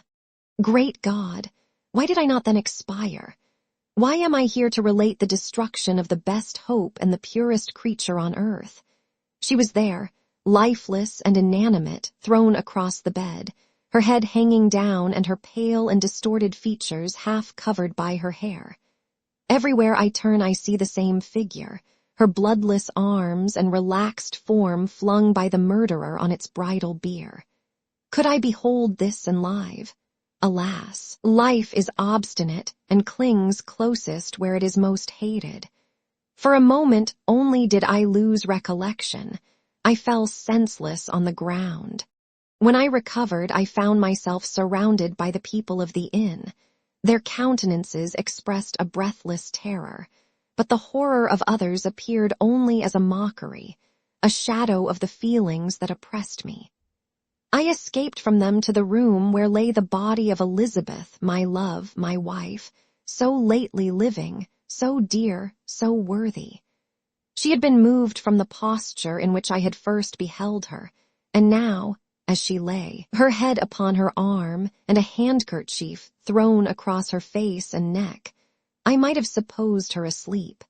I rushed towards her and embraced her with ardor, but the deadly languor and coldness of the limbs told me that what I now held in my arms had ceased to be the Elizabeth whom I had loved and cherished. The murderous mark of the fiend's grasp was on her neck, and the breath had ceased to issue from her lips. While I still hung over her in the agony of despair, I happened to look up. The windows of the room had before been darkened, and I felt a kind of panic on seeing the pale yellow light of the moon illuminate the chamber. The shutters had been thrown back, and with a sensation of horror not to be described, I saw at the open window a figure the most hideous and abhorred. A grin was on the face of the monster. He seemed to jeer, as with his fiendish finger he pointed towards the corpse of my wife. I rushed towards the window, and drawing a pistol from my bosom, fired. But he eluded me, leaped from his station, and running with the swiftness of lightning, plunged into the lake. The report of the pistol brought a crowd into the room. I pointed to the spot where he had disappeared, and we followed the track with boats. Nets were cast, but in vain. After passing several hours, we returned hopeless, most of my companions believing it to have been a form conjured up by my fancy. After having landed, they proceeded to search the country, parties going in different directions among the woods and vines. I attempted to accompany them and proceeded a short distance from the house, but my head whirled round. My steps were like those of a drunken man. I fell at last in a state of utter exhaustion. A film covered my eyes, and my skin was parched with the heat of fever. In this state I was carried back and placed on a bed, hardly conscious of what had happened. My eyes wandered round the room as if to seek something that I had lost. After an interval I arose, and as if by instinct, crawled into the room where the corpse of my beloved lay. There were women weeping around. I hung over it and joined my sad tears to theirs. All this time no distinct idea presented itself to my mind, but my thoughts rambled to various subjects, reflecting confusedly on my misfortunes and their cause. I was bewildered, in a cloud of wonder and horror. The death of William, the execution of Justine, the murder of Clerval, and lastly of my wife. Even at that moment, I knew not that my only remaining friends were safe from the malignity of the fiend. My father even now might be writhing under his grasp, and Ernest might be dead at his feet. This idea made me shudder and recalled me to action. I started up and resolved to return to Geneva with all possible speed. There were no horses to be procured, and I must return by the lake. But the wind was unfavorable, and the rain fell in torrents. However, it was hardly morning, and I might reasonably hope to arrive by night. I hired men to row and took an oar myself, for I had always experienced relief from mental torment in bodily exercise. But the overflowing misery I now felt, and the excess of agitation that I endured rendered me incapable of any exertion. I threw down the oar, and leaning my head upon my hands, gave way to every gloomy idea that arose. If I looked up, I saw scenes which were familiar to me in my happier time, and which I had contemplated but the day before in the company of her who was now but a shadow and a recollection. Tears streamed from my eyes. The rain had ceased for a moment, and I saw the fish play in the waters as they had done a few hours before. They had then been observed by Elizabeth. Nothing is so painful to the human mind as a great and sudden change. The sun might shine, or the clouds might lower, but nothing could appear to me as it had done the day before. A fiend had snatched from me every hope of future happiness. No creature had ever been so miserable as I was. So frightful an event is single in the history of man. But why should I dwell upon the incidents that followed this last overwhelming event? Mine has been a tale of horrors. I have reached their acme, and what I must now relate can but be tedious to you. Know that, one by one, my friends were snatched away. I was left desolate. My own strength is exhausted, and I must tell in a few words what remains of my hideous narration. I arrived at Geneva. My father and Ernest yet lived, but the former sunk under the tidings that I bore. I see him now, excellent and venerable old man. His eyes wandered in vacancy, for they had lost their charm and their delight. His Elizabeth, his more than daughter, whom he doted on with all that affection which a man feels, who in the decline of life, having few affections, clings more earnestly to those that remain. Cursed be the fiend that brought misery on his gray hairs, and doomed him to waste in wretchedness. He could not live under the horrors that were accumulated around him. The springs of existence suddenly gave way. He was unable to rise from his bed, and in a few days he died in my arms. What then became of me? I know not. I lost sensation, and chains and darkness were the only objects that pressed upon me. Sometimes, indeed, I dreamt that I wandered in flowery meadows and pleasant vales with the friends of my youth, but I awoke and found myself in a dungeon. Melancholy followed, but by degrees I gained a clear conception of my miseries and situation, and was then released from my prison. For they had called me mad, and during many months, as I understood, a solitary cell had been my habitation. Liberty, however, had been a useless gift to me, had I not, as I awakened to reason, at the same time awakened to revenge. As the memory of past misfortunes pressed upon me, I began to reflect on their cause, the monster whom I had created, the miserable demon whom I had sent abroad into the world for my destruction. I was possessed by a maddening rage when I thought of him, and desired and ardently prayed that I might have him within my grasp, to wreak a great and signal revenge on his cursed head. Nor did my hate long confine itself to useless wishes.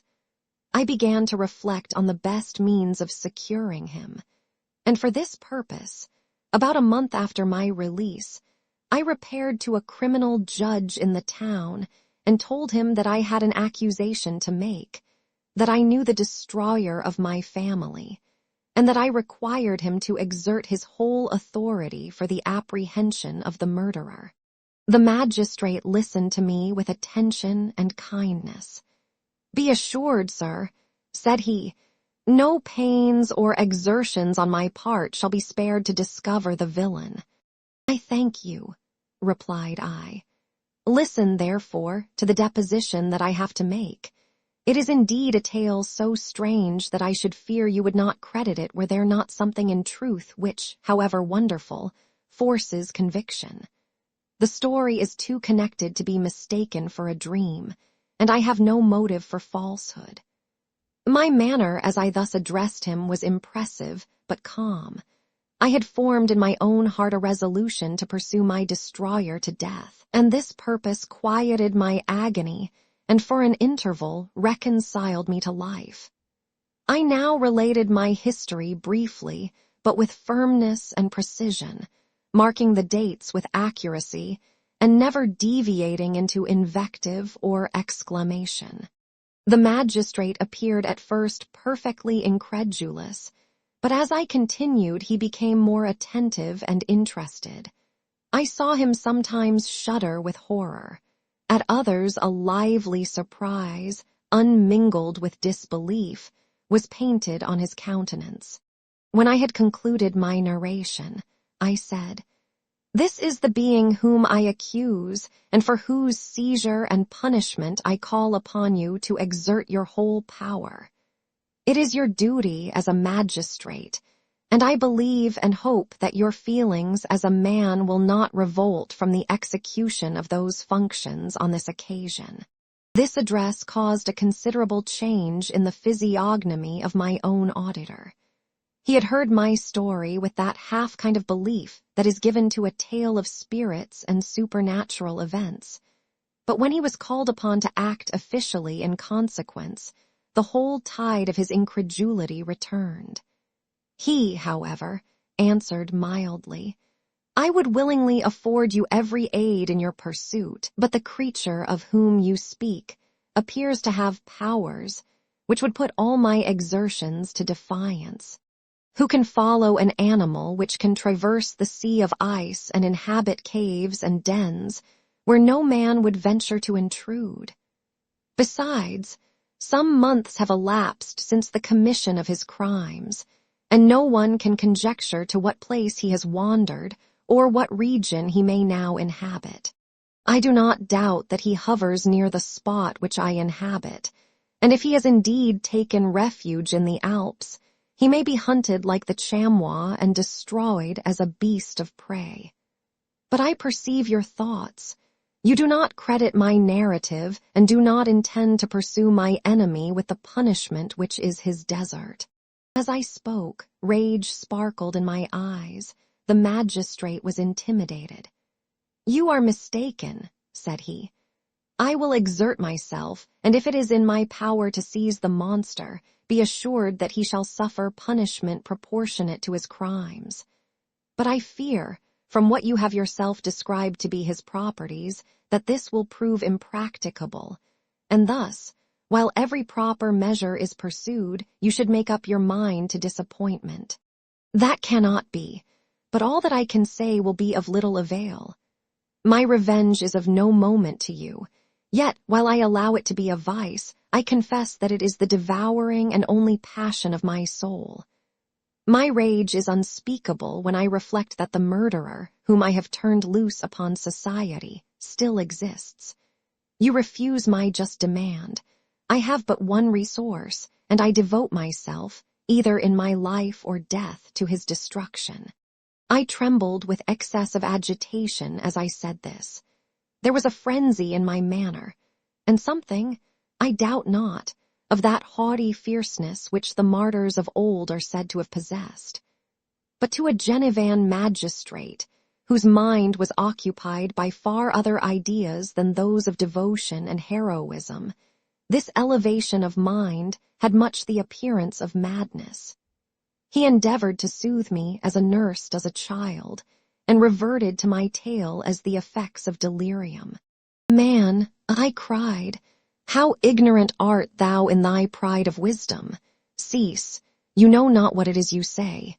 I broke from the house angry and disturbed, and retired to meditate on some other mode of action.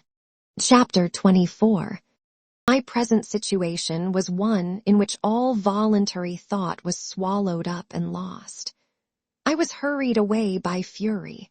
Revenge alone endowed me with strength and composure. It molded my feelings and allowed me to be calculating and calm at periods when otherwise delirium or death would have been my portion. My first resolution was to quit Geneva forever, my country, which, when I was happy and beloved, was dear to me, now, in my adversity, became hateful. I provided myself with a sum of money, together with a few jewels which had belonged to my mother, and departed. And now my wanderings began which are to cease, but with life. I have traversed a vast portion of the earth, and have endured all the hardships which travellers in deserts and barbarous countries are wont to meet. How I have lived I hardly know. Many times have I stretched my failing limbs upon the sandy plain and prayed for death. But revenge kept me alive. I dared not die and leave my adversary in being. When I quitted Geneva, my first labor was to gain some clue by which I might trace the steps of my fiendish enemy. But my plan was unsettled, and I wandered many hours round the confines of the town, uncertain what path I should pursue. As night approached, I found myself at the entrance of the cemetery where William, Elizabeth, and my father reposed. I entered it and approached the tomb which marked their graves. Everything was silent except the leaves of the trees, which were gently agitated by the wind. The night was nearly dark, and the scene would have been solemn and affecting even to an uninterested observer. The spirits of the departed seemed to flit around and to cast a shadow, which was felt but not seen, around the head of the mourner. The deep grief which this scene had at first excited quickly gave way to rage and despair. They were dead, and I lived. Their murderer also lived, and to destroy him I must drag out my weary existence.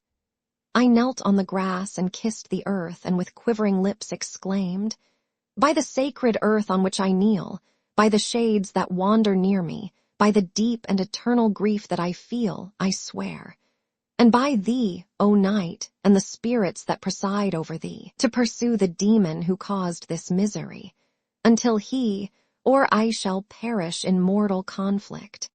For this purpose I will preserve my life.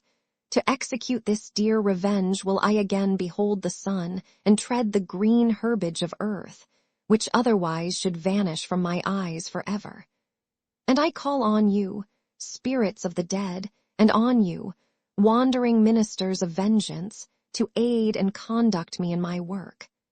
Let the cursed and hellish monster drink deep of agony. Let him feel the despair that now torments me. I had begun my adjuration with solemnity, and an awe which almost assured me that the shades of my murdered friends heard and approved my devotion. But the furies possessed me as I concluded, and rage choked my utterance. I was answered through the stillness of night by a loud and fiendish laugh. It rang on my ears long and heavily. The mountains re-echoed it, and I felt as if all hell surrounded me with mockery and laughter. Surely in that moment I should have been possessed by frenzy and have destroyed my miserable existence, but that my vow was heard, and that I was reserved for vengeance. The laughter died away, when a well-known and abhorred voice, apparently close to my ear, addressed me in an audible whisper. "I am satisfied, miserable wretch. You have determined to live, and I am satisfied." I darted towards the spot from which the sound proceeded, but the devil eluded my grasp. Suddenly, the broad disk of the moon arose and shone full upon his ghastly and distorted shape as he fled with more than mortal speed. I pursued him, and for many months this has been my task. Guided by a slight clue, I followed the windings of the Rhone, but vainly. The blue Mediterranean appeared, and by a strange chance, I saw the fiend enter by night and hide himself in a vessel bound for the Black Sea. I took my passage in the same ship, but he escaped, I know not how. Amidst the wilds of Tartary and Russia, although he still evaded me, I have ever followed in his track. Sometimes the peasants, scared by this horrid apparition, informed me of his path. Sometimes he himself, who feared that if I lost all trace of him I should despair and die, left some mark to guide me. The snows descended on my head, and I saw the print of his huge step on the white plain. To you first entering on life, to whom care is new and agony unknown, how can you understand what I have felt and still feel? Cold, want, and fatigue were the least pains which I was destined to endure. I was cursed by some devil and carried about with me my eternal hell. Yet still a spirit of good followed and directed my steps, and when I most murmured would suddenly extricate me from seemingly insurmountable difficulties. Sometimes, when nature, overcome by hunger, sank under the exhaustion, a repast was prepared for me in the desert that restored and inspirited me.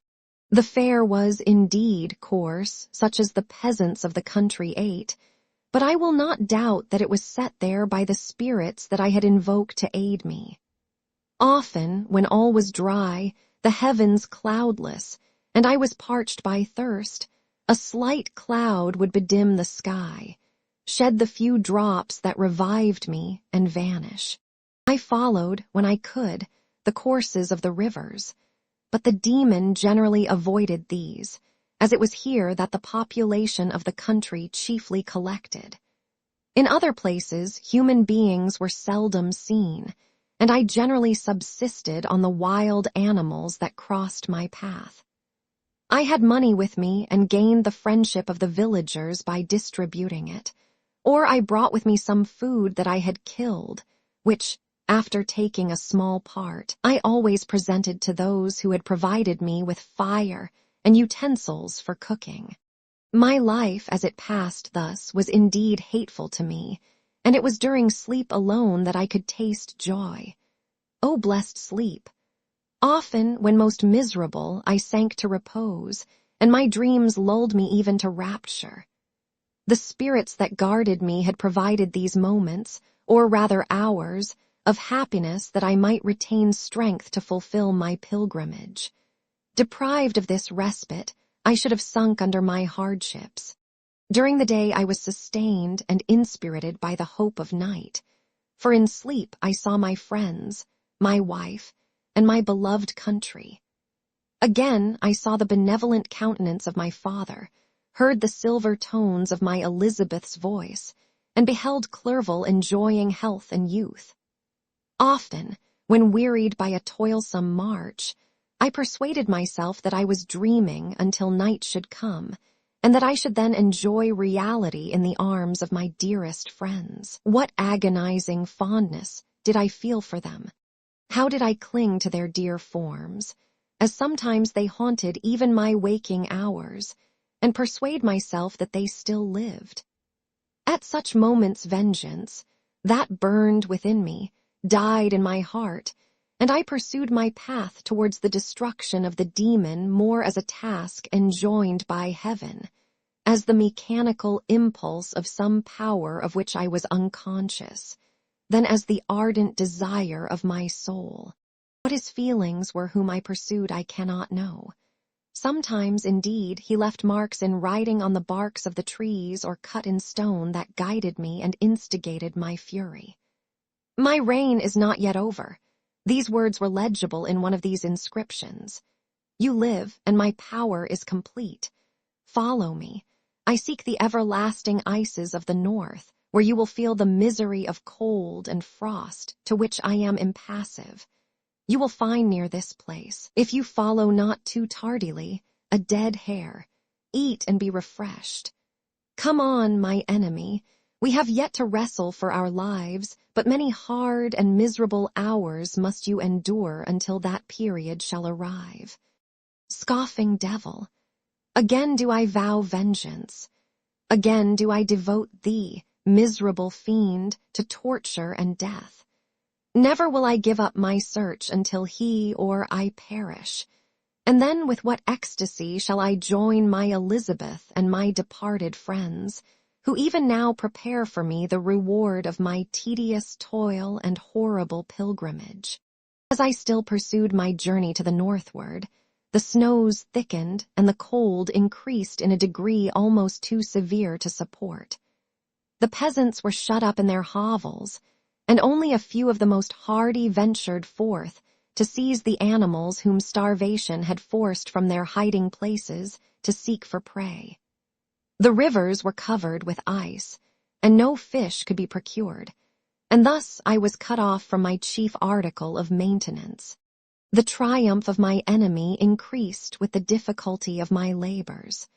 One inscription that he left was in these words: "Prepare! Your toils only begin. Wrap yourself in furs and provide food, for we shall soon enter upon a journey where your sufferings will satisfy my everlasting hatred." My courage and perseverance were invigorated by these scoffing words. I resolved not to fail in my purpose, and calling on heaven to support me, I continued with unabated fervor to traverse immense deserts, until the ocean appeared at a distance and formed the utmost boundary of the horizon. Oh, how unlike it was to the blue seasons of the south! Covered with ice, it was only to be distinguished from land by its superior wildness and ruggedness. The Greeks wept for joy when they beheld the Mediterranean from the hills of Asia, and hailed with rapture the boundary of their toils. I did not weep, but I knelt down and with a full heart thanked my guiding spirit for conducting me in safety to the place where I hoped, notwithstanding my adversary's jibe, to meet and grapple with him. Some weeks before this period, I had procured a sledge and dogs, and thus traversed the snows with inconceivable speed. I know not whether the fiend possessed the same advantages, but I found that, as before I had daily lost ground in the pursuit, I now gained on him, so much so that, when I first saw the ocean, he was but 1 day's journey in advance, and I hoped to intercept him before he should reach the beach. With new courage, therefore, I pressed on, and in 2 days arrived at a wretched hamlet on the seashore. I inquired of the inhabitants concerning the fiend, and gained accurate information. A gigantic monster, they said, had arrived the night before, armed with a gun and many pistols, putting to flight the inhabitants of a solitary cottage through fear of his terrific appearance. He had carried off their store of winter food, and placing it in a sledge, to draw which he had seized on a numerous drove of trained dogs. He had harnessed them, and the same night, to the joy of the horror-struck villagers, had pursued his journey across the sea in a direction that led to no land, and they conjectured that he must speedily be destroyed by the breaking of the ice or frozen by the eternal frosts. On hearing this information, I suffered a temporary access of despair. He had escaped me, and I must commence a destructive and almost endless journey across the mountainous ices of the ocean, amidst cold that few of the inhabitants could long endure and which I, the native of a genial and sunny climate, could not hope to survive. Yet at the idea that the fiend should live and be triumphant, my rage and vengeance returned, and like a mighty tide, overwhelmed every other feeling. After a slight repose, during which the spirits of the dead hovered round and instigated me to toil and revenge, I prepared for my journey. I exchanged my land sledge for one fashioned for the inequalities of the frozen ocean, and purchasing a plentiful stock of provisions, I departed from land. I cannot guess how many days have passed since then, but I have endured misery which nothing but the eternal sentiment of a just retribution burning within my heart could have enabled me to support. Immense and rugged mountains of ice often barred up my passage, and I often heard the thunder of the ground sea, which threatened my destruction. But again the frost came and made the paths of the sea secure. By the quantity of provision which I had consumed, I should guess that I had passed 3 weeks in this journey, and the continual protraction of hope, returning back upon the heart, often wrung bitter drops of despondency and grief from my eyes. Despair had indeed almost secured her prey, and I should soon have sunk beneath this misery. Once, after the poor animals that conveyed me had with incredible toil gained the summit of a sloping ice mountain, and one, sinking under his fatigue, died, I viewed the expanse before me with anguish, when suddenly my eye caught a dark speck upon the dusky plain. I strained my sight to discover what it could be, and uttered a wild cry of ecstasy when I distinguished a sledge and the distorted proportions of a well-known form within. Oh, with what a burning gush did hope revisit my heart! Warm tears filled my eyes, which I hastily wiped away, that they might not intercept the view I had of the demon. But still my sight was dimmed by the burning drops, until, giving way to the emotions that oppressed me, I wept aloud. But this was not the time for delay. I disencumbered the dogs of their dead companion, gave them a plentiful portion of food, and after an hour's rest, which was absolutely necessary, and yet which was bitterly irksome to me, I continued my route. The sledge was still visible, nor did I again lose sight of it except at the moments when for a short time some ice rock concealed it with its intervening crags. I indeed perceptibly gained on it, and when, after nearly 2 days' journey, I beheld my enemy at no more than a mile distant, my heart bounded within me. But now, when I appeared almost within grasp of my foe, my hopes were suddenly extinguished, and I lost all trace of him more utterly than I had ever done before. A ground sea was heard. The thunder of its progress, as the waters rolled and swelled beneath me, became every moment more ominous and terrific. I pressed on, but in vain. The wind arose, the sea roared, and as with the mighty shock of an earthquake, it split and cracked with a tremendous and overwhelming sound. The work was soon finished. In a few minutes a tumultuous sea rolled between me and my enemy, and I was left drifting on a scattered piece of ice that was continually lessening, and thus preparing for me a hideous death. In this manner many appalling hours passed. Several of my dogs died, and I myself was about to sink under the accumulation of distress, when I saw your vessel riding at anchor and holding forth to me hopes of succor and life. I had no conception that vessels ever came so far north and was astounded at the sight. I quickly destroyed part of my sledge to construct oars, and by these means was enabled, with infinite fatigue, to move my ice raft in the direction of your ship. I had determined, if you were going southwards, still to trust myself to the mercy of the seas rather than abandon my purpose. I hoped to induce you to grant me a boat with which I could pursue my enemy, but your direction was northwards.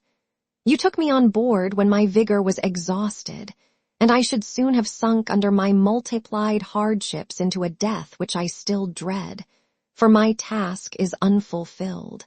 Oh, when will my guiding spirit in conducting me to the demon allow me the rest I so much desire? Or must I die, and he yet live?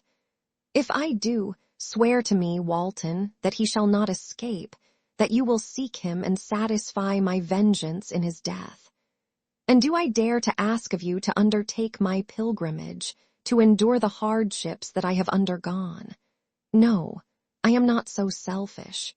Yet, when I am dead, if he should appear, if the ministers of vengeance should conduct him to you, swear that he shall not live, swear that he shall not triumph over my accumulated woes and survive to add to the list of his dark crimes. He is eloquent and persuasive, and once his words had even power over my heart, but trust him not. His soul is as hellish as his form, full of treachery and fiend-like malice. Hear him not. Call on the names of William, Justine, Clerval, Elizabeth, my father, and of the wretched Victor, and thrust your sword into his heart. I will hover near and direct the steel aright. Walton, in continuation. August 26th, 17. You have read this strange and terrific story, Margaret, and do you not feel your blood congeal with horror, like that which even now curdles mine? Sometimes, seized with sudden agony, he could not continue his tale. At others, his voice broken, yet piercing, uttered with difficulty the words so replete with anguish. His fine and lovely eyes were now lighted up with indignation, now subdued to downcast sorrow and quenched in infinite wretchedness. Sometimes he commanded his countenance and tones, and related the most horrible incidents with a tranquil voice, suppressing every mark of agitation. Then, like a volcano bursting forth, his face would suddenly change to an expression of the wildest rage as he shrieked out imprecations on his persecutor. His tale is connected and told with an appearance of the simplest truth, yet I own to you that the letters of Felix and Safie, which he showed me, and the apparition of the monster seen from our ship, brought to me a greater conviction of the truth of his narrative than his asseverations, however earnest and connected. Such a monster has, then, really existence. I cannot doubt it, yet I am lost in surprise and admiration. Sometimes I endeavored to gain from Frankenstein the particulars of his creature's formation, but on this point he was impenetrable. "Are you mad, my friend?" said he. "Or whither does your senseless curiosity lead you? Would you also create for yourself and the world a demoniacal enemy? Peace, peace. Learn my miseries and do not seek to increase your own." Frankenstein discovered that I made notes concerning his history. He asked to see them, and then himself corrected and augmented them in many places, but principally in giving the life and spirit to the conversations he held with his enemy. "Since you have preserved my narration," said he, "I would not that a mutilated one should go down to posterity. Thus has a week passed away, while I have listened to the strangest tale that ever imagination formed.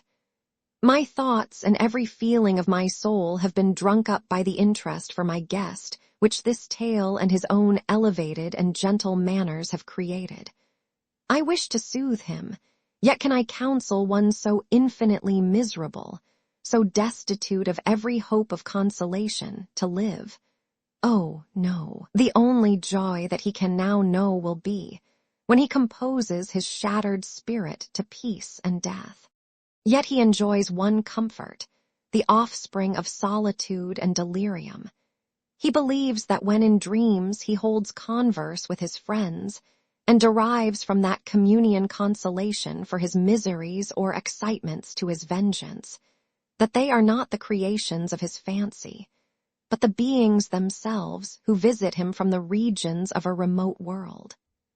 This faith gives a solemnity to his reveries that render them to me almost as imposing and interesting as truth. Our conversations are not always confined to his own history and misfortunes. On every point of general literature, he displays unbounded knowledge and a quick and piercing apprehension. His eloquence is forcible and touching, nor can I hear him, when he relates a pathetic incident or endeavors to move the passions of pity or love, without tears. What a glorious creature must he have been in the days of his prosperity, when he is thus noble and godlike in ruin. He seems to feel his own worth and the greatness of his fall. "When younger," said he, "I believed myself destined for some great enterprise. My feelings are profound, but I possessed a coolness of judgment that fitted me for illustrious achievements. This sentiment of the worth of my nature supported me when others would have been oppressed, for I deemed it criminal to throw away in useless grief those talents that might be useful to my fellow creatures. When I reflected on the work I had completed, no less a one than the creation of a sensitive and rational animal, I could not rank myself with the herd of common projectors. But this thought, which supported me in the commencement of my career, now serves only to plunge me lower in the dust. All my speculations and hopes are as nothing, and like the archangel who aspired to omnipotence, I am chained in an eternal hell. My imagination was vivid, yet my powers of analysis and application were intense. By the union of these qualities, I conceived the idea and executed the creation of a man. Even now, I cannot recollect without passion my reveries, while the work was incomplete. I trod heaven in my thoughts, now exulting in my powers, now burning with the idea of their effects. From my infancy I was imbued with high hopes and a lofty ambition. But how am I sunk? Oh, my friend, if you had known me as I once was, you would not recognize me in this state of degradation. Despondency rarely visited my heart. A high destiny seemed to bear me on, until I fell, never, never again to rise. Must I then lose this admirable being? I have longed for a friend. I have sought one who would sympathize with and love me. Behold, on these desert seas I have found such a one, but I fear I have gained him only to know his value and lose him. I would reconcile him to life, but he repulses the idea. I thank you, Walton, he said, for your kind intentions towards so miserable a wretch. But when you speak of new ties and fresh affections, think you that any can replace those who are gone? Can any man be to me as Clerval was, or any woman another Elizabeth? Even where the affections are not strongly moved by any superior excellence, the companions of our childhood always possess a certain power over our minds which hardly any later friend can obtain. They know our infantine dispositions, which, however they may be afterwards modified, are never eradicated, and they can judge of our actions with more certain conclusions as to the integrity of our motives. A sister or a brother can never, unless indeed such symptoms have been shown early, suspect the other of fraud or false dealing, when another friend, however strongly he may be attached, may, in spite of himself, be contemplated with suspicion. I enjoyed friends, dear not only through habit and association, but from their own merits. And wherever I am, the soothing voice of my Elizabeth and the conversation of Clerval will be ever whispered in my ear. They are dead, and but one feeling in such a solitude can persuade me to preserve my life. If I were engaged in any high undertaking or design, fraught with extensive utility to my fellow creatures, then could I live to fulfill it. But such is not my destiny. I must pursue and destroy the being to whom I gave existence. Then my lot on earth will be fulfilled, and I may die. My beloved sister, September 2d. I write to you, encompassed by peril and ignorant whether I am ever doomed to see again dear England and the dearer friends that inhabit it. I am surrounded by mountains of ice which admit of no escape and threaten every moment to crush my vessel. The brave fellows whom I have persuaded to be my companions look towards me for aid, but I have none to bestow. There is something terribly appalling in our situation, yet my courage and hopes do not desert me. Yet it is terrible to reflect that the lives of all these men are endangered through me. If we are lost, my mad schemes are the cause. And what, Margaret, will be the state of your mind? You will not hear of my destruction, and you will anxiously await my return. Years will pass, and you will have visitings of despair and yet be tortured by hope. Oh, my beloved sister, the sickening failing of your heartfelt expectations is, in prospect, more terrible to me than my own death. But you have a husband and lovely children. You may be happy. Heaven bless you and make you so. My unfortunate guest regards me with the tenderest compassion. He endeavors to fill me with hope and talks as if life were a possession which he valued. He reminds me how often the same accidents have happened to other navigators who have attempted this sea, and in spite of myself, he fills me with cheerful auguries. Even the sailors feel the power of his eloquence. When he speaks, they no longer despair. He rouses their energies, and while they hear his voice, they believe these vast mountains of ice are molehills which will vanish before the resolutions of man. These feelings are transitory.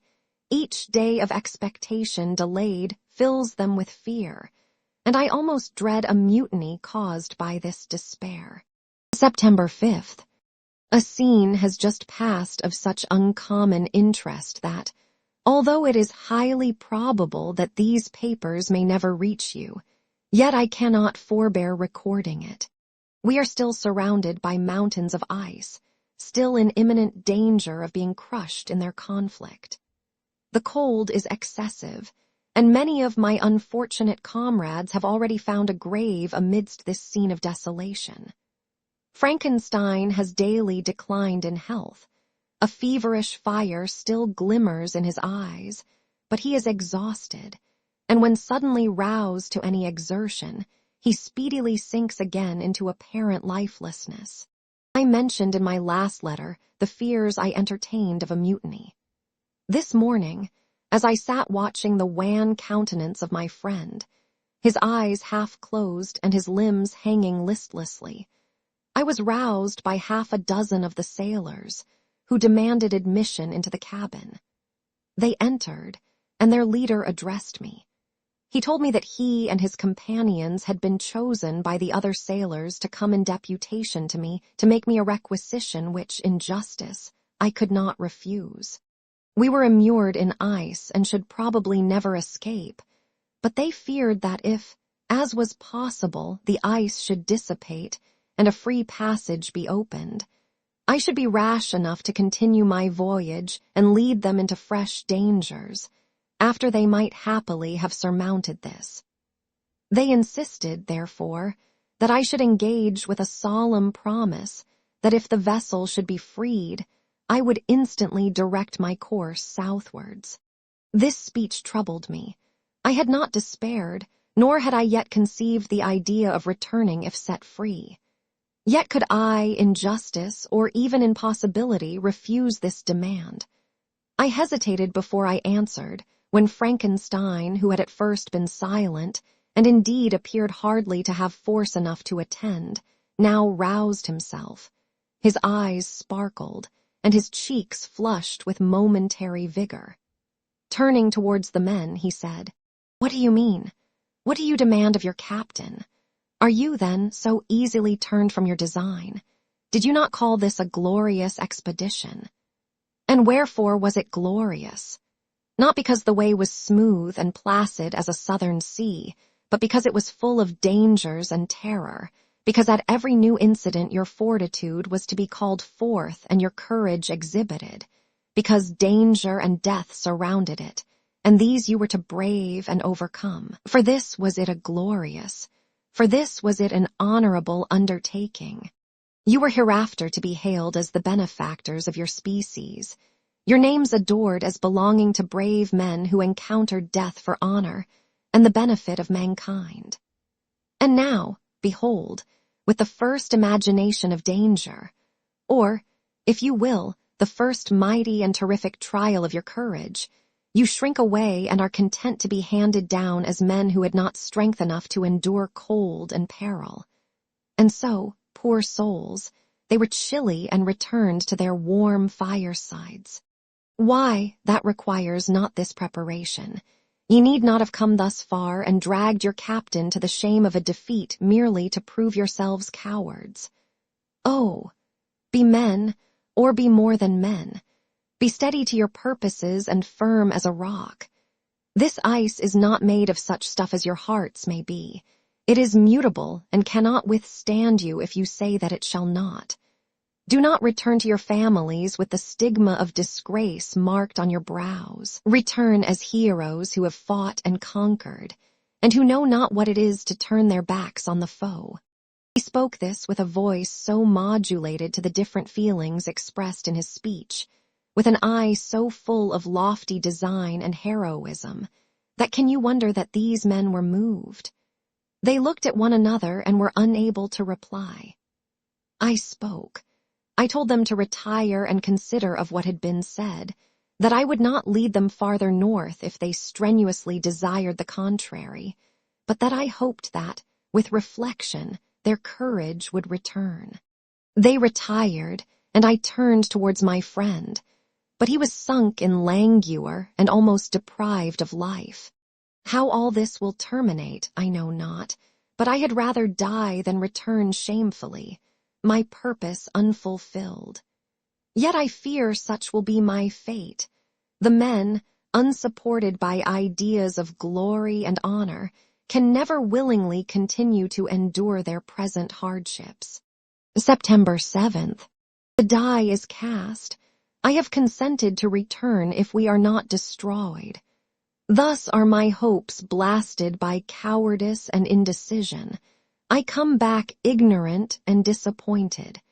It requires more philosophy than I possess to bear this injustice with patience. September 12th. It is past. I am returning to England. I have lost my hopes of utility and glory. I have lost my friend. But I will endeavor to detail these bitter circumstances to you, my dear sister. And while I am wafted towards England and towards you, I will not despond. September 9th. The ice began to move, and roarings like thunder were heard at a distance as the islands split and cracked in every direction. We were in the most imminent peril, but as we could only remain passive, my chief attention was occupied by my unfortunate guest, whose illness increased in such a degree that he was entirely confined to his bed. The ice cracked behind us and was driven with force towards the north. A breeze sprang from the west, and on the 11th, the passage towards the south became perfectly free. When the sailors saw this and that their return to their native country was apparently assured, a shout of tumultuous joy broke from them, loud and long-continued. Frankenstein, who was dozing, awoke and asked the cause of the tumult. "They shout," I said, "because they will soon return to England." "Do you, then, really return?" "Alas, yes, I cannot withstand their demands. I cannot lead them unwillingly to danger, and I must return. Do so if you will, but I will not. You may give up your purpose, but mine is assigned to me by heaven, and I dare not. I am weak, but surely the spirits who assist my vengeance will endow me with sufficient strength." Saying this, he endeavored to spring from the bed, but the exertion was too great for him. He fell back and fainted. It was long before he was restored, and I often thought that life was entirely extinct. At length he opened his eyes. He breathed with difficulty and was unable to speak. The surgeon gave him a composing draught and ordered us to leave him undisturbed. In the meantime, he told me that my friend had certainly not many hours to live. His sentence was pronounced, and I could only grieve and be patient. I sat by his bed, watching him. His eyes were closed, and I thought he slept. But presently he called to me in a feeble voice, and bidding me come near, said, "Alas! The strength I relied on is gone. I feel that I shall soon die, and he, my enemy and persecutor, may still be in being. Think not, Walton, that in the last moments of my existence I feel that burning hatred and ardent desire of revenge I once expressed. But I feel myself justified in desiring the death of my adversary. During these last days I have been occupied in examining my past conduct, nor do I find it blamable. In a fit of enthusiastic madness, I created a rational creature and was bound towards him to assure, as far as was in my power, his happiness and well-being. This was my duty, but there was another still paramount to that. My duties towards the beings of my own species had greater claims to my attention, because they included a greater proportion of happiness or misery. Urged by this view, I refused, and I did right in refusing, to create a companion for the first creature. He showed unparalleled malignity and selfishness in evil. He destroyed my friends. He devoted to destruction beings who possessed exquisite sensations, happiness, and wisdom. Nor do I know where this thirst for vengeance may end. Miserable himself that he may render no other wretched, he ought to die. The task of his destruction was mine, but I have failed. When actuated by selfish and vicious motives, I asked you to undertake my unfinished work, and I renew this request now, when I am only induced by reason and virtue. Yet I cannot ask you to renounce your country and friends to fulfill this task, and now that you are returning to England, you will have little chance of meeting with him. But the consideration of these points, and the well-balancing of what you may esteem your duties, I leave to you. My judgment and ideas are already disturbed by the near approach of death. I dare not ask you to do what I think right, for I may still be misled by passion. That he should live to be an instrument of mischief disturbs me. In other respects, this hour, when I momentarily expect my release, is the only happy one which I have enjoyed for several years. The forms of the beloved dead flit before me, and I hasten to their arms. Farewell, Walton. Seek happiness in tranquility and avoid ambition, even if it be only the apparently innocent one of distinguishing yourself in science and discoveries. Yet why do I say this? I have myself been blasted in these hopes, yet another may succeed. His voice became fainter as he spoke, and at length, exhausted by his effort, he sank into silence. About half an hour afterwards, he attempted again to speak, but was unable. He pressed my hand feebly, and his eyes closed forever, while the irradiation of a gentle smile passed away from his lips.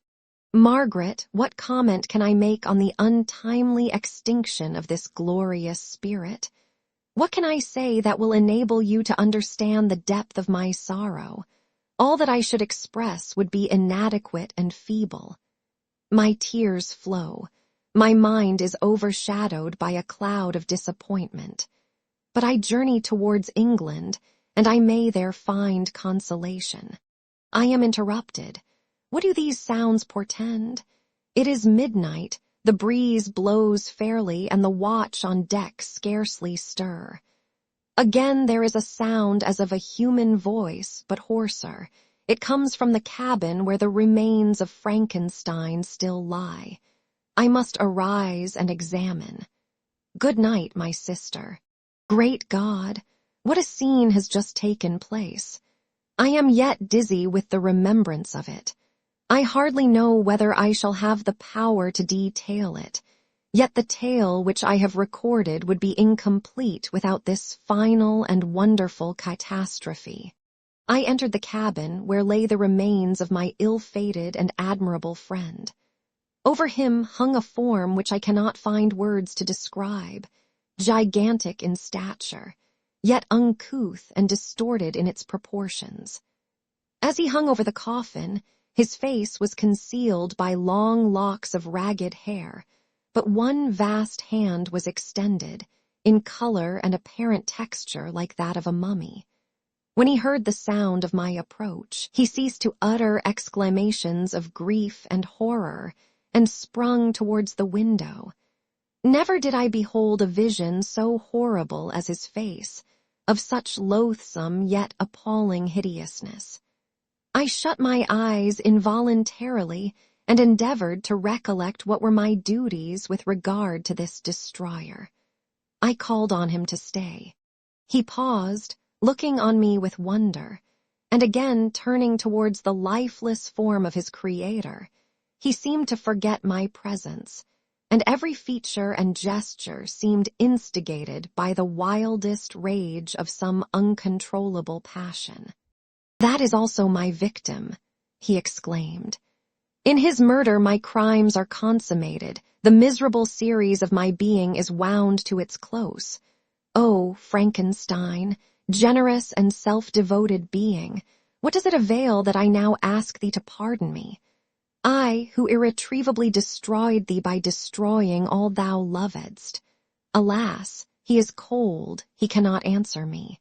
His voice seemed suffocated, and my first impulses, which had suggested to me the duty of obeying the dying request of my friend in destroying his enemy, were now suspended by a mixture of curiosity and compassion. I approached this tremendous being. I dared not again raise my eyes to his face. There was something so scaring and unearthly in his ugliness.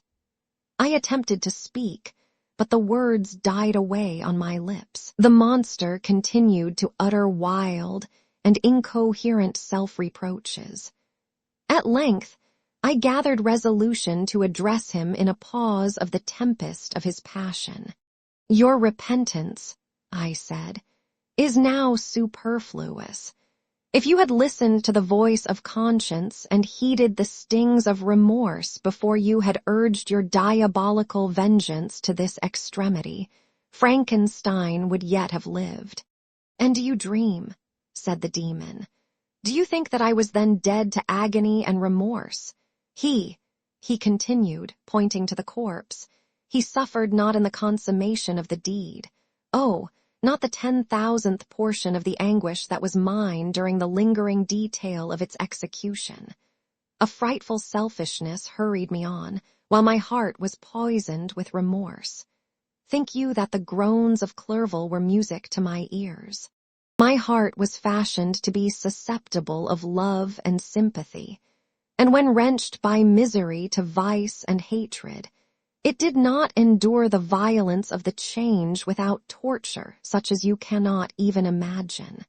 After the murder of Clerval, I returned to Switzerland, heartbroken and overcome. I pitied Frankenstein. My pity amounted to horror. I abhorred myself. But when I discovered that he, the author at once of my existence and of its unspeakable torments, dared to hope for happiness, that while he accumulated wretchedness and despair upon me, he sought his own enjoyment in feelings and passions from the indulgence of which I was forever barred, then impotent envy and bitter indignation filled me with an insatiable thirst for vengeance. I recollected my threat and resolved that it should be accomplished. I knew that I was preparing for myself a deadly torture, but I was the slave, not the master, of an impulse which I detested yet could not disobey. Yet when she died, nay, then I was not miserable. I had cast off all feeling, subdued all anguish to riot in the excess of my despair. Evil thenceforth became my good. Urged thus far, I had no choice but to adapt my nature to an element which I had willingly chosen. The completion of my demoniacal design became an insatiable passion. And now it is ended. There is my last victim. I was at first touched by the expressions of his misery. Yet, when I called to mind what Frankenstein had said of his powers of eloquence and persuasion, and when I again cast my eyes on the lifeless form of my friend, indignation was rekindled within me. "Wretch," I said, "it is well that you come here to whine over the desolation that you have made. You throw a torch into a pile of buildings, and when they are consumed, you sit among the ruins and lament the fall. Hypocritical fiend! If he whom you mourn still lived, still would he be the object, again would he become the prey, of your accursed vengeance. It is not pity that you feel. You lament only because the victim of your malignity is withdrawn from your power." "Oh, it is not thus, interrupted the being. "Yet such must be the impression conveyed to you by what appears to be the purport of my actions. Yet I seek not a fellow feeling in my misery. No sympathy may I ever find. When I first sought it, it was the love of virtue, the feelings of happiness and affection with which my whole being overflowed, that I wished to be participated. But now that virtue has become to me a shadow, and that happiness and affection are turned into bitter and loathing despair. In what should I seek for sympathy? I am content to suffer alone, while my sufferings shall endure.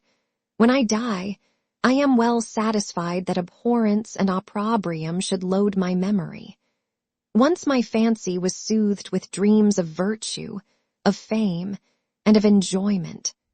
Once I falsely hoped to meet with beings who, pardoning my outward form, would love me for the excellent qualities which I was capable of unfolding. I was nourished with high thoughts of honor and devotion, but now crime has degraded me beneath the meanest animal. No guilt, no mischief, no malignity, no misery can be found comparable to mine. When I run over the frightful catalogue of my sins, I cannot believe that I am the same creature whose thoughts were once filled with sublime and transcendent visions of the beauty and the majesty of goodness. But it is even so. The fallen angel becomes a malignant devil. Yet even that enemy of God and man had friends and associates in his desolation. I am alone. You, who call Frankenstein your friend, seem to have a knowledge of my crimes and his misfortunes. But in the detail which he gave you of them, he could not sum up the hours and months of misery which I endured wasting in impotent passions. For while I destroyed his hopes, I did not satisfy my own desires. They were forever ardent and craving. Still I desired love and fellowship, and I was still spurned. Was there no injustice in this? Am I to be thought the only criminal, when all humankind sinned against me? Why do you not hate Felix, who drove his friend from his door with contumely? Why do you not execrate the rustic who sought to destroy the Savior of his child? Nay, these are virtuous and immaculate beings. I, the miserable and the abandoned, am an abortion, to be spurned at and kicked and trampled on. Even now my blood boils at the recollection of this injustice. But it is true that I am a wretch. I have murdered the lovely and the helpless. I have strangled the innocent as they slept and grasped to death his throat who never injured me or any other living thing. I have devoted my Creator, the select specimen of all that is worthy of love and admiration among men, to misery. I have pursued him even to that irremediable ruin. There he lies, white and cold in death. You hate me, but your abhorrence cannot equal that with which I regard myself. I look on the hands which executed the deed. I think on the heart in which the imagination of it was conceived, and long for the moment when these hands will meet my eyes, when that imagination will haunt my thoughts no more. Fear not that I shall be the instrument of future mischief. My work is nearly complete. Neither yours nor any man's death is needed to consummate the series of my being and accomplish that which must be done, but it requires my own. Do not think that I shall be slow to perform this sacrifice. I shall quit your vessel on the ice raft which brought me thither, and shall seek the most northern extremity of the globe. I shall collect my funeral pile, and consume to ashes this miserable frame, that its remains may afford no light to any curious and unhallowed wretch who would create such another as I have been. I shall die. I shall no longer feel the agonies which now consume me, or be the prey of feelings unsatisfied, yet unquenched. He is dead who called me into being, and when I shall be no more, the very remembrance of us both will speedily vanish. I shall no longer see the sun or stars, or feel the winds play on my cheeks. Light, feeling, and sense will pass away, and in this condition must I find my happiness. Some years ago, when the images which this world affords first opened upon me, when I felt the cheering warmth of summer and heard the rustling of the leaves and the warbling of the birds, and these were all to me, I should have wept to die. Now it is my only consolation, polluted by crimes and torn by the bitterest remorse. Where can I find rest but in death? Farewell, I leave you, and in you the last of humankind whom these eyes will ever behold. Farewell, Frankenstein. If thou wert yet alive and yet cherished a desire of revenge against me, it would be better satiated in my life than in my destruction. But it was not so. Thou didst seek my extinction, that I might not cause greater wretchedness. And if yet, in some mode unknown to me, thou hadst not ceased to think and feel, thou wouldst not desire against me a vengeance greater than that which I feel. Blasted as thou wert, my agony was still superior to thine. For the bitter sting of remorse will not cease to rankle in my wounds until death shall close them forever. But soon, he cried with sad and solemn enthusiasm, I shall die, and what I now feel be no longer felt. Soon these burning miseries will be extinct. I shall ascend my funeral pile triumphantly and exult in the agony of the torturing flames. The light of that conflagration will fade away. My ashes will be swept into the sea by the winds. My spirit will sleep in peace, or if it thinks, it will not surely think thus. Farewell. He sprang from the cabin window as he said this, upon the ice raft which lay close to the vessel. He was soon borne away by the waves and lost in darkness and distance.